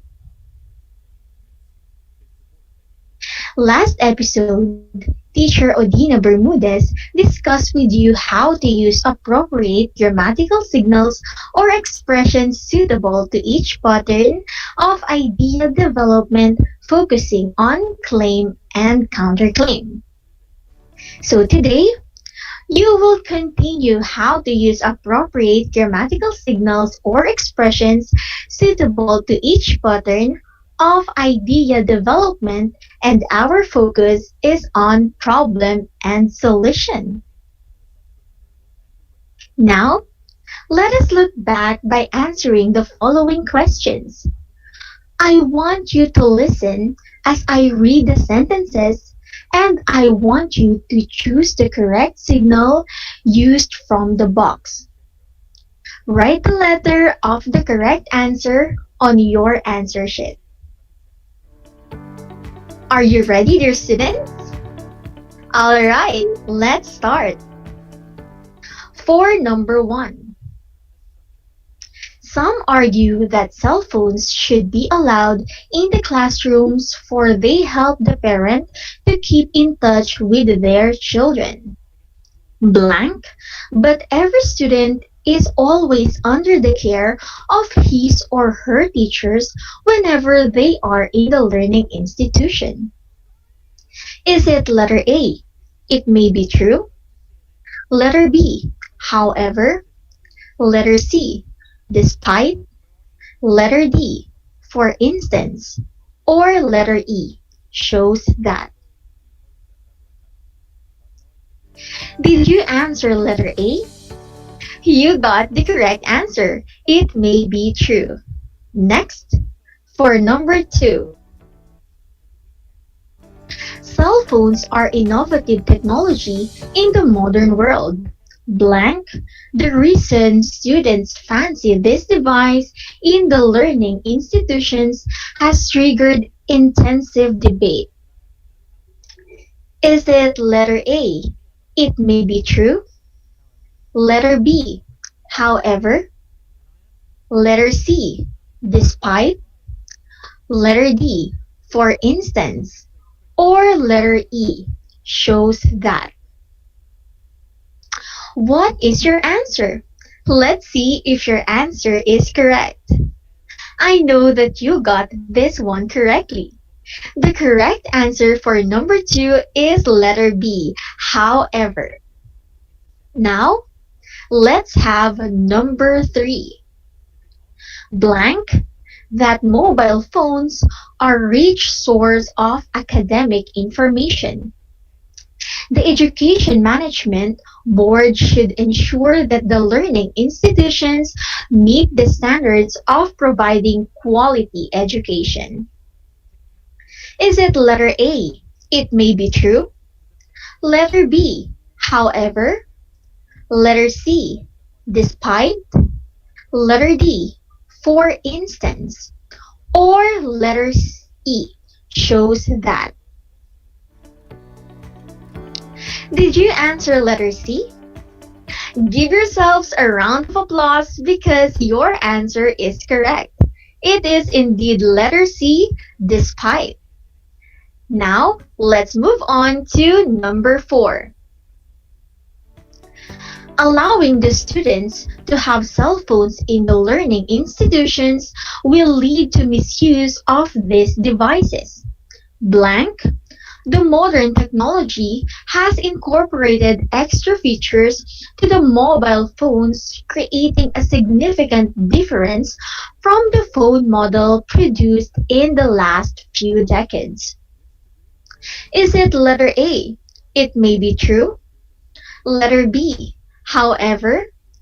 Letter C, despite. Letter D, for instance. Or letter E, shows that. Did you answer letter D? That is correct. This is indeed for instance. Now, for our last number, number 5. Banning of mobile phones will reduce conflict and bullying behaviors among students in the sense that no one will pry into the privacy information of the fellow student. Statistics blank, 39% of the teenagers experience cyberbullying, while 68% of the young mobile users utilize them in sending ill messages and unethical videos or music. Is it letter A? It may be true. Letter B, however. Letter C, despite. Letter D, for instance. Or letter E, shows that. Are you done? Let's see if your answer is correct. Wow, you are truly amazing, dear students. You got the correct answers. It is indeed letter E. What a job well done. Now that I am sure that you really understand last episode's lesson, we will now focus on the use of appropriate grammatical signals or expressions suitable to each pattern of idea development. Problem solution. Problem solution is used to present a problem and the possible solutions to this problem. This provides corresponding remedy to a conflict. This allows the writers to think of possible solutions to certain problems being encountered in everyday life. Problem and solution is a pattern of organization where information in a passage is expressed as a dilemma or concerning issue or a problem, and something that was, can be, or should be done to remedy this issue, or solution attempted solution. The problem and solution text structure may seem like it would be easy to recognize, but it can be moderately difficult to identify because it is frequently confused with the cause and effect pattern of organization. As they both have relational structures, however, if you read the passage and look specifically for both the problem and the solution to the problem, you should find it pretty easy to distinguish from cause and effect. As cause and effect passages do not propose solutions to any negative occurrences within the passage, but rather just explain why or how they happen. Now, words that signal this type of text structures are: for the problem, we have one reason for the, a problem arises when, the problem is, this is a problem because, and the issue being tackled is. For our solution, we have a solution is, one answer is, an answer to this is, this can be solved by, one way to resolve this is. Alright, so now let's have the example. Nowadays, one challenge being dealt by parents is the addiction to online games of their children. Some even skip meals because they are engrossed in playing. One way to resolve this is for the parents to give a certain time for the children to be allowed to play the games, and that they should be strict about it. Now, let's talk about graphic organizer. So, a graphic organizer may be used to represent the problem and its possible solutions. This is an example of a graphic organizer. As you can see, we have the problem and also a possible solution number 1 and possible solution number 2. Now, let's have an example. It seems like there has been a surge in teen pregnancies these days. Teen pregnancies make it very difficult for young mothers to pursue their dreams and meet the demands of an infant. Fortunately, most teen pregnancies can be easily prevented by using birth control. However, even birth control is not 100% effective. The most effective way to prevent teen pregnancies is abstinence, which is 100% effective. So this is an example of a graphic organizer from the given text. As you can see, the problem is the teen pregnancies and the solution to the problem are birth control and abstinence. This is how we use appropriate grammatical signals or expressions suitable to each pattern of idea development, focusing on problem and solution. Now, you are ready for your first activity.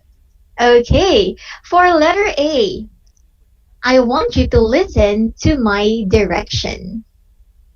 Complete the following statements by choosing the correct grammatical signals.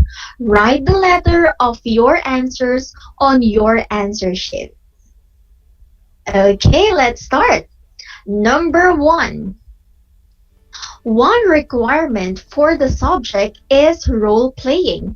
Blank, not all students feel confident to act in front of their classmates. Is it letter A, as well as? Letter B, this led to? Letter C, one reason for the? Or letter D, this is a problem because? Next, number 2. Blank, for the leaders to assign the others in the created theme, those who are in charge of the props and the music. Is it letter A, one reason for the? Letter B, an answer to this is? Letter C, this can be solved by? Or letter D, the issue being tackled is? Now, let's have letter B. So, for letter B, listen as I read each paragraph. A graphic organizer is used to show the structure of the text. So fill in the missing boxes with the appropriate information. Let's start. Number 3. Having a cold is no fun. Coughing makes it hard to fall asleep. A sore throat is painful. Try some tea with honey in it. The honey will soothe your throat. There may be no cure for the common cold. You can treat the symptoms though. Now, let's have number 4. A sprain is a tear in a muscle. Sprains happen when a muscle is twisted or overstretched. They can be painful. If you sprain a muscle, you should ice it immediately. Putting ice on a sprain will reduce swelling and pain. It may help stop internal bleeding too. And for our last number, number 5. Nobody wants to be stung by a bee. Bee stings are itchy and painful. But what if the bee stings you anyway? One thing that you can do is put vinegar on it. The acid in the vinegar may reduce the pain and swelling from the sting. Now, let us check your work. Here are the answers. So, for number 1, the correct answer is letter D. It is, this is a problem because. Number 2, the correct answer is letter B. It is an answer to this is. For number 3, the solutions are try some tea with honey in it and you can treat the symptoms though. For number 4, the problem is sprains can be painful. And for number 5, our problem is bee stings. And our solution is one thing that you can do is put vinegar on it. Alright, so who got a perfect score? 5 stars for you then. I think you're ready for another activity. Alright, so now let us answer another activity. For letter A, I want you to read carefully the passages. Identify the problem and solution in each sentence. Encircle the problems. Then, I want you to underline the solutions. Alright, let's start. For number 1, I have so many chores that I don't have time for anything else. I know I should do chores. My parents both work and need help. However, my classwork is getting harder. I need more time to do it. I also need some time to talk and visit with my friends. I have too much to do right now. My grades are going down. I don't have time to have any fun. Giving my sister Heather some of my chores would help. I know she's only 7. She can't do them all. There are some that she can do. She can walk the dog. She can also clean the bathroom sinks and toilets. She can also start learning to do laundry. I was about her age when I began doing these things. I will be happy to show her how to do them. Alright, now let's have number 2. One problem with the modern Olympics is that it has become very big and expensive to operate. The city or country that hosts the games often loses a lot of money. A stadium, pools, and playing fields must be built for the athletic events, and housing is needed for the athletes who come from around the world. And all of these facilities are used for only 2 weeks. In 1984, Los Angeles solved these problems by charging a fee for companies who wanted to be official sponsors of the games. Companies like McDonald's paid a lot of money to be part of the Olympics. Many buildings that were already built in the Los Angeles area were also used. The Coliseum, where the 1932 games were held, was used again, and many colleges and universities in the area became playing and living areas. Okay, so now let's try to check your answers. Let's have number 1. So, the problems are, I need more time to do it. I also need some time to talk and visit with my friends. I have too much to do right now, and I don't have time to have any fun. The solutions for this one are, giving my sister Heather some of my chores would help. There are some that she can do. I was just about her age when I began doing these things, and I will be happy to show her how to do them. So here you go. Now let's have number 2.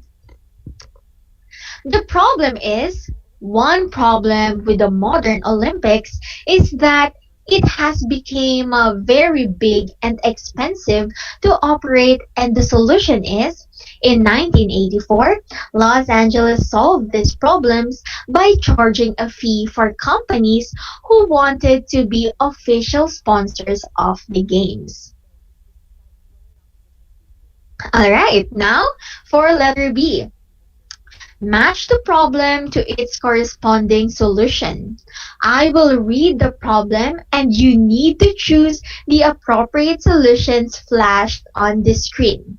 Write the letter of the correct answer. Okay, so number 1, I lost my pencil. Number 1, I lost my pencil. Number 2, it was cold outside. It was cold outside. Number 3, I forgot my homework at home. I forgot my homework at home. Number 4, I had high fever. I had high fever. Number 5, my zipper broke on my coat. My zipper broke on my coat. Number 6, I missed the bus. I missed the bus. Number 7, I forgot my lunch. I forgot my lunch. Number 8, I fell on the playground and cut my knee. I fell on the playground and cut my knee. Number 9. I spilled water on my desk. I spilled water on my desk. And number 10, I didn't study my spelling words. I didn't study my spelling words. Now, let us find out the correct answers. Okay, so for number 1, the correct answer is letter B. Number 2 is A. Number 3 is D. Number 4 is I. Number 5, we have letter E. Number 6 is letter J. Number 7, letter G. Number 8, letter H. Number 9, letter F. And number 10, letter C. You definitely understood our lesson for today. I am happy that you are doing a really good job in answering the activities. There you go, my dear students. Today, we have learned how to use appropriate grammatical signals or expressions suitable to each pattern of idea development, and our focus is on problem solution. So for your post-listening or viewing activities, you have to read each of the problems and come up with a solution for each one. So here are our problems. For number 1, you fell on the playground and scratched your knees. Number 2, you forgot your lunch at home. Number 3, you caught your classmate cheating. Number 4, you can't read a word in the story. And number 5, you failed the exam. So submit your output to your English teacher. I hope you learned a lot today. This has been April Joy Mangune, your teacher broadcaster from Tarlac National High School, saying, study while others are sleeping, work while others are loafing, prepare while others are playing, and dream while others are wishing. Thank you for listening and watching. See you next time.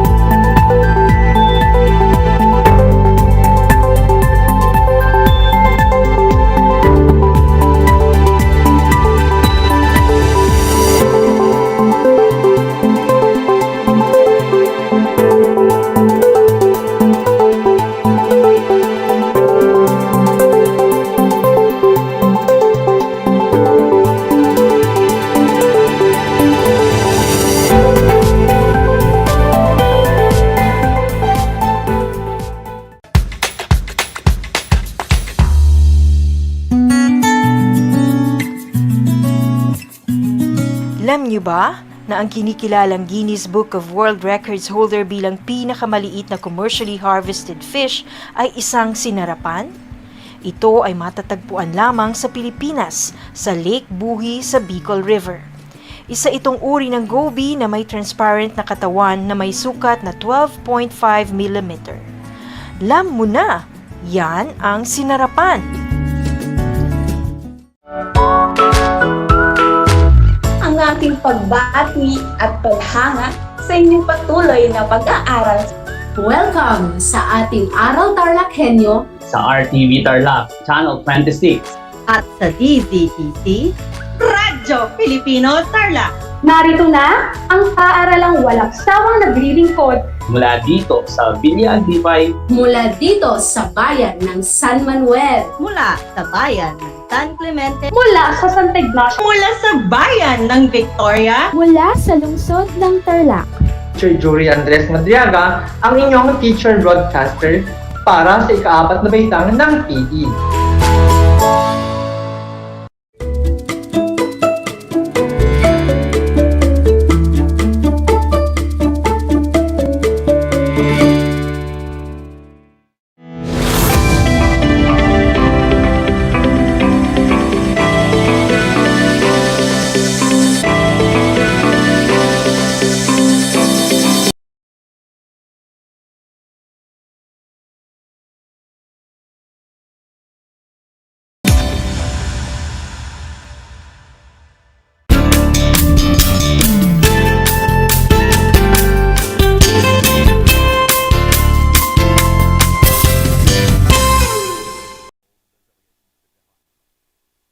Aral TarlakHenyo ng Schools Division of Tarlac Province sa RTV Tarlac Channel 26 at sa bayang naririnig sa DZTZ 828 Radio Pilipino Tarlac. At tayo po ay live din na napapanood sa Converge Cable TV Channel 100. Magandang araw. Naririto na naman po tayo. Patuloy na nagsisikap at nagpupunyagi na maging makadiyos, makatao, makakalikasan at makabansa. Kumusta na kayo mga ginigiliw kong mag-aaral? Ang aking pagbati at paghanga sa inyong masiging pagpupunyagi at patuloy na pag-aaral sa kabila ng hamon ng pagkakataon, ang COVID-19 pandemic. Ako ang inyong teacher broadcaster mula sa aming tahanan sa Barangay San Isidro, Tarlac City. At sa pamamagitan ng ating remote live broadcast, ay gagabayan kayong unawain ang ating aralin. Tatalakayin natin ngayong araw ang tungkol sa ikalawang digmaang pandaigdig.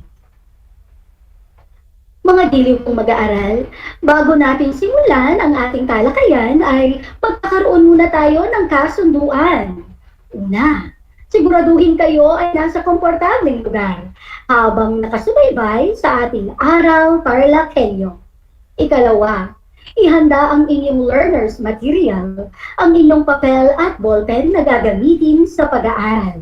At panghuli, iwasan ang paggawa ng ibang gawain at ituon ang sarili sa paksang tatalakayin. Maaasahan ko ba? Mabuti kung ganon. Mga giliw kong mag-aaral, alalahanin muna natin ang huling paksang tinalakay. Naaalala niyo ba ang inyong naging paksa kasama si Teacher Charlie? Tama, tinalakay noong nakaraang linggo ang tungkol sa unang digmaang pandaigdig. At bilang balik-aral, magkakaroon tayo ng isang maikling pagsusulit. Basahin at unawain ang mga tanong tungkol sa mga kaganapan noong unang digmaang pandaigdig. Piliin ang titik ng tamang sagot at isulat ito sa sagutang papel. Sa mga nakasubaybay sa FB Live, hello! Maaari ninyong ilagay ang inyong sagot sa comment box. Handa na ba kayo? Kung ganoon ay, handa na rin ako. Unang tanong. Ang mga sumusunod ay sanhi ng unang digmaang pandaigdig maliban sa A. Nasyonalismo, B. Imperialismo, C. Militarismo, D. Turismo. Kung ang sagot mo ay letrang D, thumbs up! Nakuha mo ang tamang sagot. Ikalawang tanong. Alin sa mga sumusunod na pangyayari ang naging hudyat o dahilan ng pagsisimula ng unang digmaang pandaigdig? A. Pagkamatay ni Adolf Hitler matapos sumalakay ang Allied Powers. B. Paglabas ng 14 na puntos ni Pangulong Woodrow Wilson ukol sa pagpapanatili ng kapayapaan. C. Pagpatay kay Archduke Francis Ferdinand ng Austria habang nasa Sarajevo, Bosnia. D. Pagwawakas ng mga imperyo sa Europa tulad ng Austria, Hungary, at Russia. Anong sagot mo? Mahusay, letrang C nga ang tamang sagot. Sa ating ikatlong tanong, matapos ang unang digmaang pandaigdig, bumalangkas ng kasunduang pangkapayapaan sa Paris noong taong 1919 hanggang 1920. Ang pagpupulong na ito ay pinangunahan ng tinatawag na Big Four na binubuo ng A. Great Britain, Italy, Japan at France. B. USA, Great Britain, Italy at France. C. Germany, Italy, Japan at Russia. D. Russia, USA, China, Germany. Magaling! Letrang B ang tamang sagot. Ang Big Four na nanguna sa pagbalangkas ng kasunduang pangkapayapaan ay binubuo ng USA, Great Britain, Italy, at France. Mga giliw kong mag-aaral, marami ba kayong nakuhang tamang sagot? Binabati ko kayo kung ganon. Sa mga hindi naman nakakuha ng mataas na score, ayos lang yan. Alam kong makakabawi kayo sa susunod nating gawain. Batid ko na malawak na ang inyong kaalaman sa unang digmaang pandaigdig. Ngayon naman ay tatalakayin natin ang mga konseptong may kinalaman sa mga pangyayari, dahilan at pagwawakas ng ikalawang digmaang pandaigdig. Kasama na ang mga pagsusumikap ng mga bansang sangkot na makamit ang kapayapaan.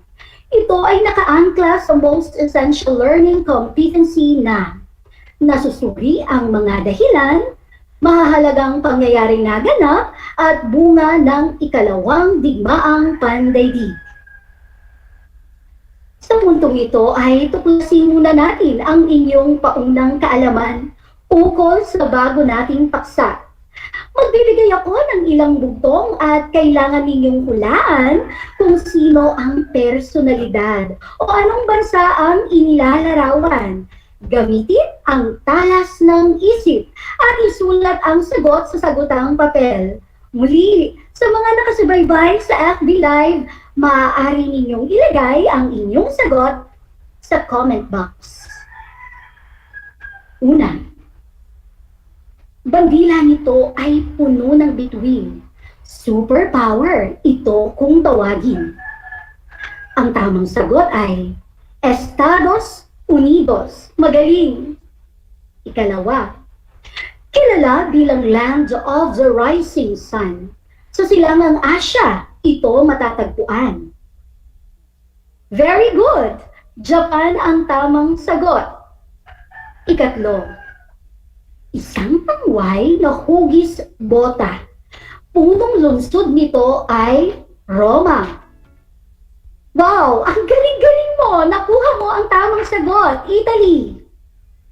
Ikaapat, pinunong Aleman. Napatanyag sa digmaan. Maraming kinalaban. Kasawian ang hantungan. Sino siya? Tama! Adolf Hitler ang sagot.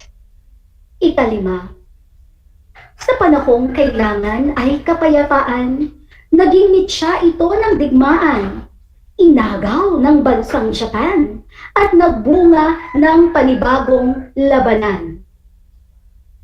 Tama, ang sagot ay Manchuria.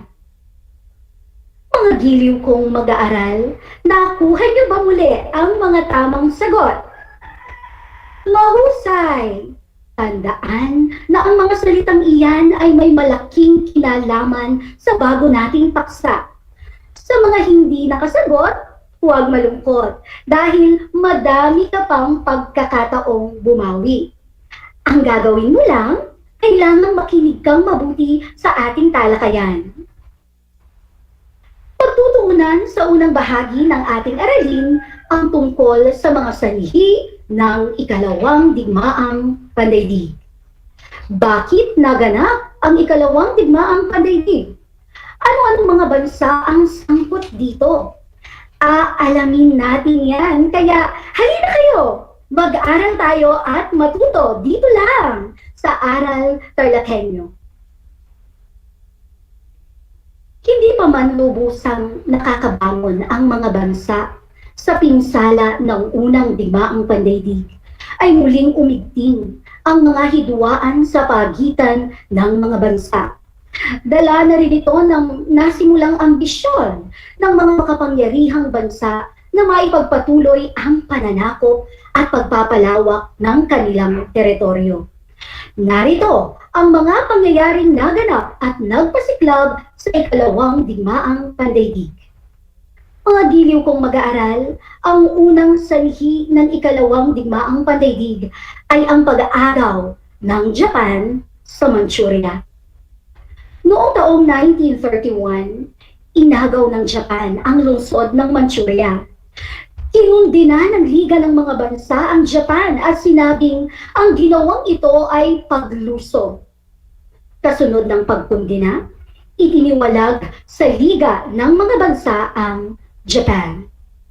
Sa panahong iyon, inagaw ng Japan mula sa China ang Manchuria dahil sagana ito sa hilaw na materyales na kailangan ng Japan at sa pagiging malawak nito na maaaring tirahan ng mga migranteng Hapones.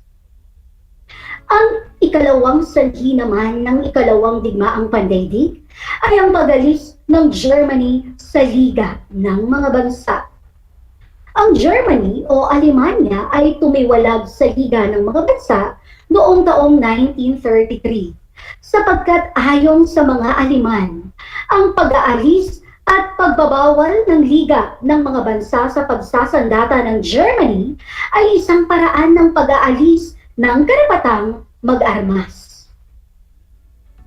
Matapos tumiwalag, pinasimula ni Adolf Hitler, ang leader ng mga Nazi, ang muling pagtatatag ng sandatahang lakas ng bansa. Layon ni Hitler na labagin ang mga kasunduan sa Versailles na naglagay sa Germany sa kahiyahiyang kondisyon upang makabangon sa pagkagapi sa unang digmaang pandaigdig. Pinagbalakang mabuti ni Hitler ang muling pananakop. Bilang sagot ng mga bansa sa paghahanda ng Germany, ang France ay nakipag-alyansa sa Russia laban sa Germany. Pinalilimitahan naman ng Inglaterra ang bilang o laki ng puwersa ng Germany. Ngunit sa kabila nito'y nagpadala pa rin ng tropa sa zona ang Germany. Mga gilo kong mag-aaral, ang ikatlong sanhi ng ikalawang digmaang pandaigdig ay ang pagsakop ng Italia sa Ethiopia. Sa pamumuno ni Benito Mussolini, sinakop ng Italia ang Ethiopia noong taong 1935. Tuwirang nilabag ng Italia ang kasunduan sa Liga o Covenant of the League. Patindi ng patindi ang mga naging kaganapan at unti-unti na rin inyong nalalaman ang mga pinuno, ang mga bansa, at kanilang mga ginawang paglabag na naging mitya ng ikalawang digmaang pandaigdig. Hindi pa diyan natatapos, kaya manatiling nakasubaybay dito pa rin sa ating Aral TarlakHenyo. Ang ikaapat na sanhi ng ikalawang digmaang pandaigdig ay ang digmaang sibil sa Spain. Ang digmaang sibil ay isang uri ng digmaan sa pagitan ng mga itinatayong grupo sa isang bansa. Nagsimula ang digmaang sibil sa Spain noong taong 1936 sa pagitan ng dalawang panig, ang Pasistang Nationalist Front at ang Sosyalistang Popular Army. Nanalo ang mga nasyonalista. Marami ang nadamay sa digmaang sibil ng Spain dahil sa pakikialam ng ibang bansa. Dumako naman tayo sa ikalimang sanhi ng ikalawang digmaang pandaigdig, ang pagsasanib ng Austria at Germany o tinatawag na Anschluss. Nais ng mga mamamayang Austriano na maisama ang kanilang bansa sa Germany. Ngunit ang pagsisikap na ito ay sinalungat ng mga bansang kasapi sa Allied Powers na binubuo ng Pransya, Gran Bretanya at Estados Unidos. Dahil sa kasunduan sa pagitan ng Italia at Germany na kinalabasan ng Rome-Berlin Axis noong taong 1936, ang pagtutol ni Benito Mussolini sa nasabing unyon ng Austria at Germany ay nawalan ng bisa noong taong 1938. Mga giliw kong mag-aaral, ang ika-anim na sanhi naman ng ikalawang digmaang pandaigdig ay ang paglusob sa Czechoslovakia. Noong Setyembre 1938, hinikayat ni Hitler ang mga Aleman sa Sudeten na pagsikapan na matamo ang kanilang otonomiya. Dahil dito, hinikayat ng Inglaterra si Hitler na magdaos ng isang pulong sa Munich. Ngunit, nasakop ni Hitler ang Sudeten at noong 1939, ang mga natitirang teritoryo ng Czechoslovakia ay napunta na rin sa Germany. Ang ikapitong sanhi ng ikalawang digmaang pandaigdig ay ang paglusob ng Germany sa Poland. Ito ang huling pangyayari na nagpasiklab sa ikalawang digmaang pandaigdig, ang pagpasok ng mga Aleman sa Poland noong 1939. Ang pagsakop na ito ay pagbaligtad ng Germany sa Russia na kapwa pumirma sa kasunduang Ribbentrop-Molotov, isang kasunduan ng hindi pakikidigma. Ang pagbaligtad na ito ay dulot ng sumusunod na pangyayari. Una, ang hindi pagsali ng Russia sa negosasyon tungkol sa krisis ng Czechoslovakia. Pangalawa, ay ang pagkainis ng Russia sa Inglaterra nang ang ipinadalang negosyador ng Inglaterra sa kasunduan ng pagtutulungan o Mutual Assistance Act ay hindi importanteng tao. Mula sa ating talakayan, nalaman ninyo ang mga sanhi sa pagsiklab ng ikalawang digmaang pandaigdig. Mahalagang malaman ang mga pangyayaring ito upang higit na maunawaan ang mga susunod nating aralin. Natitiyak ko ngayon na kayang-kaya na ninyong isa-isahin ang mga sanhi ng ikalawang digmaang pandaigdig. Halika, samahan mo ako at isa-isahin natin ang mga ito.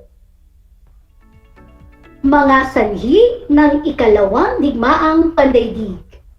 Una, pag-aagaw ng Japan sa Manchuria. Pangalawa, pag-alis ng Germany sa Liga ng mga Bansa. Pangatlo, pagsakop ng Italy sa Utopia. Pang-apat, digmaang sibil sa Spain. Panglima, pagsasanib ng Austria at Germany. Pang-anim, paglusob sa Czechoslovakia.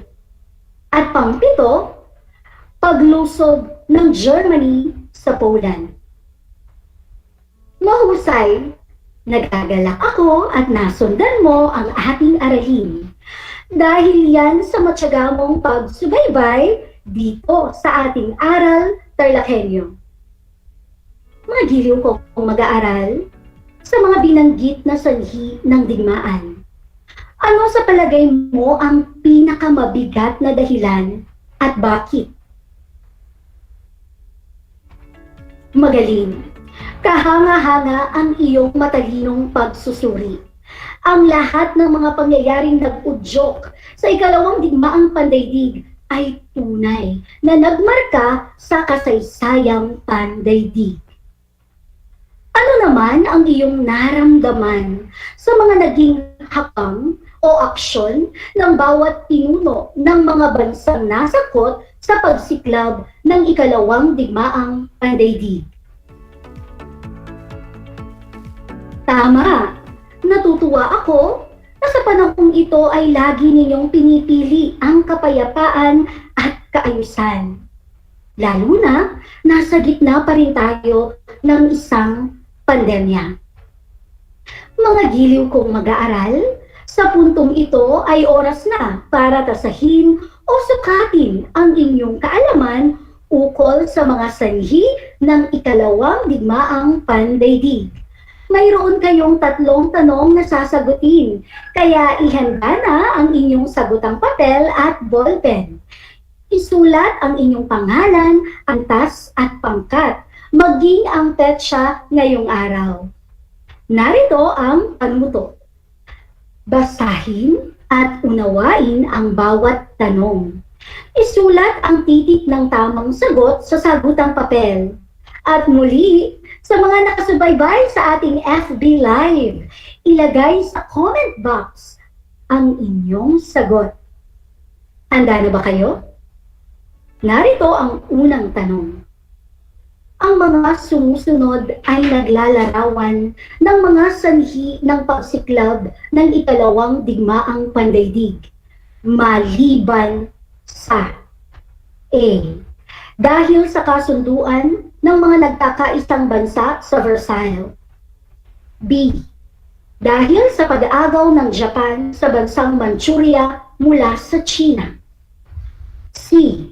Dahil sa pagsakop ng Germany sa Poland at Czechoslovakia. D.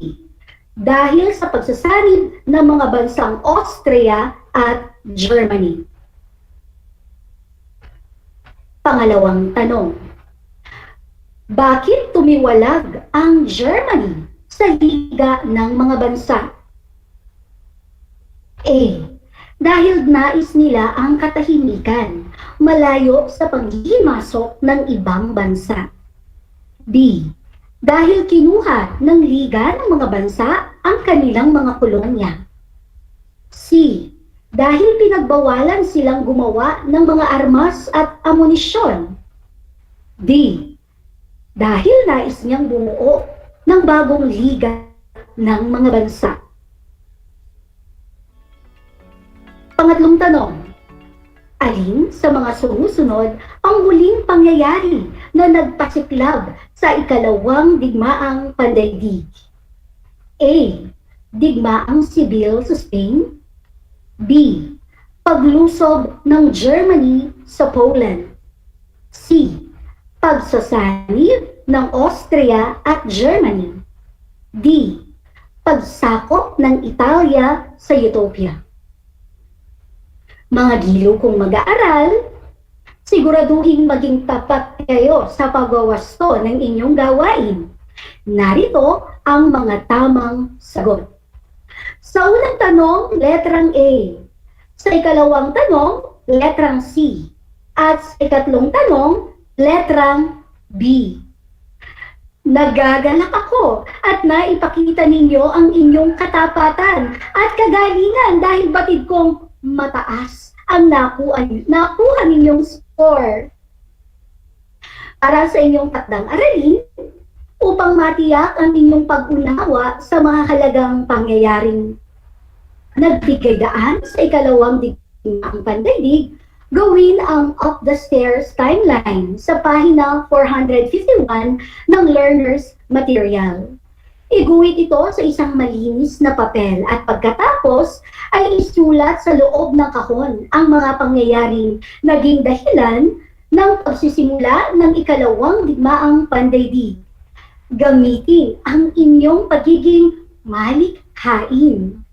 Pagkatapos nito ay kunan ng larawan at ipadala sa FB Messenger account ng inyong guro sa Araling Panlipunan Grade 8. Sa mga walang access sa internet, maaaring ipasa ng inyong mga magulang o guardian ang ginawang activity sa inyong paaralan sa itinakdang araw at petsa ng pagsusoli at pagkuha ng module. Tandaan, mahalaga ang pagsunod sa health protocols gaya ng pagsusuot ng face mask, pagsusuot ng face shield, paghuhugas ng kamay at lalong-lalo na ang physical distancing. Isang leksyon na naman ang ating natapos talakayin upang mas maunawaan ninyo ang ating aralin tungkol sa mga sanhi ng ikalawang digmaang pandaigdig ay basahin muli ang inyong learners material sa pahina 449 hanggang pahina 450. Sa susunod na talakayan, samahan ninyo akong muli at tatalakayin na natin ang tungkol sa pagsiklab ng ikalawang digmaang pandaigdig. Inaasahan kong kayo'y natuto sa ating talakayan sa araw na ito. Muli, ako ang inyong naging teacher broadcaster, Ginang Jennifer Ocoma Hanoya ng Tarlac National High School, na nagsasabing, ang pag-aaral ng Araling Panlipunan ay daan sa pagiging makadiyos, makatao, makakalikasan, at makabansa. Hanggang sa muli.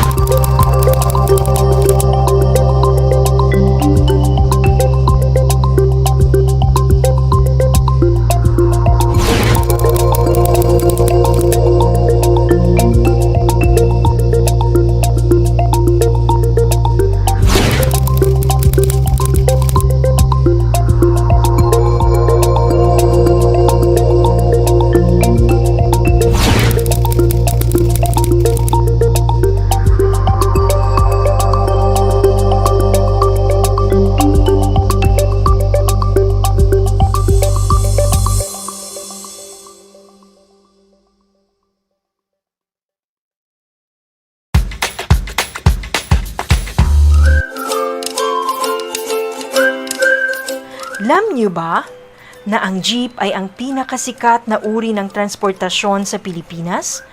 May nagsasabi na ang pangalang jeep ay hango sa salitang jeepy na ang ibig sabihin ay general purpose or government purpose na naglalarawan ng military jeep na ginamit noong World War II. Pagkatapos ng digmaan, iniwan na ng mga sundalong Amerikano ang libu-libong jeep sa kalsada ng Maynila. Ang matibay at makulay na jeepney nga raw ay truly mestizo dahil sa half local at half foreign na katangian nito. Alam nyo na, yan ang jeepney! Good morning, grade 5 learners. How are you today? Welcome to Aral TarlakHenyo here on RTV Tarlac, Channel 26. Simulcast over DCTC, Radyo Pilipino, Tarlac. I am Sir Joshua Evaristo, your teacher broadcaster, aiming to give you another fun-filled learning experience, serving you with the different skills learned and have fun together.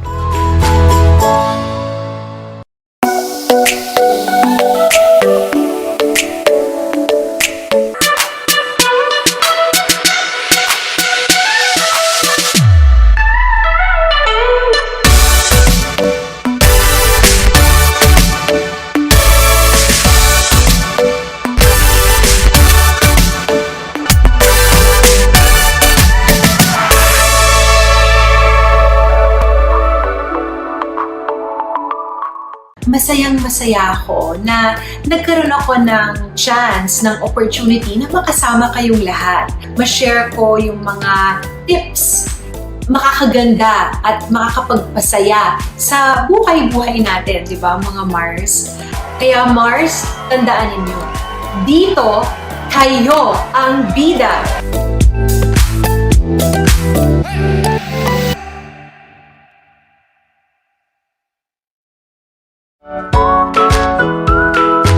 Ang aking pagbati at paghanga sa inyong patuloy na pag-aaral.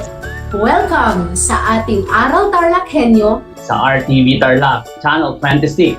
At sa DZTC, Radyo Pilipino Tarlac. Narito na ang paaralang walang sawang naglilingkod Mula dito sa Villa Dipay. mula dito sa bayan ng San Manuel. Mula sa bayan ng San Clemente. mula sa Santa Ignacio, Mula sa bayan ng Victoria. Mula sa lungsod ng Tarlac. Teacher Jury Andres Madriaga, ang inyong teacher broadcaster para sa ika-4 na baitang ng PE.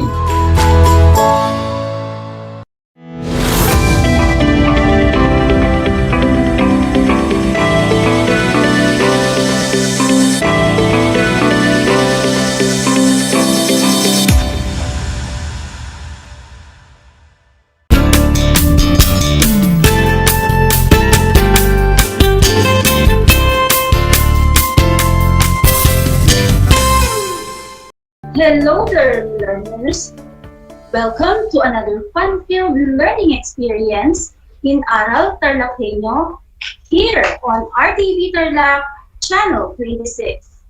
Simulcast over DZTC, 828, Radio Filipino Tarlac. We are also seen via Facebook live stream and via Channel 100 of Converge Cable TV. Today is the 25th of May, 2021, and we are broadcasting from Benigno Ezequino National High School. I will be your teacher broadcaster for TLE, Home Economics, Bread and Pastry Production Aid, Teacher Edelisa I. Reyes. Time check, it is now exactly 2 in the afternoon. How are you today, my dear grade 8 students? Well, I may not see the smiles on your faces right now, but I do feel your excitement. Yes, your excitement in learning new skills today. Have you taken your snacks already?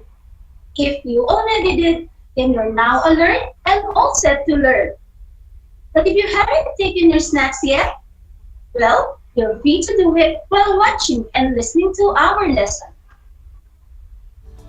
As you join me today, class, I want you to be reminded of the following. Please a comfortable place in your respective homes that is free from noise, so that you can hear me loud and clear. You can also get your compendium of notes in TLE, Bread and Pastry Production A, 4th quarter. You should also have your pen, paper, and notebook with you. This can help you in taking note of the important terms that I'm very sure you don't want to miss, right? If you have some questions in mind, feel free to ask them by typing in the comment section in our Facebook live stream. Or you can text me through my personal number, which is 0918-673-2620. And I will surely love to answer them for you. At this point, I want you to open your compendium of notes and let's have a quick review of our previous lesson. Do you still remember our past lesson, class? Excellent, my dear students. I am very glad to know that you still remember our past lesson. And yes, it is about the different baking tools and equipment used in baking. Last time, we classified some baking tools and equipment, right class? Can you identify these classifications? Very good, my dear students. Our baking tools and equipment are classified into 7 categories. And the 7 categories are measuring tools, mixing tools, cutting tools, miscellaneous tools, decorating tools, baking wares, and ovens. For me to check if you really understood our lesson last time, I want you to work on the activity that I have prepared. Here's what you're going to do. I have here 5 different tools and equipment that are commonly used in baking. What you need is to classify them according to their functions and categories. The categories listed on our table are measuring tools, cutting tools, mixing tools, and decorating tools. The given tools and equipment for you to classify are the pastry bags, muffin pans, the set of mixing bowls, the set of measuring cups and spoons, and the dough cutters. Using your pen, paper, or notebook, I want you to complete the table by supplying the following tools and equipment accordingly. I shall give you 10 seconds to complete this activity. And your 10 seconds starts now.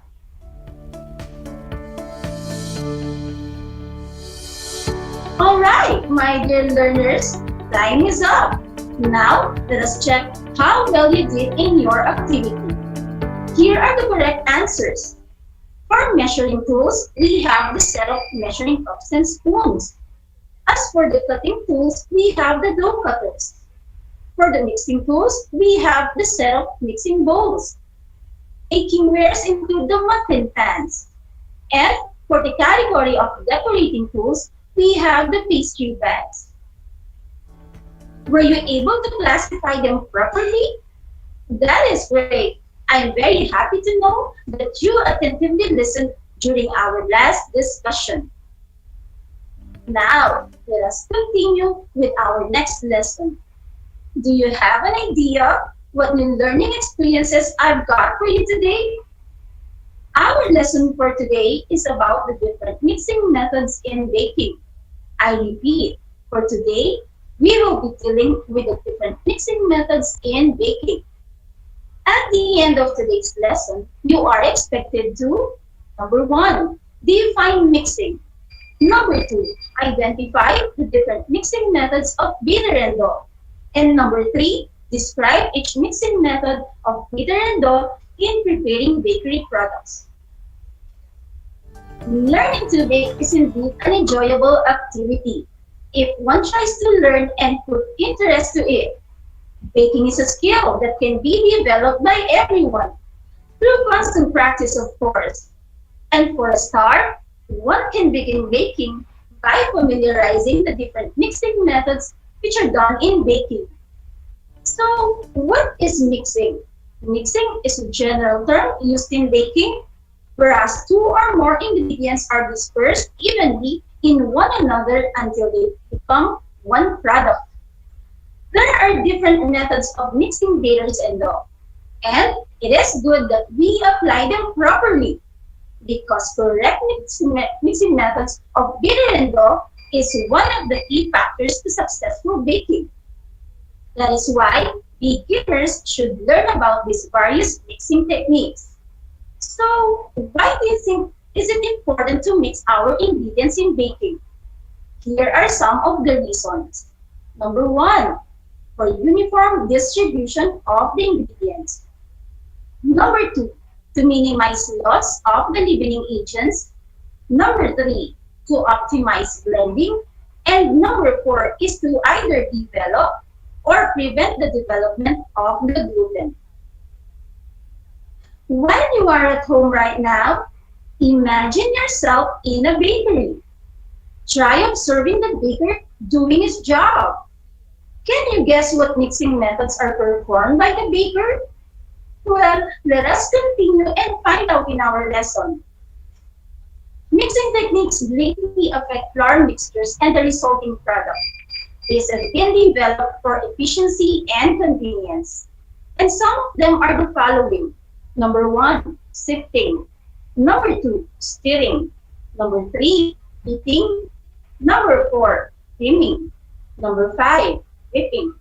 Number six, folding. Number seven, cutting and folding. Number eight, cutting in. And number nine is kneading. Now, let us describe each method for you to further understand. Again, using your pen, paper, or notebook, I want you to jot down keywords to easily distinguish and remember one method from the other methods. And let's start with the first method, which is sifting. Sifting is the process that separates coarse particles in the ingredients like flour and sugar by passing this through a sieve. In this process, air is being incorporated. This method is commonly done prior to the measurement of dry, powdery ingredients as flour. In performing this method, we usually use a flour sifter. But in the absence of the flour sifter, and as you can see on your screen, we can always resort to the use of a strainer instead, which is very much common in our respective households, right class? Sifting makes flour lighter and helps the flour easily and evenly combine with the rest of the ingredients since lumps are being removed. The second method is stirring. Stirring is often done by rotating a wooden spoon through a mixture as long as necessary until the ingredients are combined.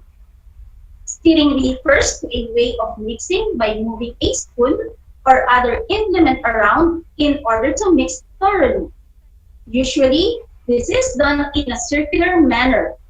Stirring should be stopped as soon as the ingredients are combined. Sometimes, overdoing the process of stirring leads to overmixing that may spoil the texture of some baked products as cakes and muffins. Beating is the third method of mixing. Beating refers to the process of incorporating air into the mixture by means of mechanical agitation. When we say mechanical agitation, it means that we need to use either a fork, a wire whisk, or an electric food mixer in order for us to mix our ingredients. I am pretty much sure that you are very familiar with this method.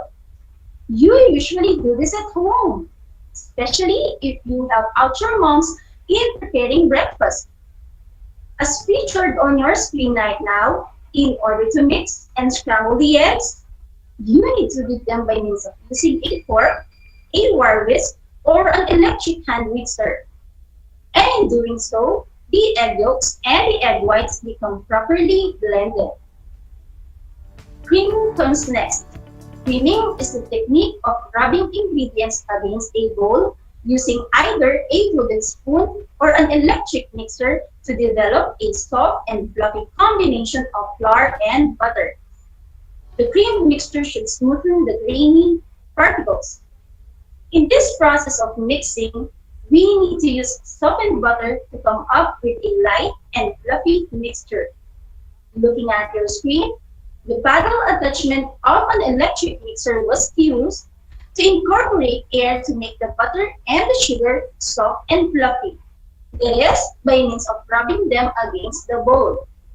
This method of mixing is especially done during cookie and butter cake preparations as for products like chocolate chip cookies and marble cakes. Moving on, we have the next method, which is whipping. Whipping is the process of beating an ingredient vigorously to incorporate air, which makes the ingredients frothy. This is done with the aid of a wire whisk or an electric mixer with its balloon attachment. During the process of whipping, the agitated air bubbles that are added cause the fat globules to begin to partially combine and create a stabilized network. As a result, the volume roughly doubles. And among the good examples of whipped products are egg whites, which are whipped until they form stiff peaks, forming the so-called meringue, and heavy cream, which is transformed into whipped cream. Are you able to get all the details, class? Okay, let's continue with the next mixing method, which is folding. Folding is working with two ingredients very gently to retain air in the mixture. This method is most efficiently done by hand. Folding requires careful combination of two mixtures of different thickness and weight into one smooth mixture. Sometimes, dry ingredients are sprinkled on top of the fluffy mixture and folded gently and gradually. If the ingredients to be folded are liquid in form, just like what you're seeing now, you can pour less fluffy one on top of another and gently mix them together. Folding is a technique specially done for delicate products such as in cake preparations. Cutting and folding is the next method. Cutting and folding is mixing ingredients by cutting vertically into the mixture with a rubber scraper or a spoon and turning over and over by gliding the spoon across the bottom of the mixing bowl at each turn. To cut and fold is to combine mixtures by using two motions. That is, by means of cutting through the mixture and by means of folding the mixture over the upper portion. As you can see in your screen, the bitter mixture is being mixed carefully with the meringue by means of using the cutting and folding method. This method is carefully done to stabilize the air that has been incorporated in the meringue.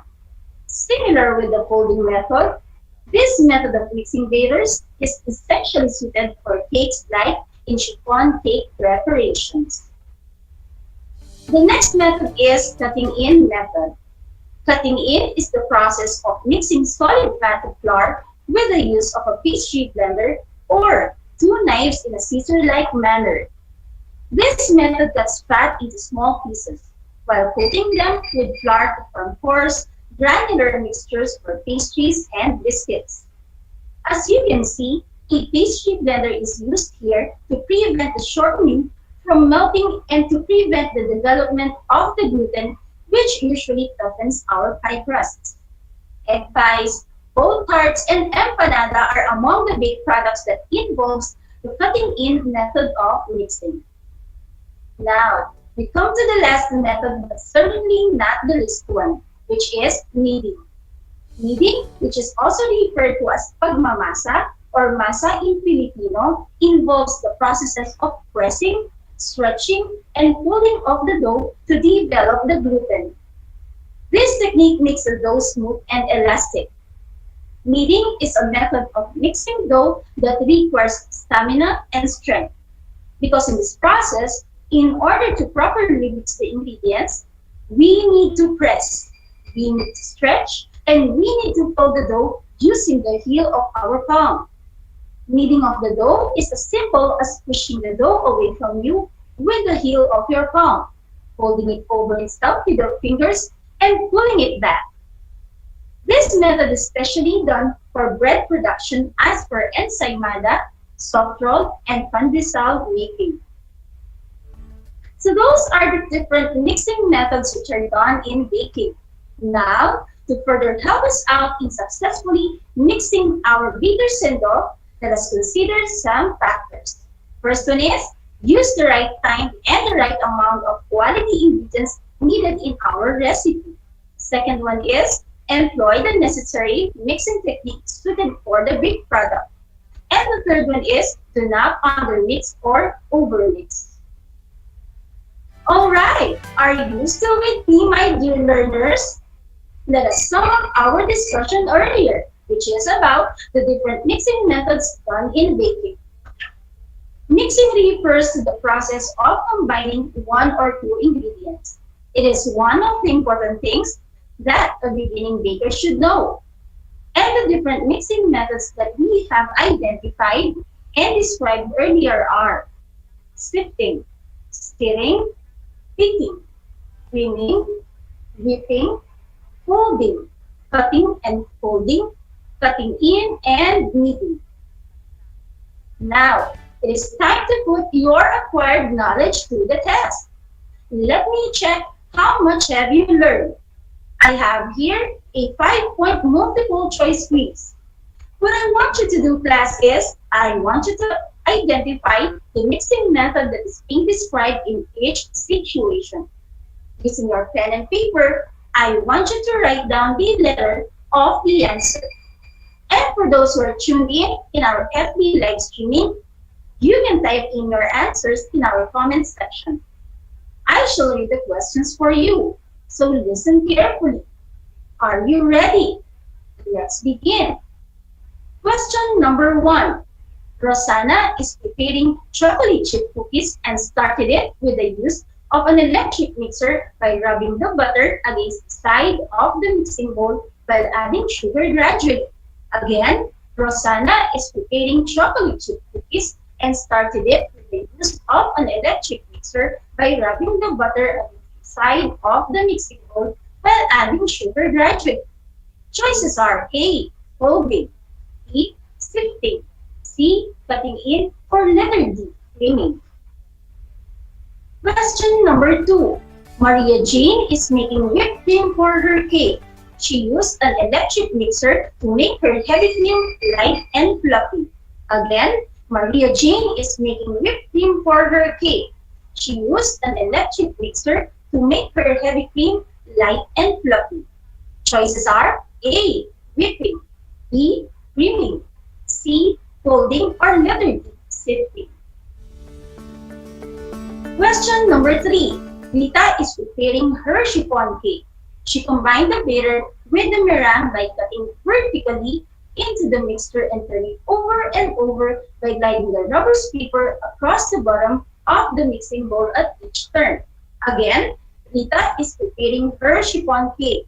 She combined the batter with the meringue by cutting vertically through the mixture and turning over and over by gliding the rubber paper across the bottom of the mixing bowl at each turn. Choices are A. Beating, B. Cutting and folding, C. Stirring, or letter D. Whipping.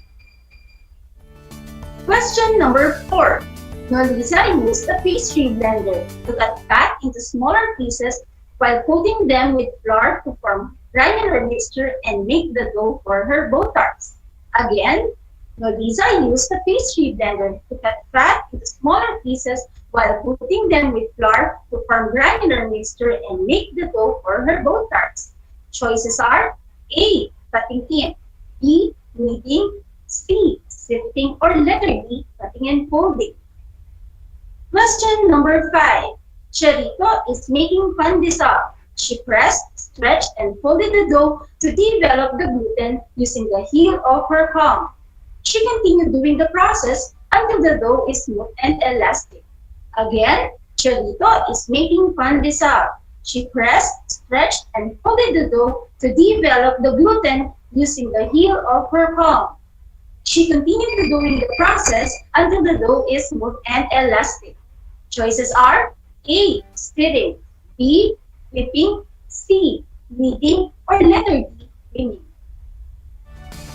Okay, are you done, class?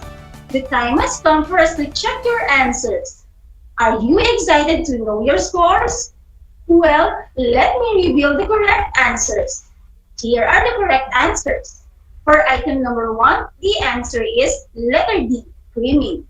For item number 2, it's letter A, whipping. For item number 3, the answer is letter B, cutting and folding. For item number 4, it's letter A, cutting in. And for item number 5, the answer is letter C, reading.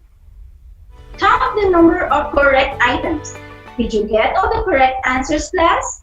Okay, for those who got a perfect score, congratulations! You did a great job. For those who scored 4 and 3, very good. But for those who got 2 and below, well, don't feel bad. You just need to study harder. I know that you can do much better next time. As for your assignment, class, I want you to, number 1, practice, perform, and enumerate the different mixing methods that you can demonstrate correctly by using pancake mixers at home. Number 2, capture videos or photos of each method that you have tried and send them to your TLE teacher either via messenger or you can ask your parents to send them to your respective schools.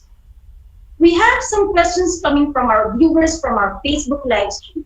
And our question came from Miss Crisette, a grade 8 student from Calhoun High School. Hello, Miss Crisette. And her question goes like this. Teacher, ano po kaya ang mangyayari kung frozen po ang gamit kong butter para sa cleaning process? Thank you, Miss Crisette, for that interesting question. So here's my answer. Using frozen butter in performing the cleaning process will affect the quality of the resulting product. Instead of arriving at a light and fluffy butter sugar mixture, we will end up with a dry mixture. Frozen butter can hold air that captures gases released by the leavening agents used. That is why it is advised that we use softened butter instead of frozen butter. Inasmuch as I do want to answer all your queries, my dear viewers and listeners, the sad thing is, we are running out of time. Anyways, I would certainly love to answer all your questions via text messaging instead through the phone number that I have provided earlier, okay? And that concludes our discussion for today. It was indeed a great learning experience with you. I hope you learned a lot and enjoyed our discussion in PLE, Bread and Pastry Production 8. Before I end up today's session, I would like to invite and encourage you to watch our FB page for RTV Tarlac Channel 26 and our live coverage in Converge Cable TV Channel 100. This has been your teacher broadcaster for today, Teacher Edelisa I. Reyes from Benigno Esquino National High School at Concepcion Tarlac, saying in TLE, we aim for skills, knowledge, and progress. Thank you very much today and stay safe, everyone. Until next time.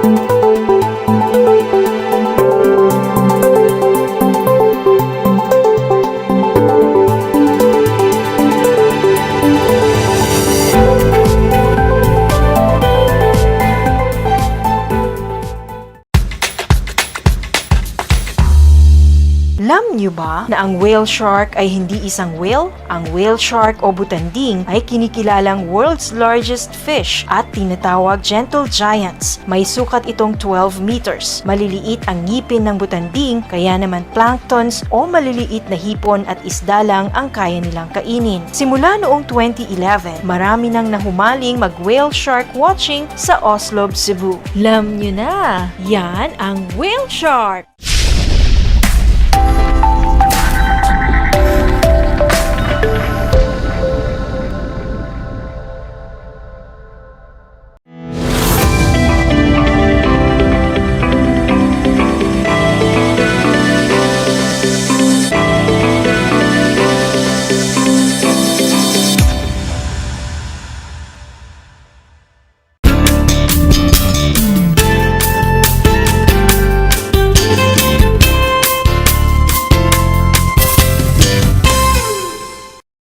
Hello everyone, good afternoon, especially to all grade 8 learners.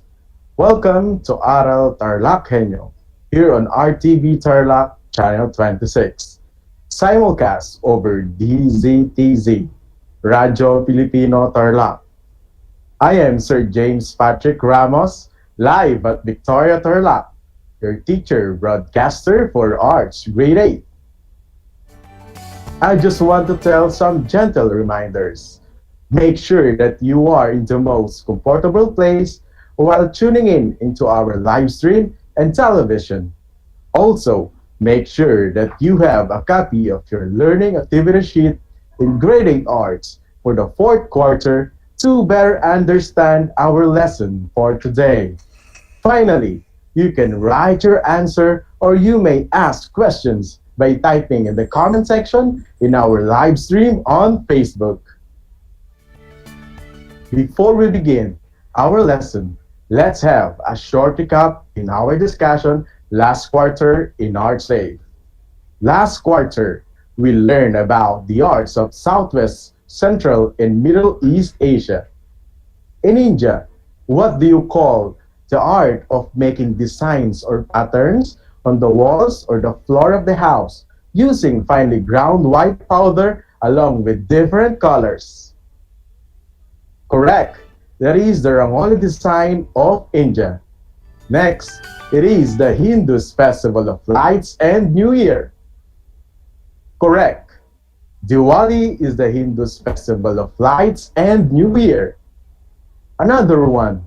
What do you call a henna or paste used in Indian wedding tradition, held the night before the wedding as a way of wishing the bride good health and prosperity? Correct. That is the Mehndi tradition of India.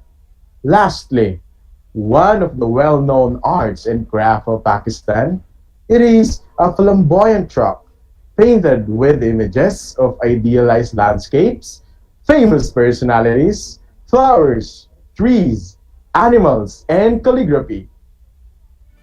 Correct. That is the chalk art painting of Pakistan. Very good. I'm glad that you still remember our previous lessons. You all deserve a round of applause for that. Now, let's proceed. I want you to open your learning activity sheet reassessment entitled 4 Pigs, 1 Word. I know you are all familiar with this activity. You will identify the word based on the pictures shown. These pictures have something to do with our lesson. Are you ready? Again, you can write your answers in the chat box or in the learning activity sheet and send it to your MAPE teacher. I hope everything is ready. Let's start.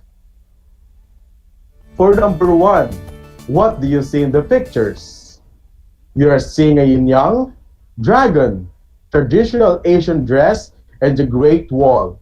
Now, what is the magic word behind these pictures? Very good. The answer is China. Number 2, what do you see in the pictures? The first picture depicts the traditional hairstyle. Next, that is traditional slipper. Another one is Mount Fuji, And the last picture showing a cherry blossom. What do you think is the magic word behind these pictures? Very good. The answer is the land of the rising sun, Japan. For number 3, what do you see in the pictures? The picture depicts a shadow puppet. Next, there is a Komodo dragon. Another one is a popular beach island. And the last picture is showing a symbolic flag with a red and white color in it. What do you think is the magic word behind these pictures? Very good. The answer is wonderful Indonesia. For number 4, what do you see in the pictures? The first picture depicts a river market. Next, that is traditional shadow puppet play. Another one is an elephant, and the last picture is a traditional farmer hut. What do you think is the magic word behind these pictures? Very good. The answer is amazing Thailand. In the last picture, what do you see and observe? You're seeing a stage, popcorn, a mask, and a ticket. What do you think is the magic word behind these pictures? Very good. The answer is cheddar. Now, we will combine all of the answer of on the activity. You have a clue of what our discussion is for today. That's right. We will discuss the traditional cheddar arts of China, Japan, Indonesia, and Thailand. Are you ready to travel and appreciate the theater arts of China, Japan, Indonesia, and Thailand? Okay, let's begin. To start with, China is known for their traditional theater art form, the Peking opera or Beijing opera, which combines music, vocal performance, pantomime, dance, and acrobatics. It started in the late 18th century and became fully developed and recognized by the mid-19th century. During the Qing Dynasty court, it became extremely popular and came to be regarded as one of the cultural treasures of China. Pupils were often handpicked at a young age by a teacher and trained for 7 years on contract from the child's parent.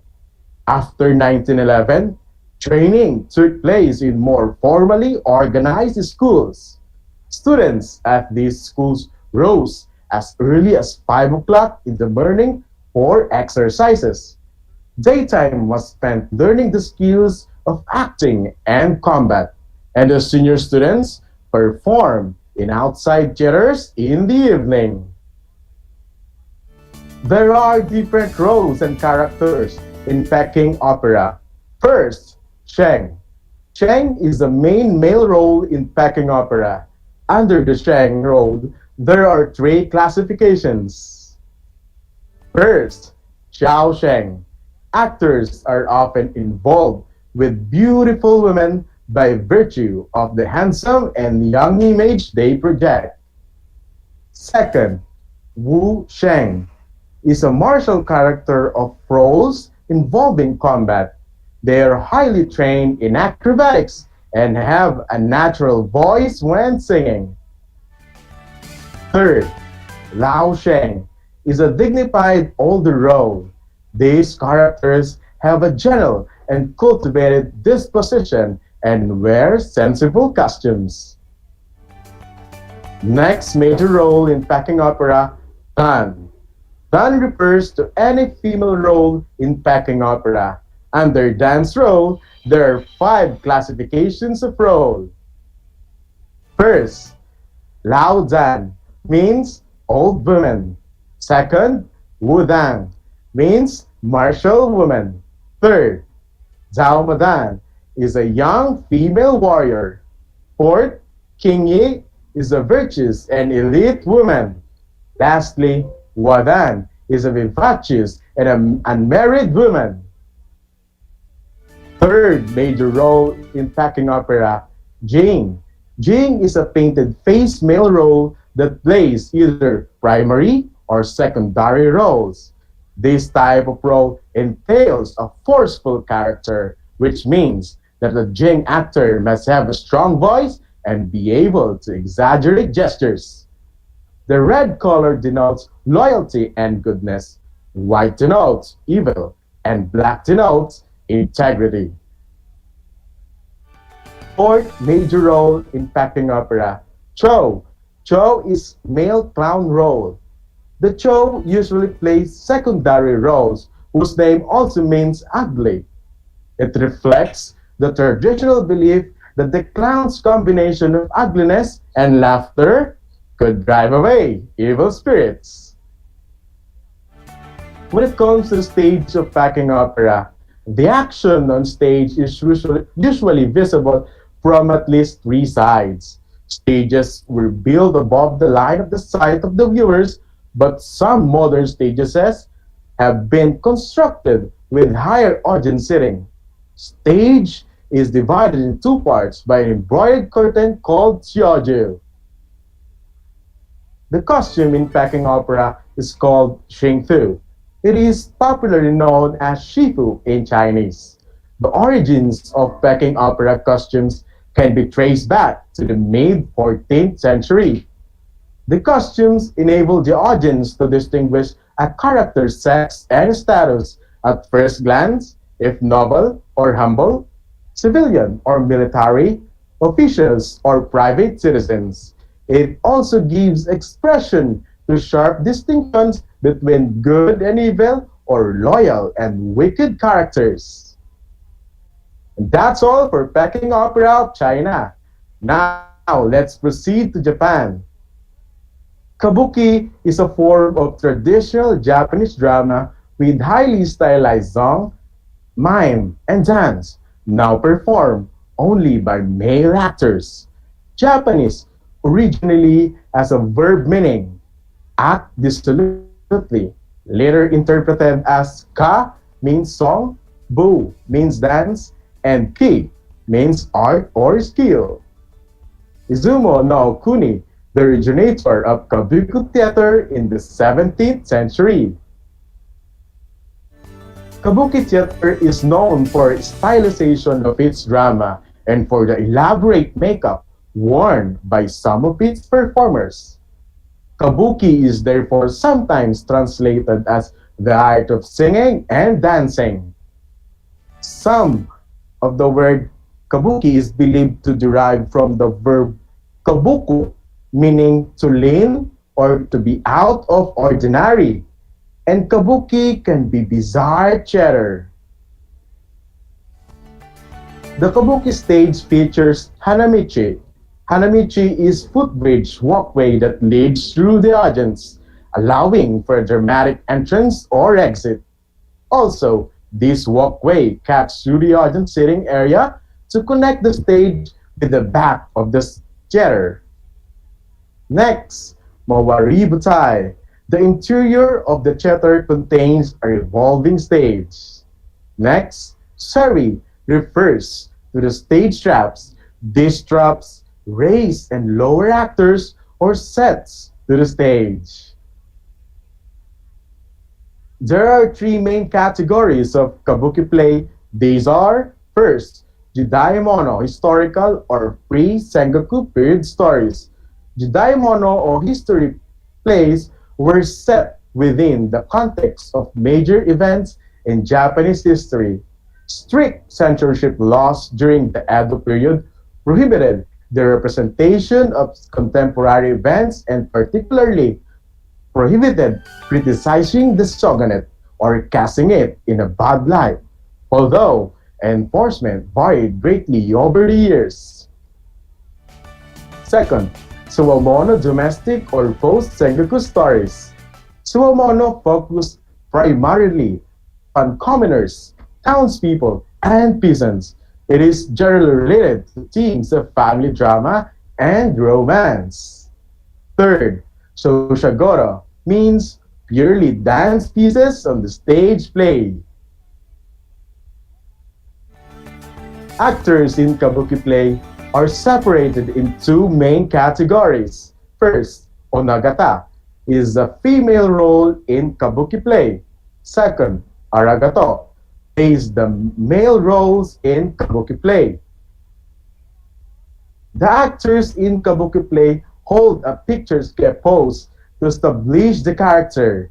That pose is called mie, one of the major elements of kabuki play. It involves stretching the legs wide apart, positioning his body visible to the audience, wiggling his head to draw attention to his face, and he moves his eyes in an exaggerated manner, then freezes. Makeup is also one of the most iconic parts of kabuki. Actors apply their own makeup by painting their faces and necks white, then adding stylized lines in red, black, or blue. The colors and lines that are used tell you what kind of character is being performed. Kabuki makeup provides an element of style easily recognizable even by those unfamiliar with the art form. Rice powder is used to create the white oshure base for the characteristic stage makeup, and kumadori enhances or exaggerates facial lines to produce dramatic animal or supernatural character. The color of kumadori is an expression of the character's nature. The red lines are used to indicate passion, heroism, righteousness, and other positive traits. Pink for youthful joy, light blue for even temper, pale green for peacefulness, blue or black for villainy, jealousy, and other negative traits, green for supernatural, and purple for nobility. And that's all for Kabuki in Japan. Now let's proceed to Wayang Kulit of Indonesia. Wayang refers to the kinds of puppeteers. Sometimes the puppet itself is referred to as wayang. Performances of shadow puppeteers are accompanied by a gamelan orchestra in Java and by gender wayang in Bali. Wayang kulit or shadow puppets is without a doubt the best known of Indonesian wayang. Kulit means skin and refers to the leather construction of the puppets that are carefully shaped with very fine tools and supported with carefully shaped buffalo horn handles and control rods. It was given recognition as a masterpiece of oral and intangible heritage of humanity on November 7, 2003 by UNESCO and required Indonesians to preserve their heritage. Wayang kulit performance consists of shadow cast on a cotton screen and an oil lamp. In Java, most often used as a light source is a halogen electric light. The handwork in making a wayang kulit figure, first, they start from master models, typically on paper, which are traced out on the skin or parchment, providing the figures with an outline and with indications of any holes that will need to be cut, such as the mouth or the eyes. Second, the figures are then smoothed, usually with a glass bottle and primed. The structure is inspected and eventually the details are worked through. A further smoothing follows before individual painting, which is undertaken by yet another craftsman. Finally, the movable parts, upper arms, lower arms with hands, and the associated sticks for manipulation are mounted on the body. That's all for the wayang kulit of Indonesia. Now let's proceed to Thailand's shadow puppet theater. Nang shadow puppet was one form of public entertainment in the south of Thailand. It is still very popular at village festivals, temple fires, and celebrations such as marriages. Its characters are made from intricately cut out and articulated shapes of letter. They are delicately colored, but this does not show during a performance as the puppets appear only in shadow against a white sheet with light shining through from behind. They are manipulated with drugs that control movements of the arms and legs. On the performance of Nang shadow puppet play, there are hundreds of different characters, each with distinctive shadow, but the show will always include the clown, funny old man, Scarl, brain old woman, or rather stupid Yakel, who are all great favorite with the fun-loving audiences. Mr. Suchat Sapsin, one of the most popular shadow puppeteers of Thailand, is a man of many talents. He is not only an expert in the craft of making the puppets, but he is also an award-winning writer and poet. The Nang recites tales of the gods and contemporary people through stories of love, current events, and tradition. The shadow puppets used in the Nang represent the norms and the mores of Thai society. Themes commonly seen in Nang performances include family conflict, fantastic adventures of wandering hero, star-crossed lover and romantic tales, hermits teaching magic to their apprentices, and abandoned children seeking lost loved ones. The Nang attempts to relate to the audience the importance of Thai values and ideologies in a changing world. However, the mystical and historical events remain fundamental in all performances. That's all for today's lesson. I hope you had fun learning these topics. Now, I want you to pay attention to the guide question portion in the learning activity sheet and get ready with your pen because I will assess your learning based from our lesson today.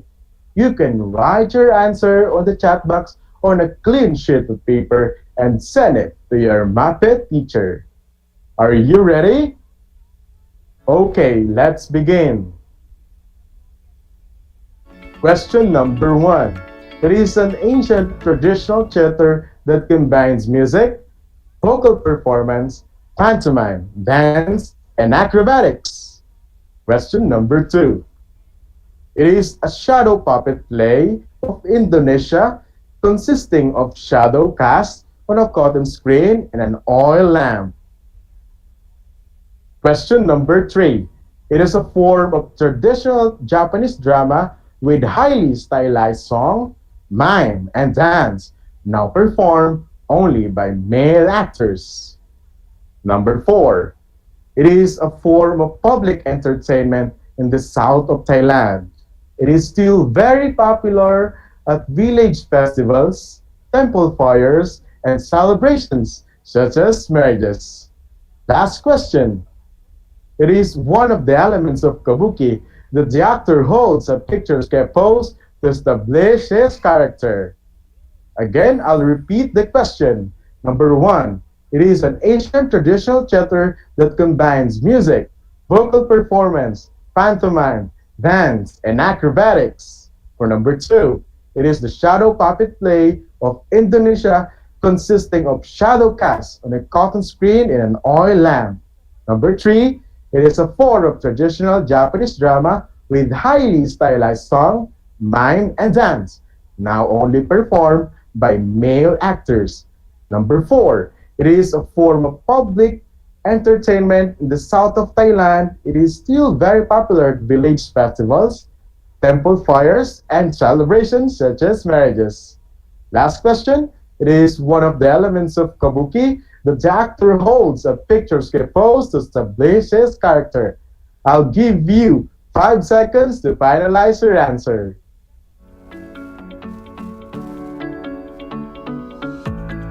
Now, let's check your answer. For number 1, the answer is Peking Opera. For number 2, the answer is Wayang Kulit. For number 3, the answer is kabuki. For number 4, the answer is Nang Shadow Puppet. For number 5, the correct answer is Mie. Again, I'll repeat the answer. For number 1, Peking Opera. For number 2, Wayang Kulit. For number 3, the answer is kabuki. For number 4, the answer is Nang Shadow Puppet. And for number 5, the correct answer is Mie. Congratulations! You did great in your assessment. That's all for today. And if you have questions or clarifications about our lesson, you can send your questions through my messenger or to your Muppet teacher. I hope you learned a lot today. I hope all of you had a great time and enjoyed our lesson. Take note, every human is an artist. The dream of your life is to make beautiful art. That's all for today. Once again, I am Sir James Patrick Ramos, your arts grade 8 anchor teacher. Until next time, happy listening and have a great day.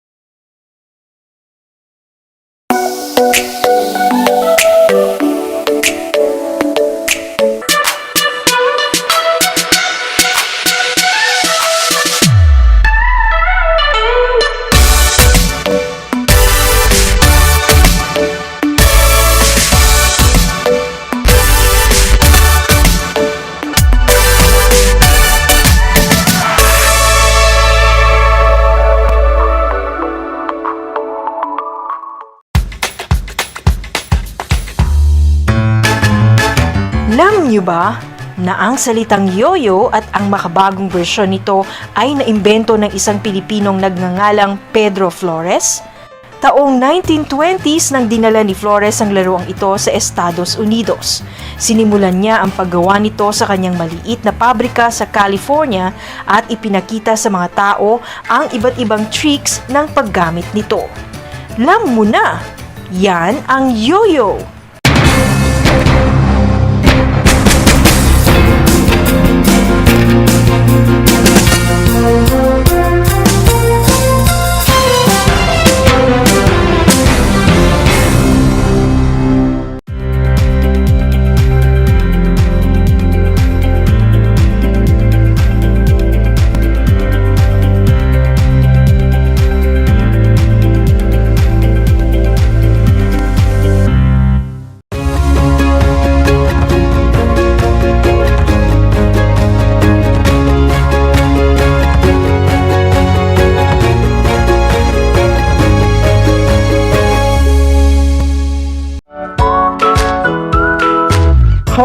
today. Hello, everyone. Hello, learners of Tarlac. Good morning, Mas Talino Grade 4 learners! Welcome to Aral TarlakHenyo Here on RTV Tarlac Channel 26. Simulcast over DCTC. Radyo Pilipino Tarlac.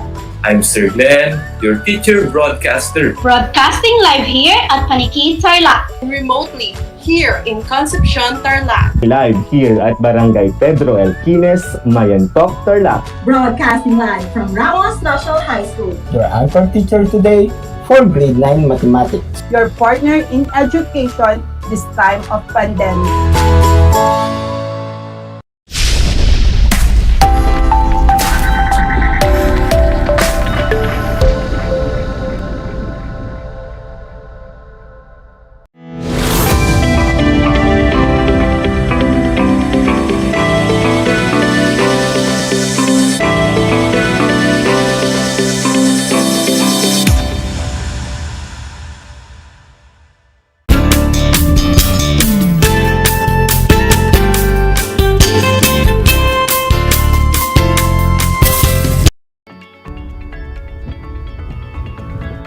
Broadcasting live from San Felipe, San Manuel, Tarlac.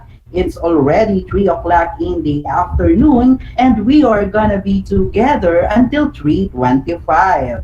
You are now tuning in to Aral TarlakHenyo here on RTV Tarlac Channel 26, simulcast over DZTZ 828 Radyo Pilipino Tarlac.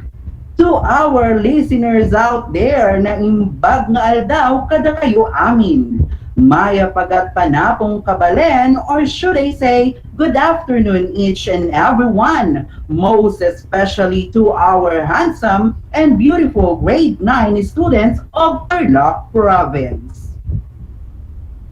This is teacher J.R.O. Messina of San Felipe High School, and it is my joy to be with you on this exciting journey towards understanding on how to judge authors' reasoning. This session will be exciting because we have set of engaging learning activities to be done even at the comfort of your home. These I guarantee you will surely love. Grade 9 students, gear yourself with a pen and printed learning activity sheet of English 9 as we are about to take a leap now for our third lesson. Just sit back, relax, and enjoy while watching, listening, and learning the rest of the broadcast. If you are now ready, be engaged in our today's lesson by typing your answers to our activities later on the comments section of our Facebook Live on RTV Tarlac channel.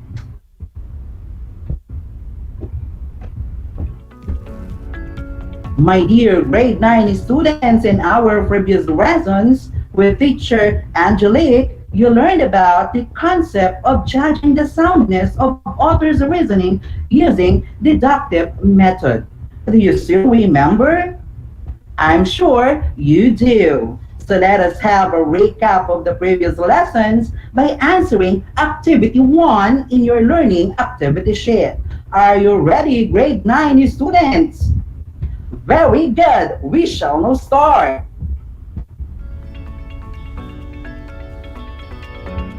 Draw a happy face on the line before each number if the statement follows the deductive method, and sad face if it is not. So class, let us have item number 1. All men are mortal. Joe is a man. Therefore, Joe is mortal. What is the answer? The answer is correct. Happy face. We have item number 2. This cat is black. That cat is black. A third cat is black. Therefore, all cats are black. What is the answer? The answer is sad face. We have item number 3. Bachelors are unmarried men. Bill is unmarried. Therefore, Bill is bachelor.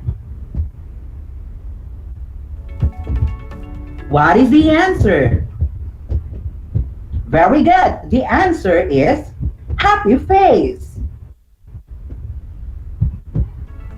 So how's your score? Wow, you did a great one on that. Well done, grade 9 students. It seems that everybody is ready in our session today.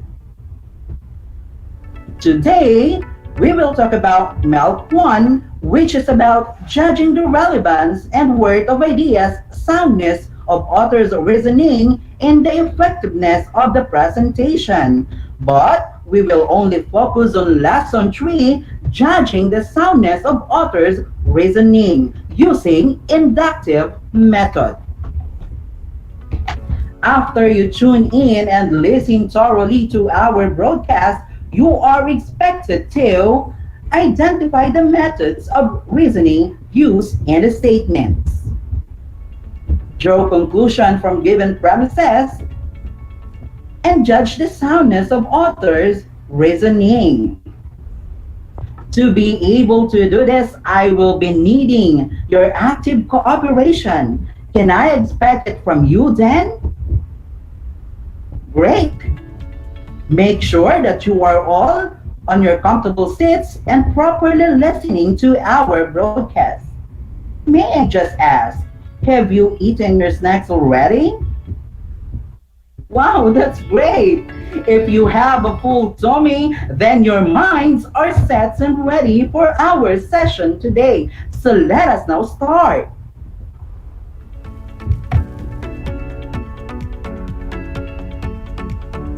Soundness of author's reasoning.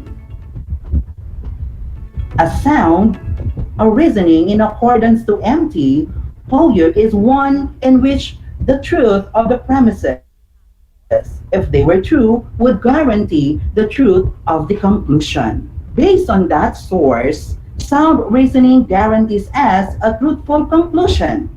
This is a wonderful tool that people can use to find out more facts and truths around them. When it undergoes the processes and it's used correctly, a bigger possibility that the conclusion is true and free from bias and prejudice. For us to be able to understand more about soundness of author's reasoning, you must be familiar with the following elements. So we have claim. This is the writer's stance or overall argument. So here you may ask the question, what do you conclude? Next, we have evidence. Facts or direct quotes that support or prove the claim. And here you may ask again the question, what data proves this claim? Okay, so it's all about the examples. Okay, it's all about the observation. So that is evidence. Next, we have reasoning, the process of making clear how your evidence support your claim. So it goes, how does the evidence support the claim?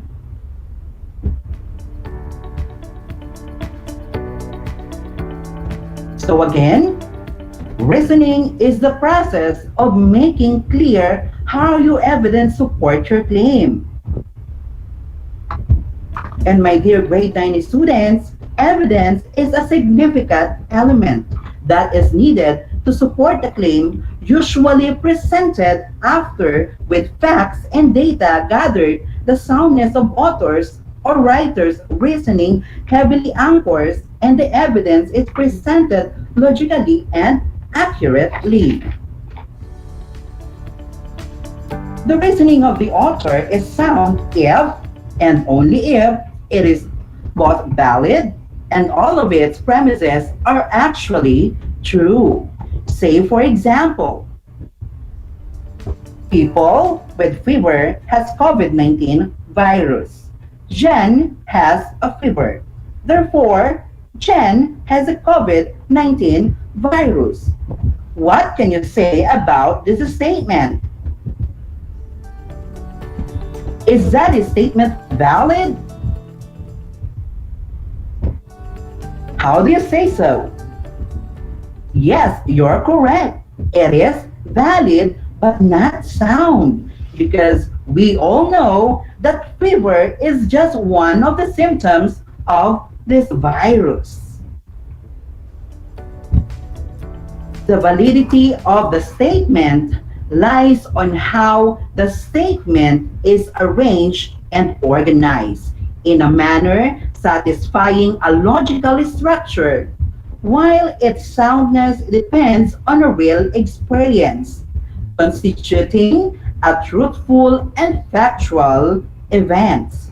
Another, it always intends that the premises provide the sort of justification for the conclusion. Yes, it is right that writers should provide evidences as ideas in the sentence flow. So this time, to know more about premises or evidences and conclusions as well, let us define first inductive reasoning. Inductive reasoning is the process of using examples and observations to reach a conclusion. So as you can see there, we have an arrow from specific going to general. So you in here, you will see specific ideas comes first and followed by general ideas or the conclusion.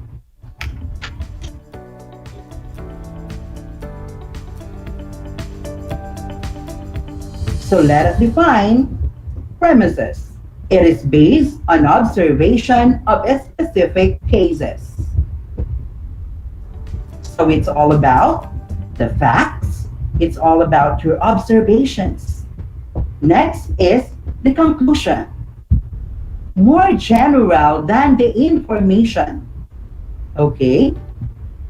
Next is the validity. If the premises are true, the conclusion is probably true. This time, my dear grade 9 students, let us try to study this example.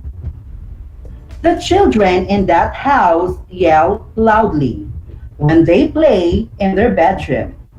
I can hear yelling children in that house. Therefore, the children must be playing in their bedroom. So what can you say about this example? Okay, so let's identify the premises. So we have the first sentence stands as our P1 or premise number 1. And then next, I can hear yelling children in that house is our P2.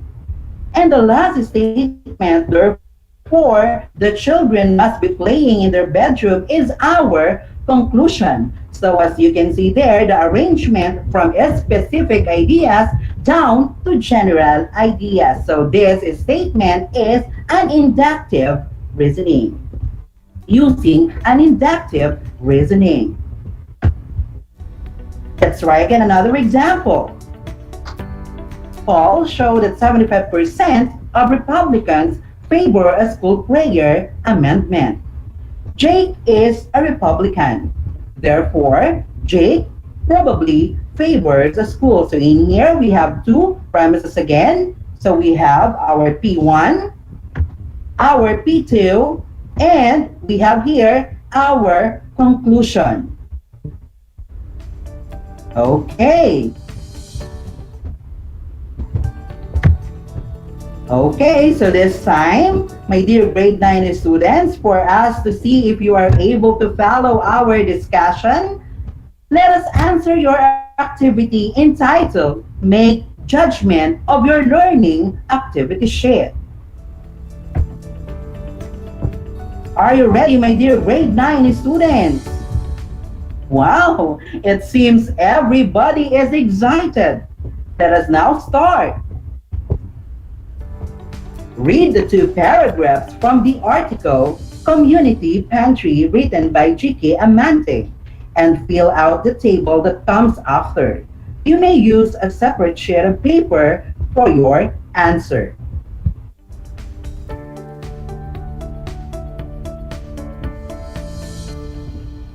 In November, the Social Weather Station or SWS estimated that as many as 4 million families in the Philippines had gone hungry at least once in 3 months before their survey. It based this figure on face-to-face interviews with 1,500 adults. SWS calls this phenomenon involuntary hunger.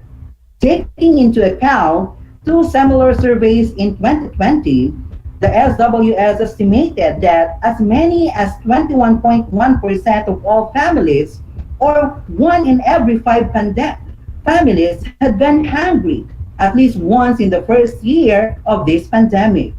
For families who have never known want or hunger, this is a stark reminder of just how difficult the times have been for some of our brothers and sisters. For some of us, hunger is a test of willpower. As said, we temporarily endure because we observe some form of intermittent fasting. For others, it is a real and daily threat. So you may now start answering.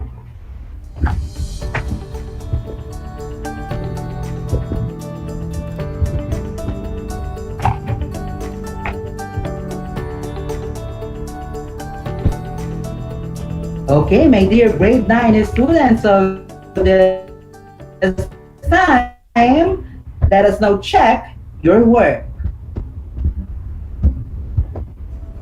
So first, let's identify the evidences. Or should I say claim first? So we have here, 1 in every 5 families had gone hungry at least once in the first year of this pandemic. So that is author's belief or claim. How about the evidences that support the claim?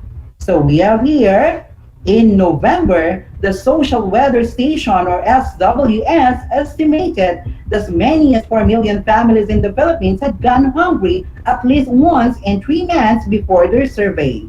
It based this figure on face-to-face interviews with 1,500 adults. SWS calls this phenomenon involuntary hunger, taking into account 2 similar surveys in 2020. So that is our evidences.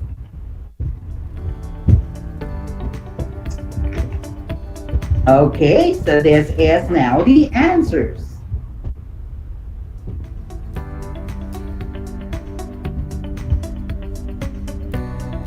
Okay, so this time, to deepen your learning and understanding of our lesson today, let us answer activity entitled Label It Right. So we have here, underline the specific ideas and encircle the general idea in each statement. So we have here item number 1. Some expensive cars are fast, so all expensive cars are fast. So what is the answer?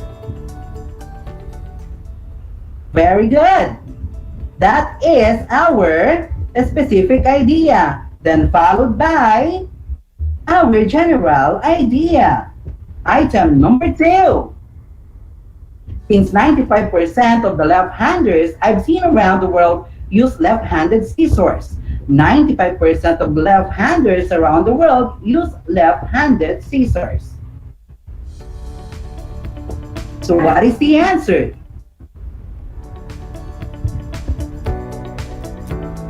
So there you go.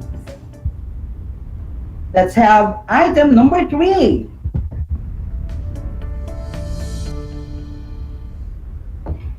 In the summer, there are ducks on our pond. Therefore, summer will bring ducks to our pond. So what is the answer?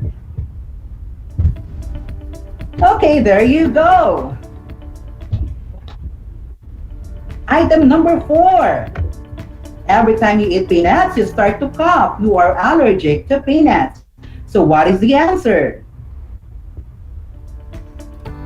Very good. Last item. Jan is an excellent swimmer. His family has swimming pool. Jan's sister must also be an excellent swimmer. So what is your answer, class? Okay, very good. So how's your score, my dear students? Wow, that was a good start. Good job. This time, we have our last activity, draw conclusion. Choose the best conclusion based on the premises presented.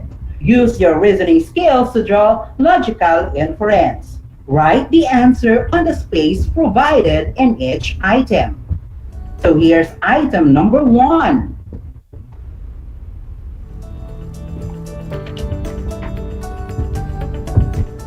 Item number 2.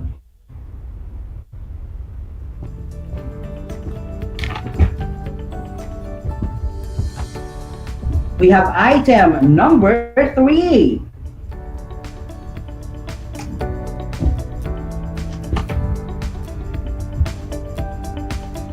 We have item number 4.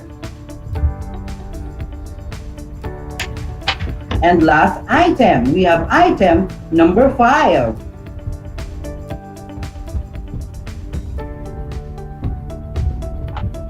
Okay, so let us now check your work. So for item number 1, the answer is B.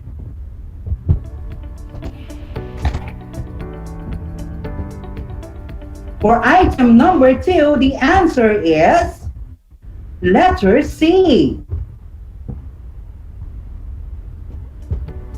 For item number 3, the answer is letter C again. For item number 4, the answer is letter A. And for item number 5, the answer is letter B. So how is your score, my dear students? Wow, that was a great job. 2 thumbs up for you guys. To solidify your understanding about our lesson today, I will let you go through to the final activity of our session today, which I swear you are going to like. For your post-listening viewing activities, answer the following questions.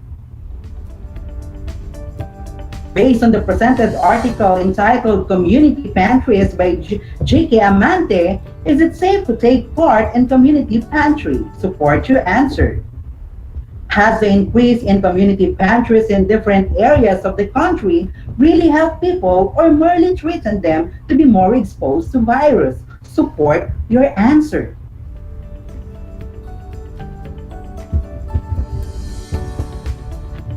Guys, I am so much happy because we are able to discuss the final lesson for English 9, Water for MELC 1.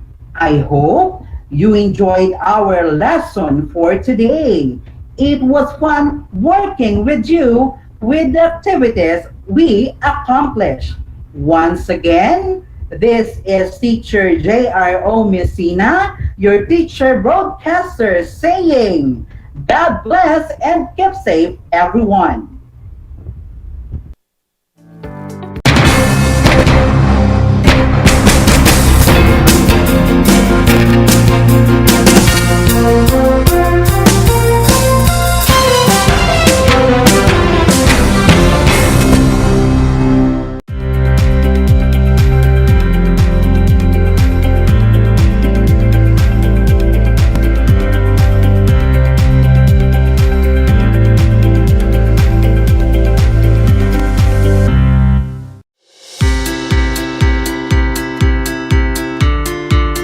Upang matugunan ang mga kinakaharap na pagsubok ng mga guro at mag-aaral sa gitna ng kasalukuyang pandemya, nagsanib tulong sina Congressman Charlie Cojuangco ng unang distrito ng Tarlac, DEPED Region 3 Regional Director Dr. May B. Eclar at Tarlac Schools Division Superintendent Dr. Ronaldo Pozon para sa isang napapanahong proyekto na tinaguriang Project Shine, Aral TarlakHenyo.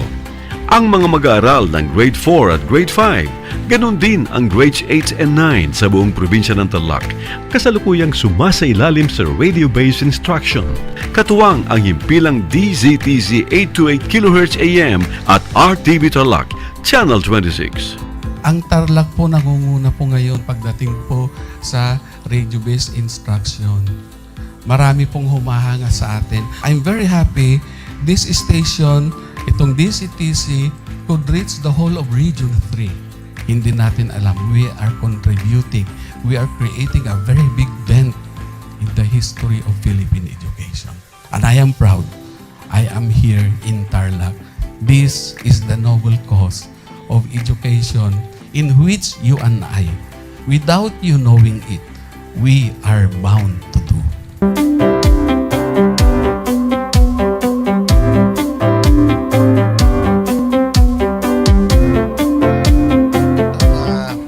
Project natin na Project Shine is a natural consequence dahil sa nangyari sa buong mundo. Let's continue to work together.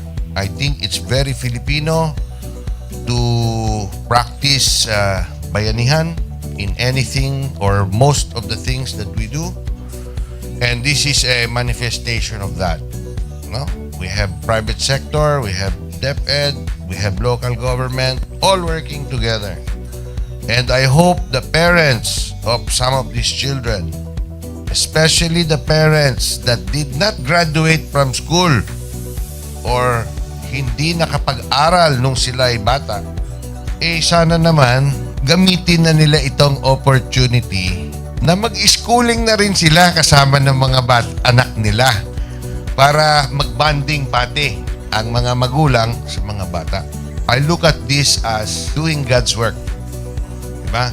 So if you do God's work, it feels right. It's righteous. It's for good, not for evil. Good morning and happy learning, grade 4. Welcome to Aral TarlakHenyo here on RTV Tarlac, Channel 26. Simulcast over DZTZ 828. Radio Filipino Tarlac. I am Teacher Mercy Pacheco Bognot. This is Alistair Aidatu. I am Marie Josephine B. Andrade. I am Teacher Princess Marie M. Dueñas, and I will be your teacher broadcaster for today.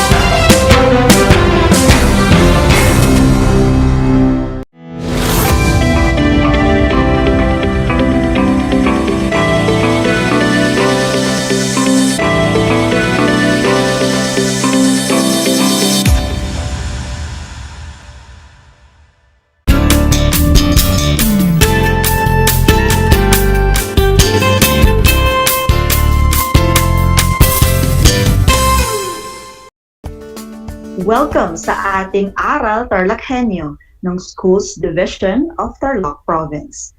Hatid sa inyo ng RTV Tarlac Channel 26 at ng DZTC 828 Radio Pilipino Tarlac. Isang malusog at ligtas na hapon, kabataang TarlakHenyo. Narito na naman tayo, nagsisikap at nagpupunyagi na maging makadiyos, makatao, makakalikasan, at makabansa. Kumusta kayo mga ginigilo kong grade 9 Eco Learners? Ang aking pagbati at paghanga sa inyong masidhing pagpupunyagi na makapagpatuloy sa pag-aaral sa himpapawid upang matuto sa kabila ng hamon ng pagkakataon, ang COVID-19 pandemic. Ako ang inyong guro sa Araling Panlipunan, Ma'am Pops P. Macalino, broadcasting live from home dito sa bayan ng Concepcion, Tarlac. Sasamahan at gagabayan kayong maunawaan ang nilalaman ng ating aralin patungkol sa Human Development Index. Ngunit bago pa man tayo magsimula sa ating talakayan ay narito muna ang tatlo sa ating mga paalala. Una ay siguraduhin nyo na kayo ay nasa isang lugar ngayon na komportable at maayos na napapanood via RTV Tarlac Channel 26 at tayo rin ngayon ay napapanood na sa Converge Cable TV Channel 100. At syempre sa mga nakatutok sa atin sa ating FB Live at YouTube channel. At syempre, tayo rin ay sabayang napapakinggan sa DZTC 828 AM.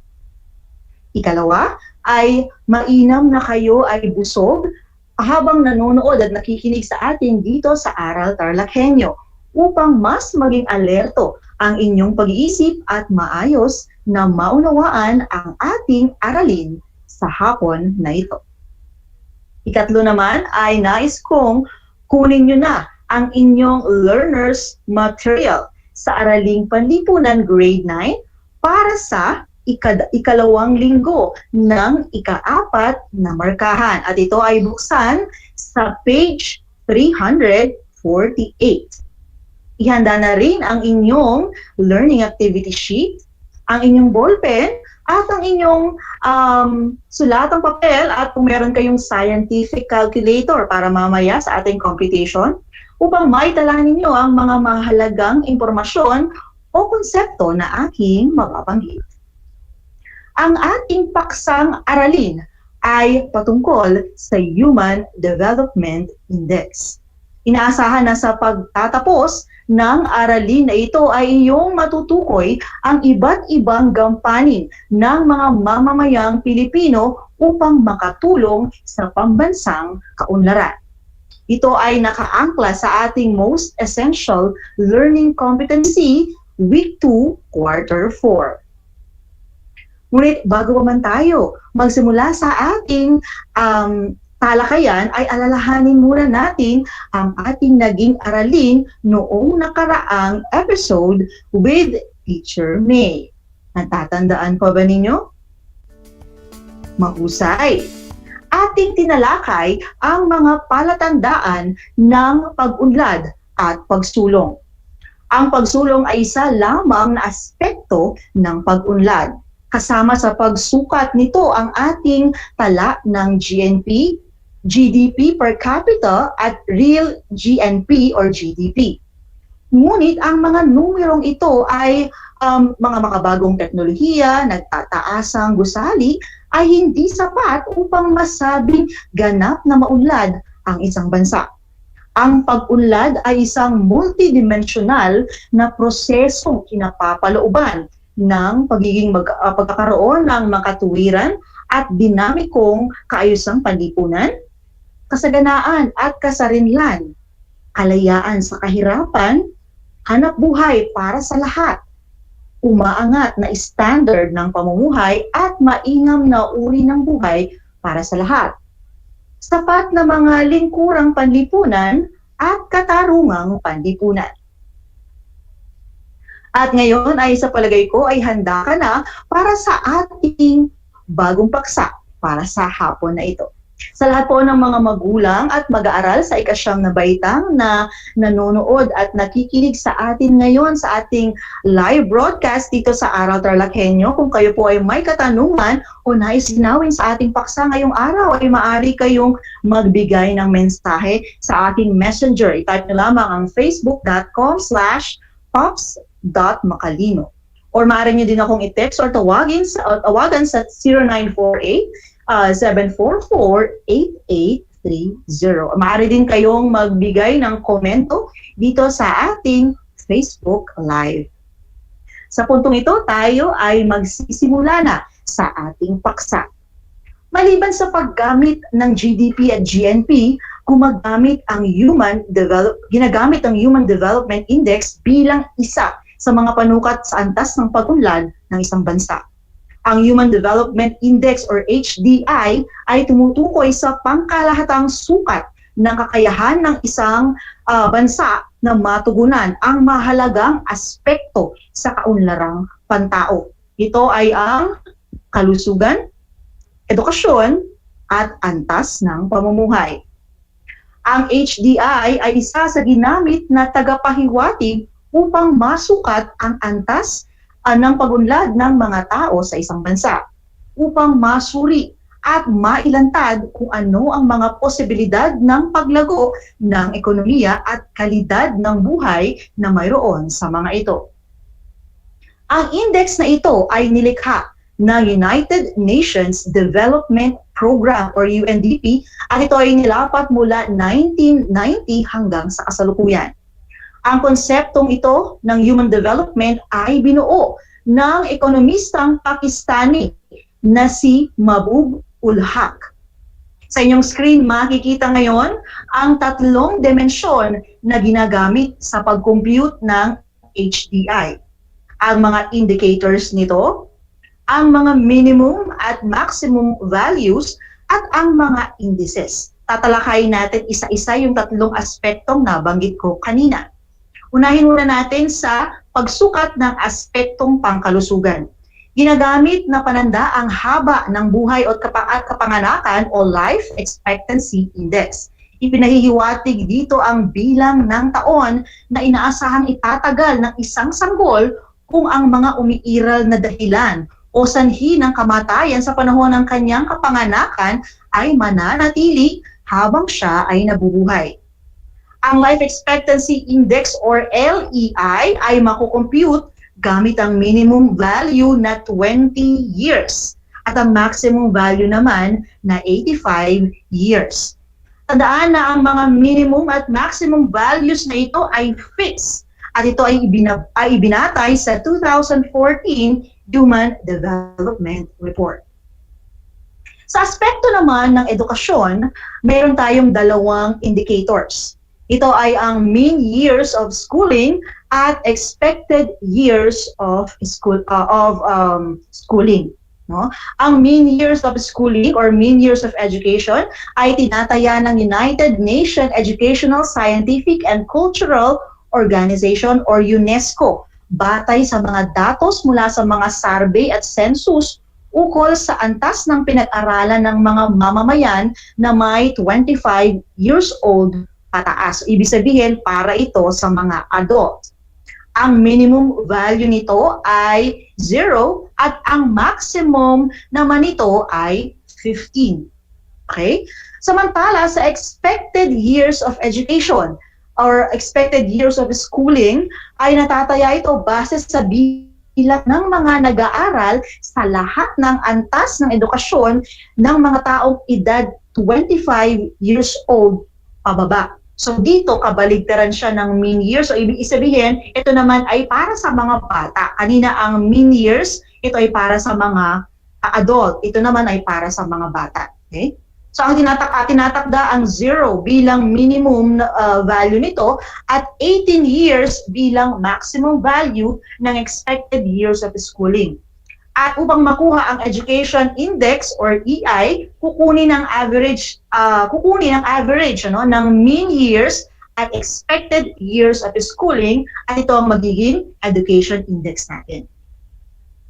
At sa aspekto naman ng antas ng pamumuhay ay nasusukat gamit ang gross national income per capita. Ang minimum values naman ito ay $100 at ang maximum values nito ay $75,000.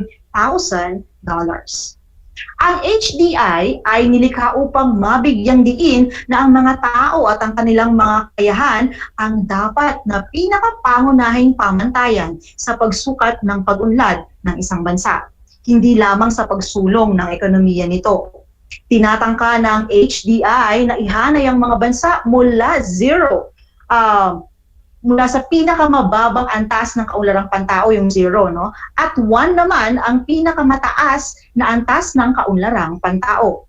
Maaari itong gamitin upang suriin at busisiin ng mga patakarang pambansa sa dalawang bansa na may parehong antas ng GNI per capita, ngunit magkaibang resulta hinggil sa kaunlarang pantao. At bawat taon, ang United Nations Development Program or UNDP ay naglalabas ng Human Development Report ukol sa estado ng kaunlarang pantao sa mga kasaping bansa nito. At sa pinakaunang Human Development Report nga na inilabas ng UNDP noong 1990, inilahad ang pangunahing saligan ng sumunod pang mga ulat na nagsasabing ang mga tao ang tunay na kayamanan ng isang bansa. Naniniwala ba kayo doon? Sa pamamagitan ng mga pahayag na ito na kinatigan pa ng maraming empirikal na datos at makabagong pananaw ukol sa pagsukat ng kaunlaran, ang Human Development Report ay nagkaroon ng mahalagang implikasyon sa pagbuo ng mga polisiya ng mga bansa sa buong mundo. Ang Human Development Report ay pinasimulan ni Mahbub al-Haq noong 1990. Ayon sa kanya, ang pangunahing hangarin ng pag-unlad ay upang palawakin ang pamimilian o yung mga choices ng mga tao sa pagtugon sa kanilang mga pangangailangan. Ang pamimiliang ito ay maaaring walang katapusan at maaari ding magbago. Madalas na pinahahalagahan ng mga tao ang mga bagay na nakamit na hindi kayang ipakita ang mga datos at impormasyon tungkol sa kita at pagbabago. Ilan sa mga ito ang mas malawak na access sa edukasyon, maayos na serbisyong pangkalusugan, matatag na kabuhayan, kawalan ng karahasan at krimen, kasiyasiyang libangan, kalayaang pampolitika at pangkultura at pakikilahok sa mga gawaing panlipunan. Ang layunin ng pag-unlad ay makalikha ng kapaligirang nagbibigay ng pagkakataon sa mga tao na magtamasa ng matagal, malusog at maayos na pamumuhay. Ang Human Development Report Office or HRDO ng United Nations Development Program ay gumagamit ng mga karagdagang palatandaan upang masukat ang hindi pagkakapantay-pantay o yung Inequality-Adjusted HDI, kahirapan or Multidimensional Poverty Index, at Gender Disparity or Gender Inequality Index. Ang Equality-Adjusted HDI ginagamit upang matukoy kung paano ipinamamahagi ang kita, kalusugan at edukasyon sa mga mamamayan ng isang bansa. Samantala, ang Multidimensional Poverty Index naman ay ginagamit upang matukoy ang paulit-ulit na pagkakait sa mga sambahayan at individual ng kalusugan, edukasyon at antas ng pamumuhay. At ang ikatlo ay ang Gender Inequality Index na siyang sumusukat sa puwang o gap sa pagitan ng mga kalalakihan at kababaihan. Ang pagbibigay pansin sa kaunlarang pantao ay lubhang mahalaga sa paghahanap ng pamamaraan upang mas mapabuti ang kalagayan ng mga tao. Ang Human Development Index ay hindi nakapako sa isang konsepto lamang. Bagkus habang nagbabago ang mundo ay patuloy ring nagbabago ang pamamaraan at konseptong nakapaloob dito.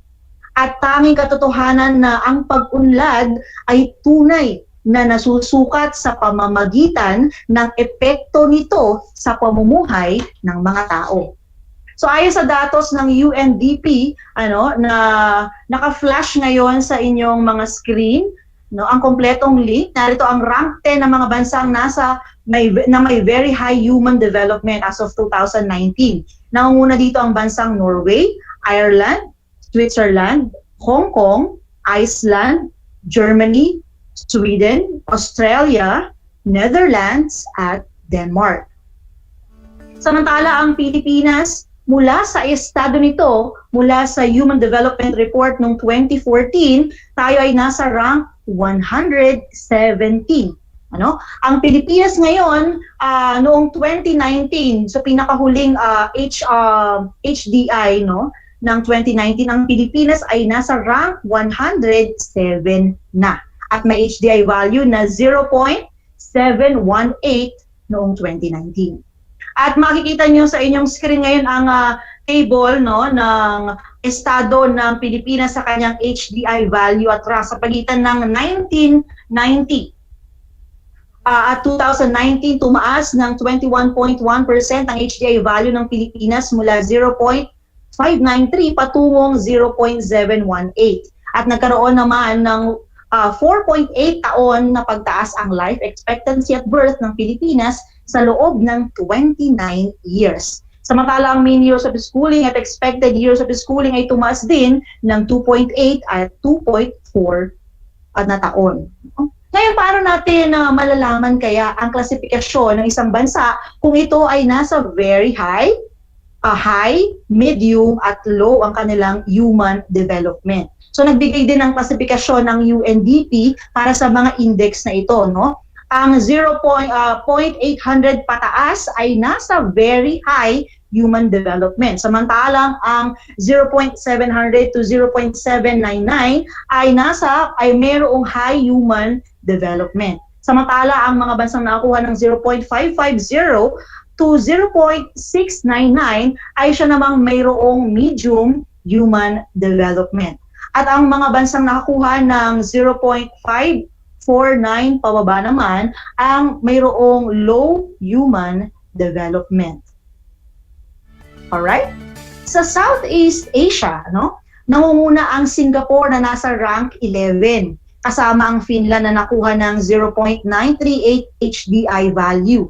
Ang Brunei naman ay nasa 47th place na may HDI value na 0.838. At ang Malaysia ay rank 62, kasama ang Costa Rica. Ang Thailand ay nasa rank 79 naman at ang Vietnam ay nasa rank 117 kapareho ng Marshall Islands na may HDI value na 0.704 na value. So dito natin makita yung sinabi ko kanina na ang HDI value natin ay naglalaro lamang sa pagitan ng 0 to 1. Okay, kaya yung maximum natin is 1 at ang minimum na is 0. Kaya makita ninyo, ang mga values natin ay nasa may 0 point something lamang sila. Okay? Kaya subukin natin computein ang HDI ng Pilipinas mula sa mga aktual na index nito mula sa Human Development Report. Tingnan natin ngayon sa inyong mga screen ang formula para sa komputasyon na ito. Unahin natin ang life expectancy at birth. Okay? Para dito sa ating nakuhang computation, nakita natin ang ating actual minus minimum divided by maximum minus minimum. So ang ating actual is 71.2. So ang ating minimum and maximum values ay nabanggit ko na kanina. So nandiyan sa inyong mga screen, 71.2 minus 20 divided by 85 minus 20 equals 51.2 divided by 65. At ang makukuha natin ay 0.788. So yung mga nakita natin dito sa taas, yung 71.2, ito yung mga actual values natin na nakuha. So i-compute pa natin ito to get the HDI value. Okay? Ang susunod naman ay ang expected years of schooling natin. Okay? So ganun pa rin, para sa expected years of schooling, ang ating formula is the actual value minus minimum divided by maximum minus minimum. So ang ating actual value na nakuha natin noong 2019 is 13.1 years ang minimum ay 0 at ang maximum natin is 18. So ang maximum and minimum ay fixed sa lahat ng bansa ito. So 13.1 minus 0 divided by 18 minus 0 is equal to ang 13.1 divided by 18 at ang sagot ay 0.728. Okay, ngayon kukuhanin natin yung mean years of schooling. So ganun din yung ating formula, no? Actual minus minimum divided by maximum minus minimum. At dito, 9.4 ang ating actual value. So ang ating minimum is 0 at ang ating maximum ay 15. Okay, para i-compute ito, 9.4 divided by 15 is 0.627. At para makuha yung education index natin, sabi ko kanina, kailangan natin kunin yung average ng dalawa, yung expected years of schooling plus the mean years of schooling divided by 2. So nakuha natin kanina para sa expected is 0.728 plus 0.627 divided by 2 is 0.678. Ito na yung pinagsama na natin yung dalawa. Okay? At last is yung ating GNI index. So dito naman, gamit ang inyong scientific calculator, pindutin nyo lang ang log actual minus log minimum divided by log maximum minus log minimum. So ang ating actual value is $9,778 US dollars. Ang ating minimum ay $100 at maximum is $75,000. So ito yung ating computation. So 9,778 log minus 100 log divided by 75,000 log minus 100 log. No? Ang ating magiging sagot, di-divide natin yon both sides, and then ang ating sagot ay 0.692.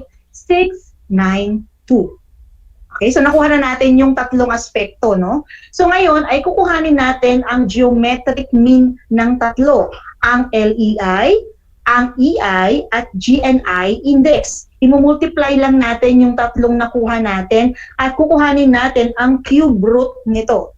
Okay, so ang ating mga nakuha kanina na mga indices, no, mula sa LEI, EI, at GNI. So para i-compute ito, so ito siya, i-multiply muna natin at kukuhanin natin yung cube root nito. Okay, at ang ating magiging sagot ay 0.718. At makita ninyo na kapareho ito ng HDI value na iulat or based sa reported na HDI ng UNDP. At ngayon, upang masukat ang inyong kaalaman sa ating naging paksang aralin sa araw na ito, ay buuin ninyo ang graphic organizer na makikita ninyo ngayon sa inyong mga screen. Ito ay makita nyo rin sa inyong learning activity sheet, gawain 1. No, isulat ang tatlong aspekto ng HDI at ang mga indicators nito. So madali lang siya, di ba? At ikalawa ay sagutin din ang gawain 2, na jumbled. So ito naman, pagkatapos pala nung kanina, doon sa pagsagot nyo, doon sa ating graphic organizer, meron tayong gabay na tanong na nandiyan na ngayon sa inyong mga screen. Okay, so pare na tayo magsimula sa ating activity para sa araw na ito. So ang ating activity ay jumbled. Gamit ang pinaghalo-halong letra o numero, tukuyin ang mga konsepto at salitang inilalarawan ng mga sumusunod na pahayag. Handa ka na ba? Okay, para sa unang bilang, ito ay sangay ng United Nations na naglabas ng ulat ukol sa estado ng human development sa mga kasaping bansa nito. Kung ang sagot mo ay UNDP, tama ka dyan.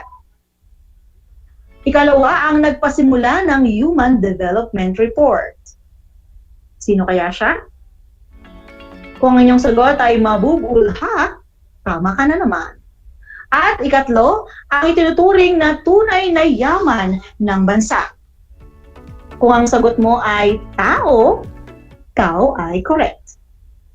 Ikaapat, ito ang palatandaang ginagamit upang masukat ang kahirapan sa mga bansang kasapi ng United Nations.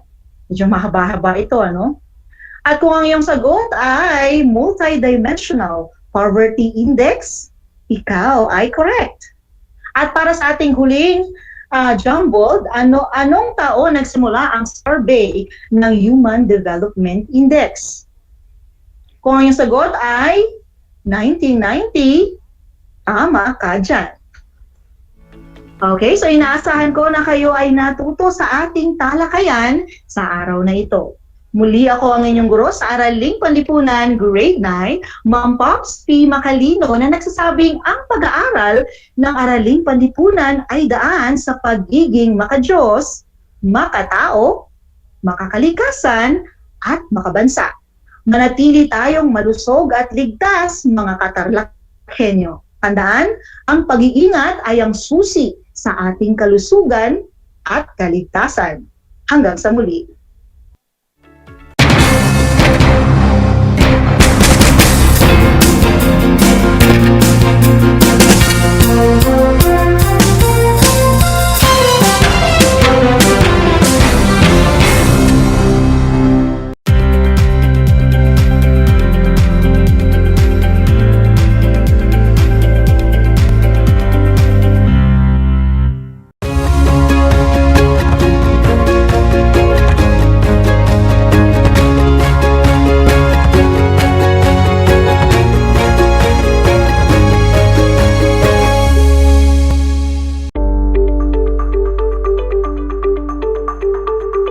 Sa pagnanais na mapigilan ang ating pamahalaan ang pagdami ng bilang ng mga kaso ng COVID-19, binuo ang One Hospital Command Center o OHCC upang mas mabilis na matugunan ang medikal na pangangailangan ng ating mga kababayan.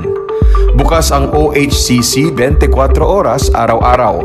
Tumawag lamang sa mga hotline nito sa 0919-977-3333 o 0915-777-7777 o 02-886-50500.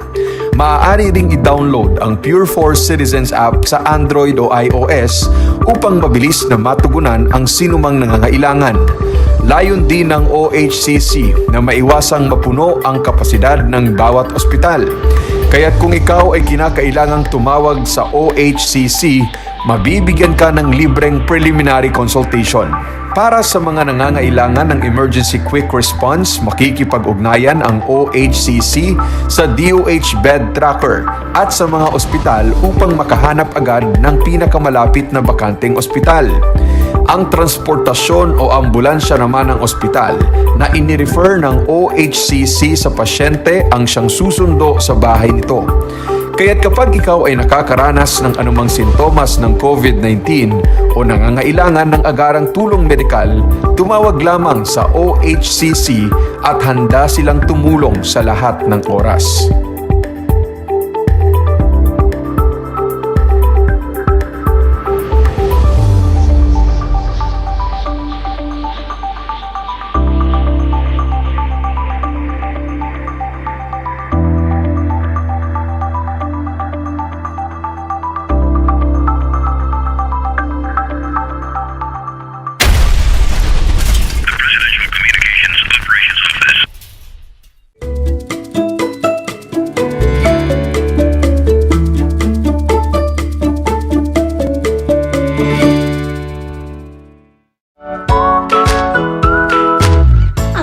pagbati at paghanga sa inyong patuloy na pag-aaral. Welcome sa ating Aral TarlakHenyo sa RTV Tarlac, Channel 26 at sa DZTC Radyo Pilipino Tarlac. Narito na ang paaralang walang sawang naglilingkod mula dito sa Villa Aldipay, mula dito sa bayan ng San Manuel, mula sa bayan ng San Clemente, mula sa Santa Ignacio, mula sa bayan ng Victoria, mula sa lungsod ng Tarlac. Teacher Jury Andres Madriaga, ang inyong teacher broadcaster para sa ika-4 na baitang ng PE.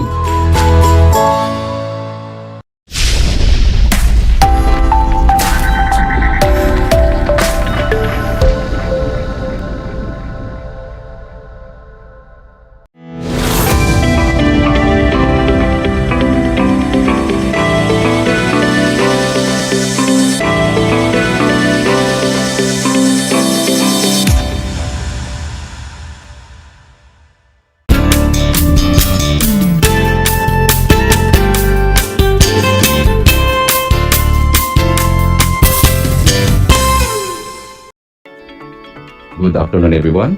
Good afternoon, grade 9 students of electrical installation and maintenance.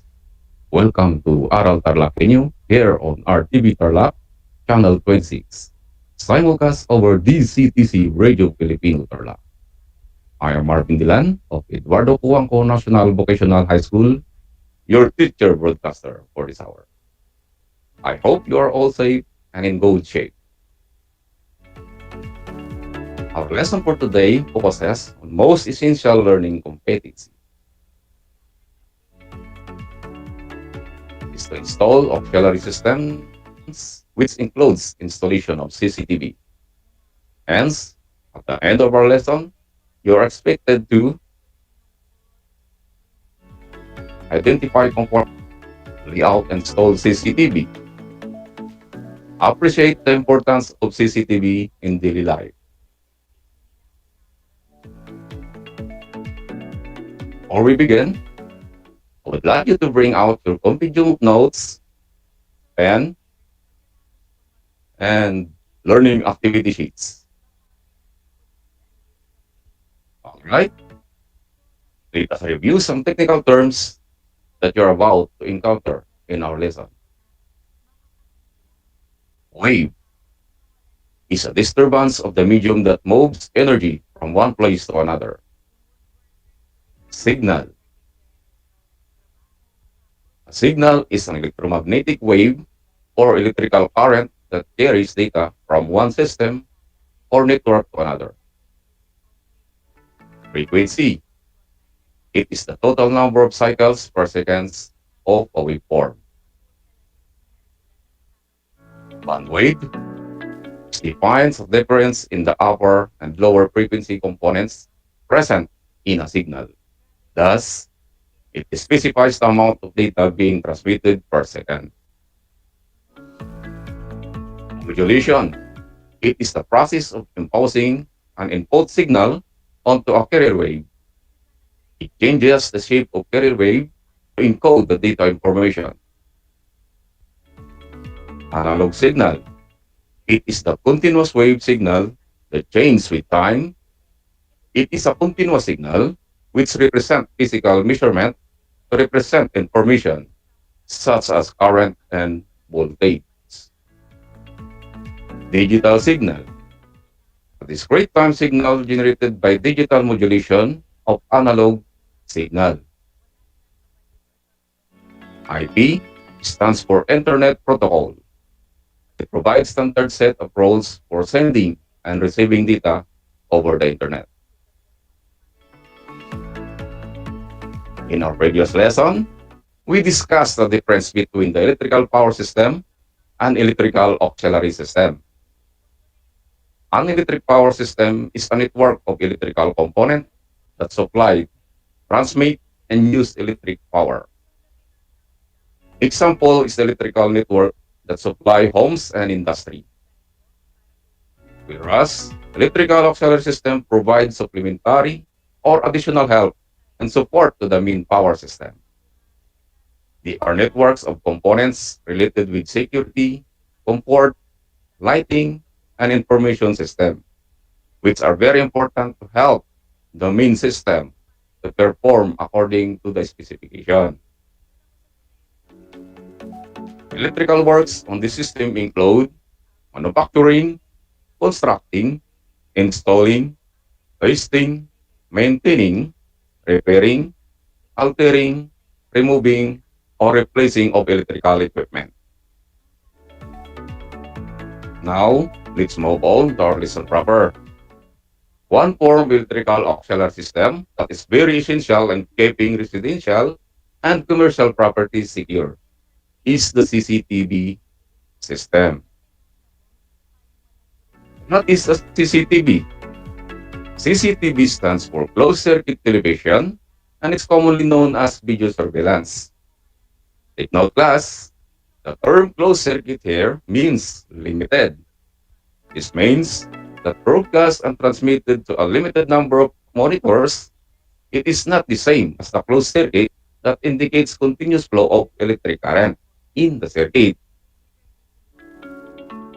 The first CCTV was invented by Walter Brooks in 1942 during World War II in Germany, the purpose of which was to monitor the launching of B-2 rockets. CCTV technology became commercial product from 1949 onwards. CCTV application.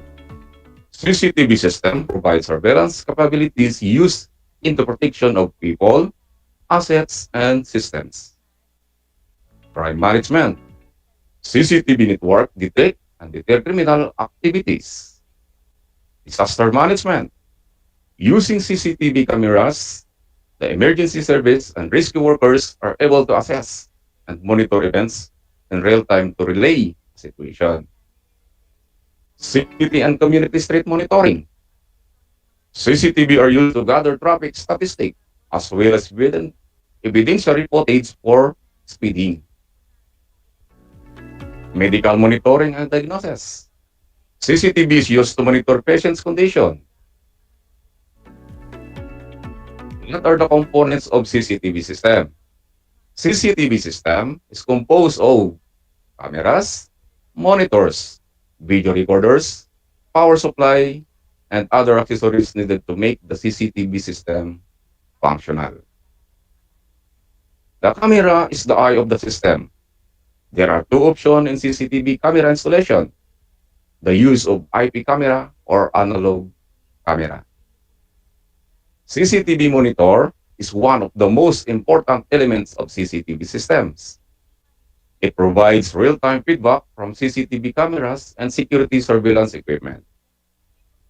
Video recorder is an electronic device that processes video signals received from CCTV cameras and record the content of storage media, such as hard drive or cloud-based storage service. DVR stands for Digital Video Recorder, whereas NVR stands for Network Video Recorder. It refers on how they process video data. DVR system processes the video data at the recorder, while NVR system processes the video data at the camera. Some modern CCTV systems allow users to store security footage in the cloud. Cloud is the term that describes compute network storage. It refers to storage of online data in a cloud environment.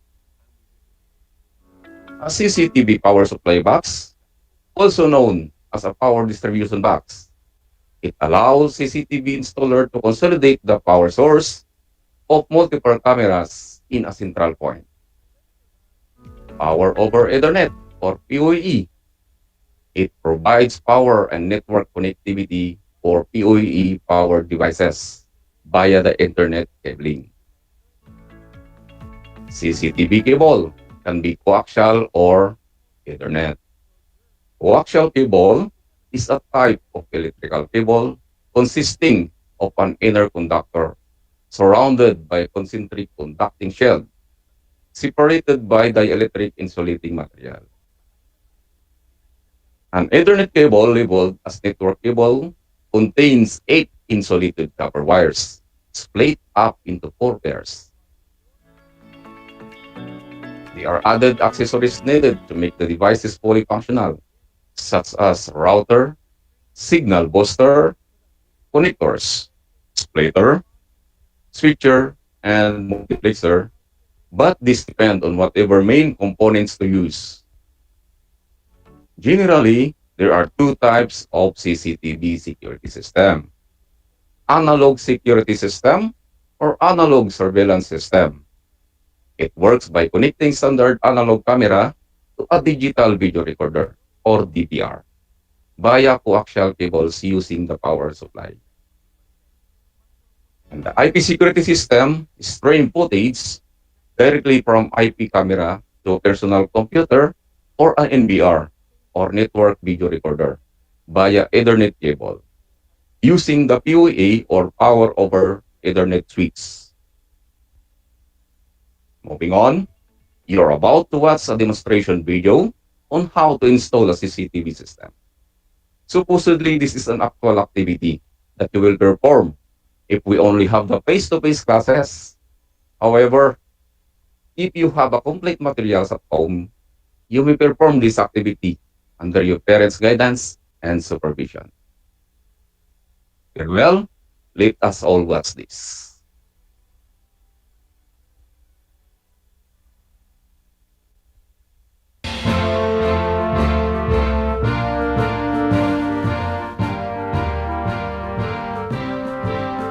Now, we are going to lay out and install CCTV components.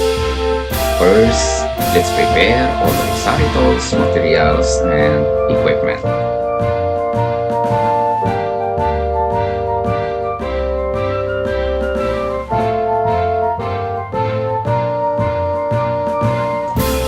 CCTV cable wire, power supply, CCTV camera, connectors, LED monitor, video recorder, mouse, and power adapter. BOM tester or multi-tester, all-post rule, knife or cutter, pliers, screwdrivers,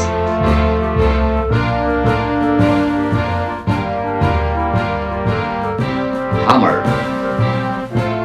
electrical tape, iron boot, screws, personal protective equipment, reflectorized vest, gloves, goggles, long sleeve t-shirt, hard hat, leather or rubberized shoes, tool belt, harness. Wear the appropriate personal protective equipment. Read and interpret the installation plan.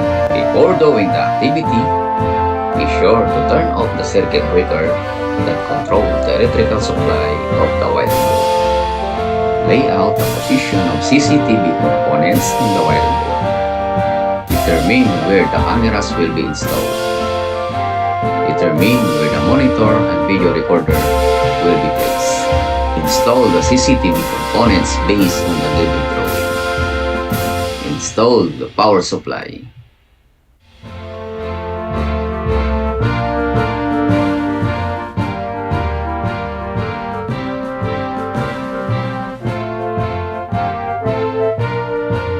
Install the CCTV cameras.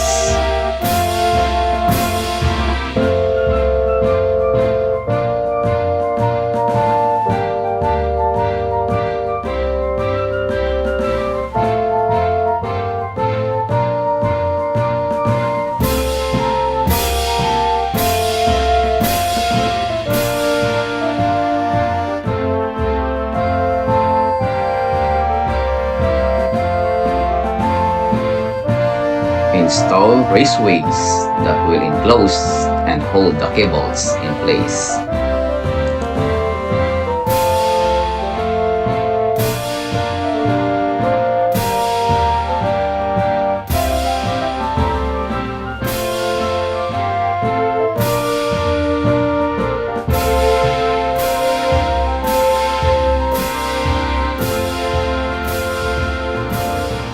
Perform necessary wiring connections and termination.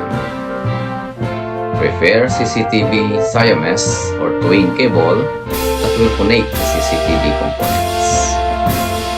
Attach the BNC connector to the coaxial cable of the twin cable that will connect the video recorder and the camera.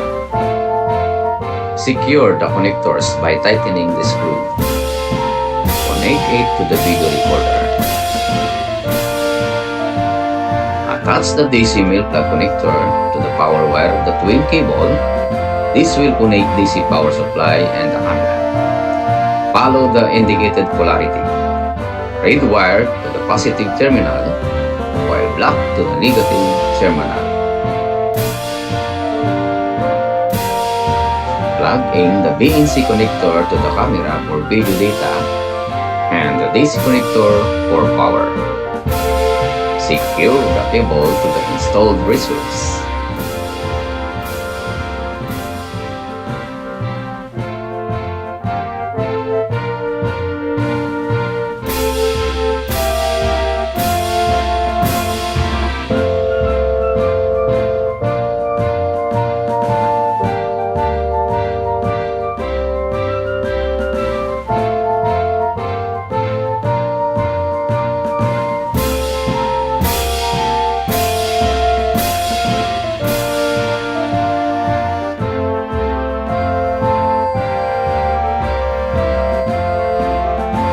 Connect the other end of the power wire to the power supply following the correct polarity.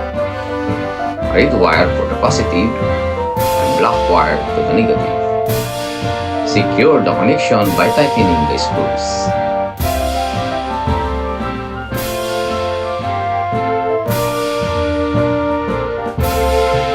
Connect the power cord to the power supply.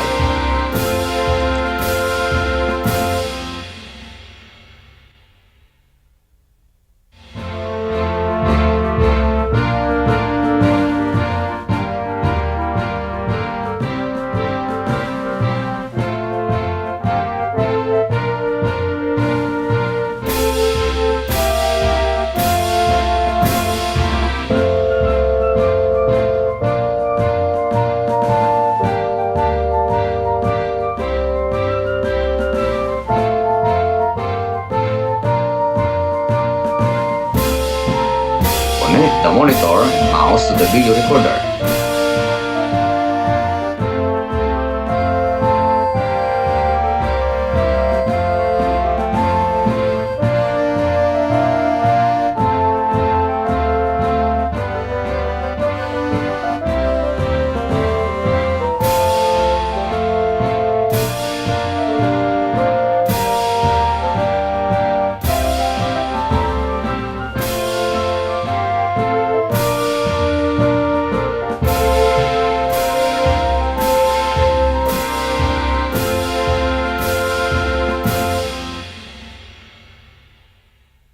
Plug in the monitor, power supply, and video recorder to the convenience outlet.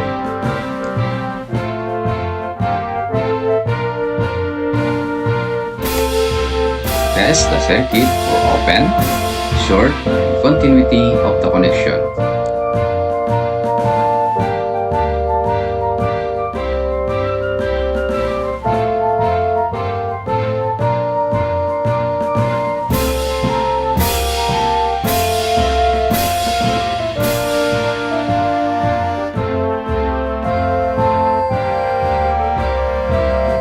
Turn on the circuit breaker of the wiring board. Turn on the power supply. Turn on the monitor and video recorder. Check if the components are working.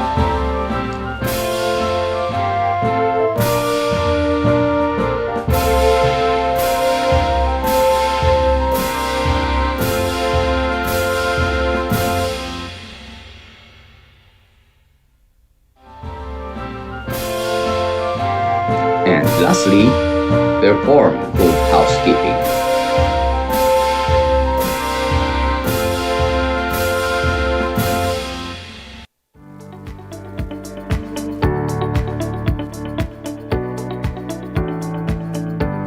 Now, let us check what you have learned in our lesson. Multiple choice. You have 5 seconds to select the letter of the correct answer. Question number 1. Which of the following is not a component of CCTV system? Is it A, camera, B, video recorder, C, siren, or D, monitor? Timer starts now.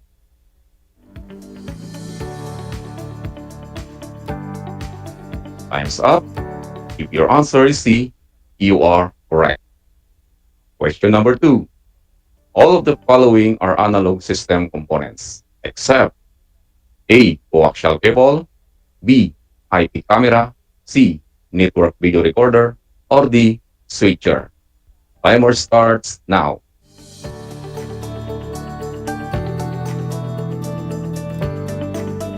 Time's up.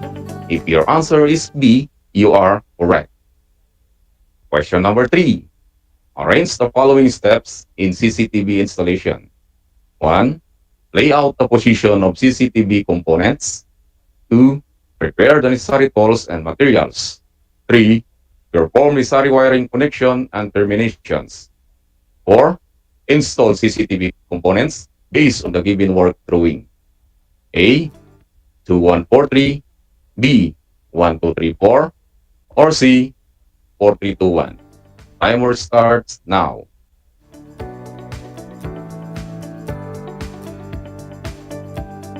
Time is up. If your answer is A, you are correct. Question number 4. All are CCTV applications except A. Crime and disaster management, B. City and community street monitoring, C. Medical monitoring and diagnosis, or D. Video call. Timer starts now.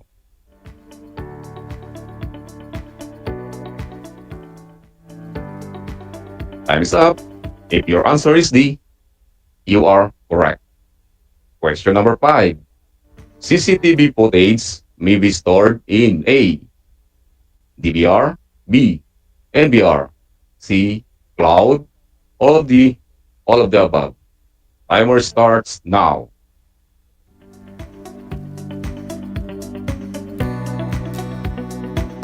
Time's up. If your answer is D, you are correct. Very well. Congratulations to all who got perfect scores. Excellent. Very good for those who got 4, and those who got lower scores, read again your copy of notes and ask your parents or teachers assistance for better understanding of the topic. That's all for today. I hope you learned a lot in our today's lesson. Thank you for watching.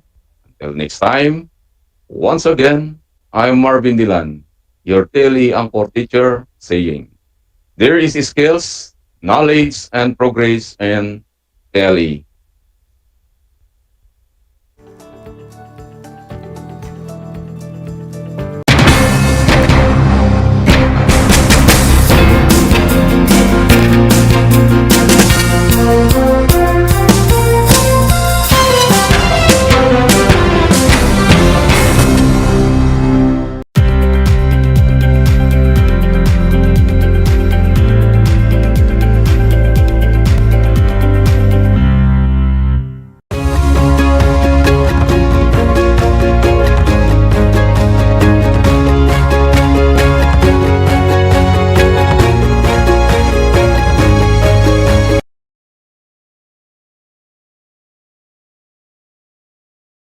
Handa ka na bang magpabakuna?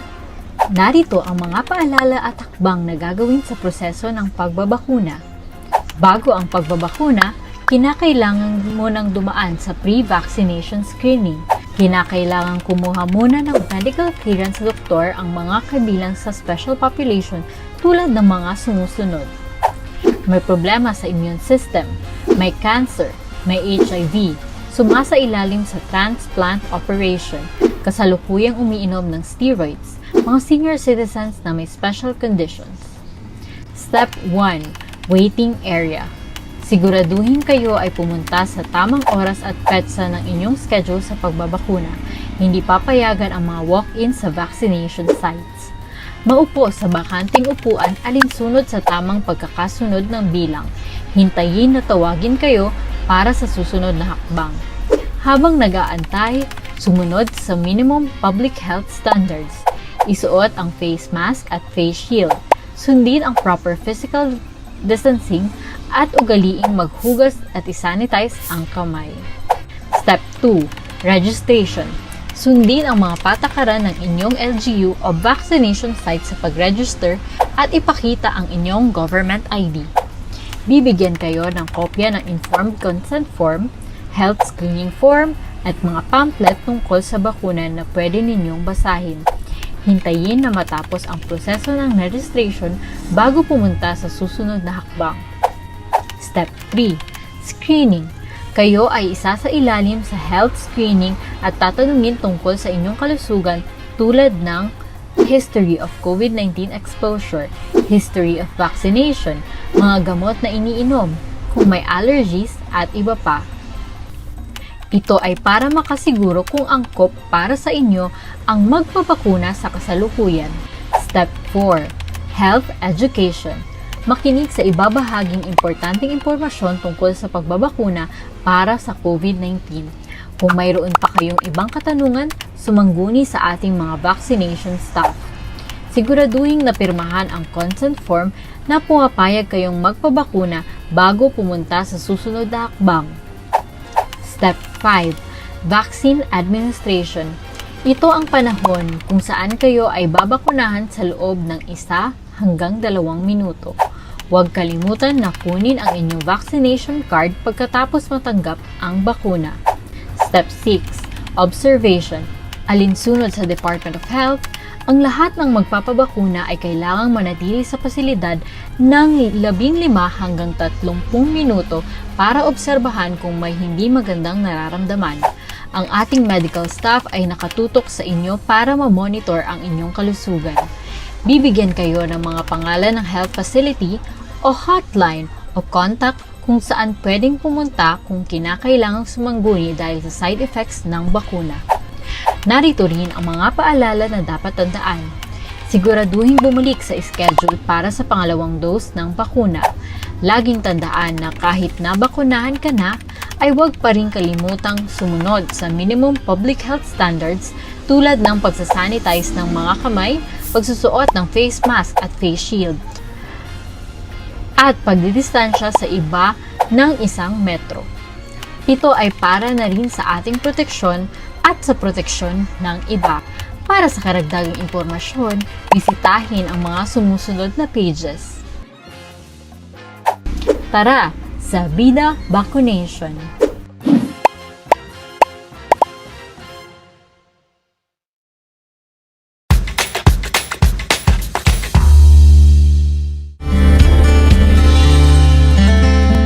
Alam niyo ba na ang Pilipinas ay mayroong 7,641 islands? Mula sa bilang na 7,107 islands, nadagdagan ito ng 534 na isla noong 2017. Tanging 2,000 lamang sa mga islang ito ang natitirhan.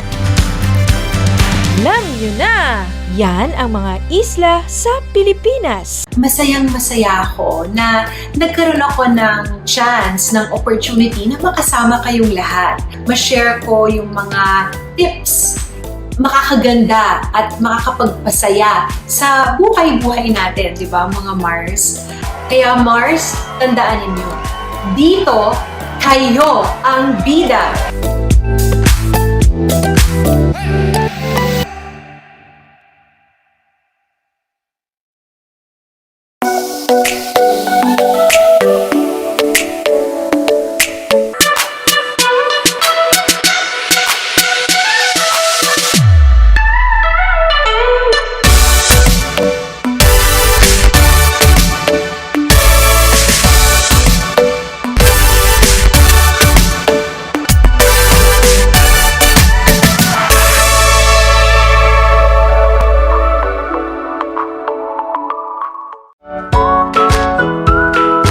How are you today? Hello, everyone. Hello, learners of Tarlac. Good morning, Mas Talino Grade 4 learners. Welcome to Aral TarlakHenyo here on RTV Tarlac Channel 26. Simulcast over DCTC Radio Filipino Tarlac. I'm Sir Glenn, your teacher broadcaster. Broadcasting live here at Paniki Tarlac. Remotely here in Concepcion, Tarlac. Live here at Barangay Pedro Elquines, Mayantok, Tarlac. Broadcasting live from Ramos National High School. Your anchor teacher today for grade 9 mathematics. Your partner in education this time of pandemic.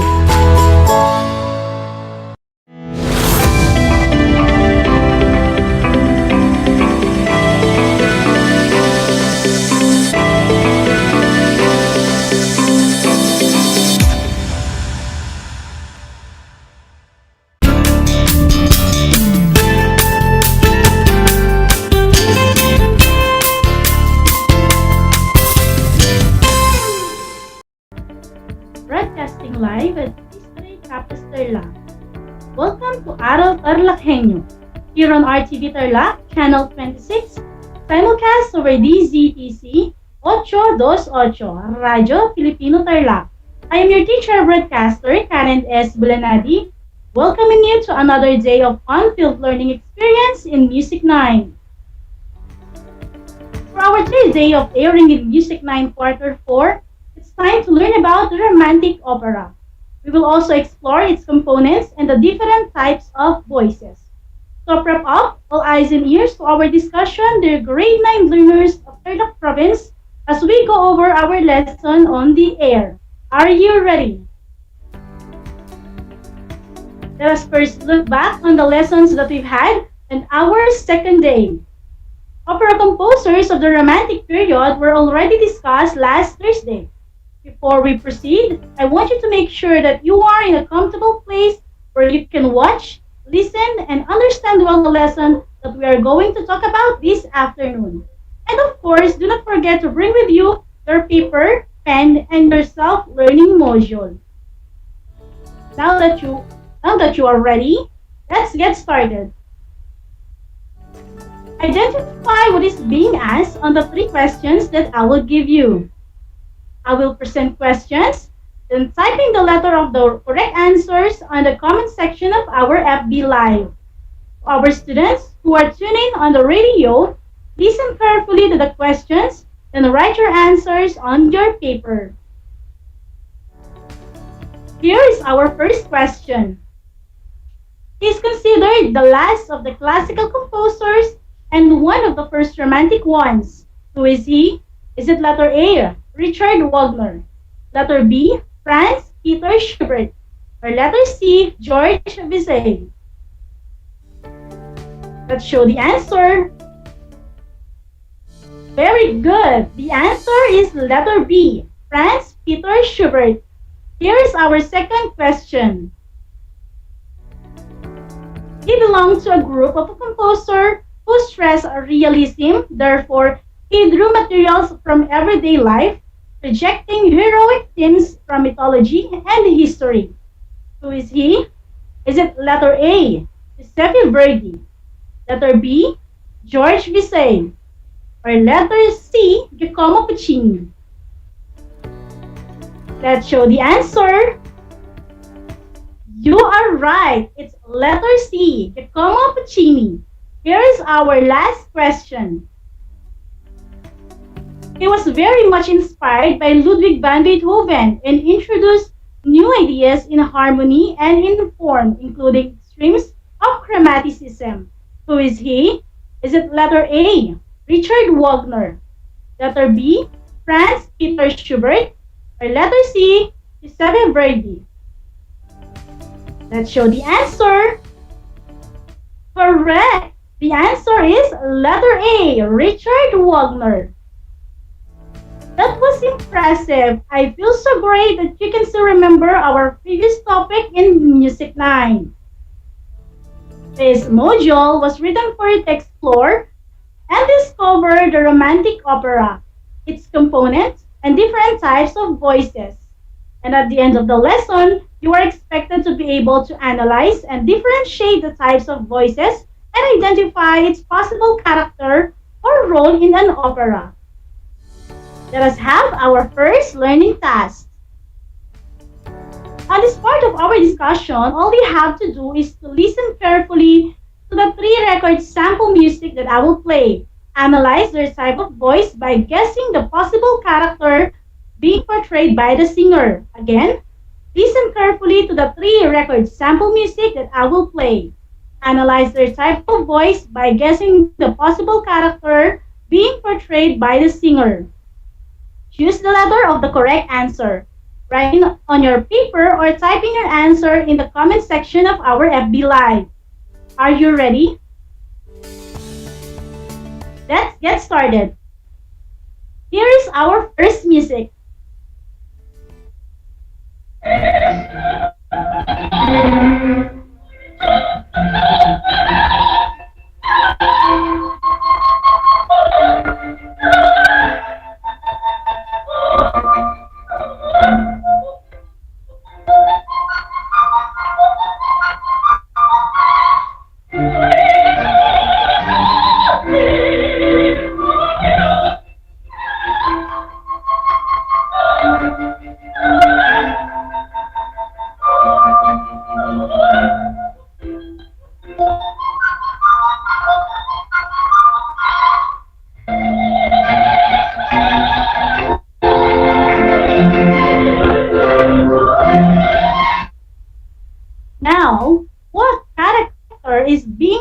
portrayed by the singer? Is it letter A, villain?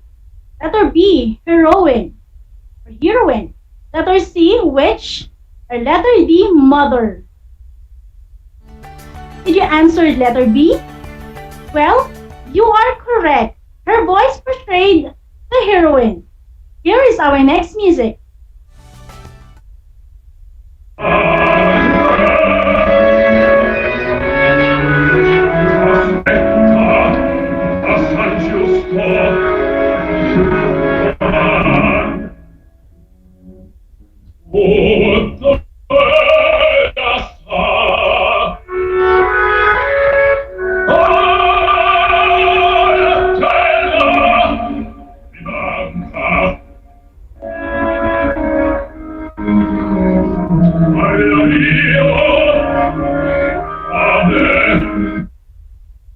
What character is being portrayed by the singer?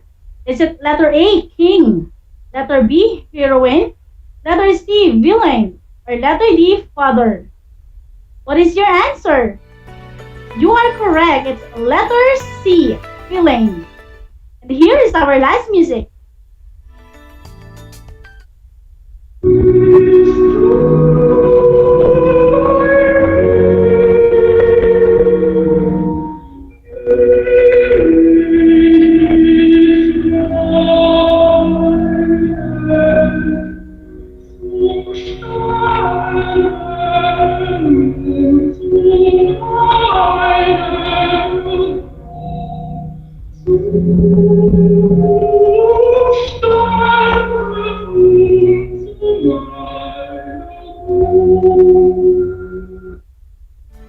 The last item, what character is being portrayed by the singer? Is it letter A, villain? Letter B, heroine? Letter C, king? Or letter D, mother or old woman? Did you answer letter D? Then you are correct. She portrayed as a mother or an old woman. You are all great. You were able to identify the characters being played by the singers according to their voice. In an opera, different voices can give you different characters. This means that your character or role in an opera depends on your type of voice. Opera became increasingly popular during the Romantic period. It is a musical composition having all or most of its text set to music with arias, recitative choruses, duets, trios, and many more. Different types of voices are very significant in the most important art form of the Romantic period, and this is the Romantic opera. Let's explore the colorful behind-the-scene components and give spotlight to the performers of Romantic opera. What are the components of an opera? These are libretto, score, recitative, and aria. Let us define each. First is libretto. Libretto is the text of an opera. Librettist is a person who writes the text of an opera or other long vocal work. Librettist and composer work closely together to tell the story. Second one is score. Score is the book that composer and librettist put together. The score has all the musical notes, words, and ideas to help the performers tell the story. The next one is recitative. It is a declamatory singing used in the prose parts and dialogue of opera. Different roles in operas are created taking into account different types of voices. Each role requires a different type of singer, not only able to sing a given vocal range, but also with certain voice characteristics, color, and power. So later, we will discuss the different types of voice. And lastly, aria. Aria is an air solo singing part sung by a principal character. This song is what the public will remember best when leaving the opera house. Properly and well sung, a beautiful aria can bring an audience to its feet and decide the fate of an entire opera. The best example of this is the solo part of Les Solonga in Les Miserables, wherein she sang, On my my own. Let's see if you can still follow our discussion. What are the components of the romantic opera? You are all great. These are libretto, score, recitative, and aria. It is also important to know the types of voices of singers. This will serve as a guide for singers on their choice of song and vocal quality expected of a singer or opera character. Let us discover the male voice and observe their vocal range. The first one is tenor. The highest paid, highest singing male voice. Tenor's vocal range extends up to C5 and its low extreme is below middle C. It plays the hero or the lover. Do you want to hear it? Here is Lupang Hinirang, sung by Sir Joshua Parahas. Kadagat at buntot sa simoy at sa langit mong bughaw, may nilagang tulak at awit sa paglayang minamahal. Ang islat ng watawat mo'y tagumpay na nagniningning, ang bituin at araw niya kailan pa may di magdidilim. Lupa ng araw na nawala at ipagsintaboy langit sa piling mo. Aming ligaya na pag may mga api ang mamatay ng dahil sa'yo. Wow, I didn't expect that. That was so great. So let's move on with the next one, the baritone. Baritone is the middle male voice type and its vocal range is A2 to A4. It usually plays the villain, evil prison wardens, or other antagonists. Let's hear it from Sir Billy Roy Malyari. Kadagat at bundok sa simoy at sa langit mong bukhaw, may dilap ang tulak at awit sa paglayang minamahal. Ang kisap ng watawat mo'y tagumpay na nagniningning, ang bituin at araw niya kailan pa may di magdidilim. Lupa ng araw ng luwalhati pagsinta, buhay langit sa piling mo. Ang ligaya na pag may mga api ang mamatay ng dahil sa'yo. Very impressive. That was the type of voice of a villain. The last one for male voice is the bass. Bass is the lowest male voice and its vocal range is second E, below middle C to E4. It plays the priest, kings, father, and sometimes the devil. Let us hear Lupang Hinirang by Sir Atrix Bulaon.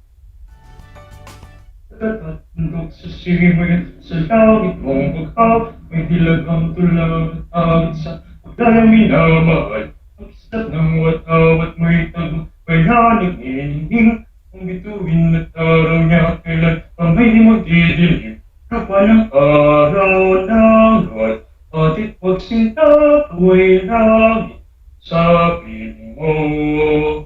Aming ligaya na pa ay mga api ang mamatay ng dahil sa'yo. Wow, that was too deep. Again, what are the three types of male voice? You are right. These are tenor, baritone, and bass. Moving on to the female voices. Again, let us observe their vocal range. We have the soprano. Soprano is the highest female voice that plays heroines and sweet things and get paid the most. Its vocal range is C4 to middle C up to C6 to high C. Soprano is classified into three types and these are coloratura, the highest soprano voice. Next is lyric. This is bright and full sound. And lastly, the dramatic. It is darker, full sound. Let us lend our ears and explore their differences by listening Lupang Hinirang. Sa nagkakatundok sa simoy at sa langit mong bughaw, ay nilakang tula at awit sa paglayang minamahal. Ang kisap ng watawat mo'y tagumpay na nagniningning, ang bituin ng araw niyang kailan pa may magdidilim. Lupa ng araw ng luwalhati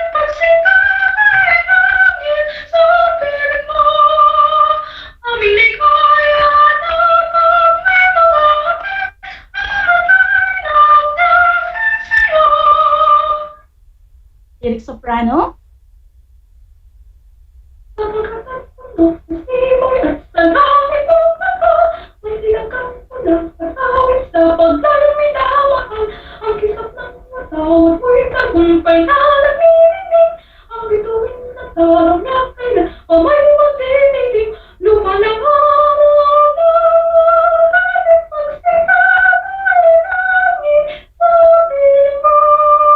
Strong middle voice, tone is darker or deeper than the soprano. It portrays evil characters, seductress, and sometimes teenage voice. Mezzo-soprano vocal range is from A below middle C to the A 2 octaves above. Let us hear the lupang hinirang from your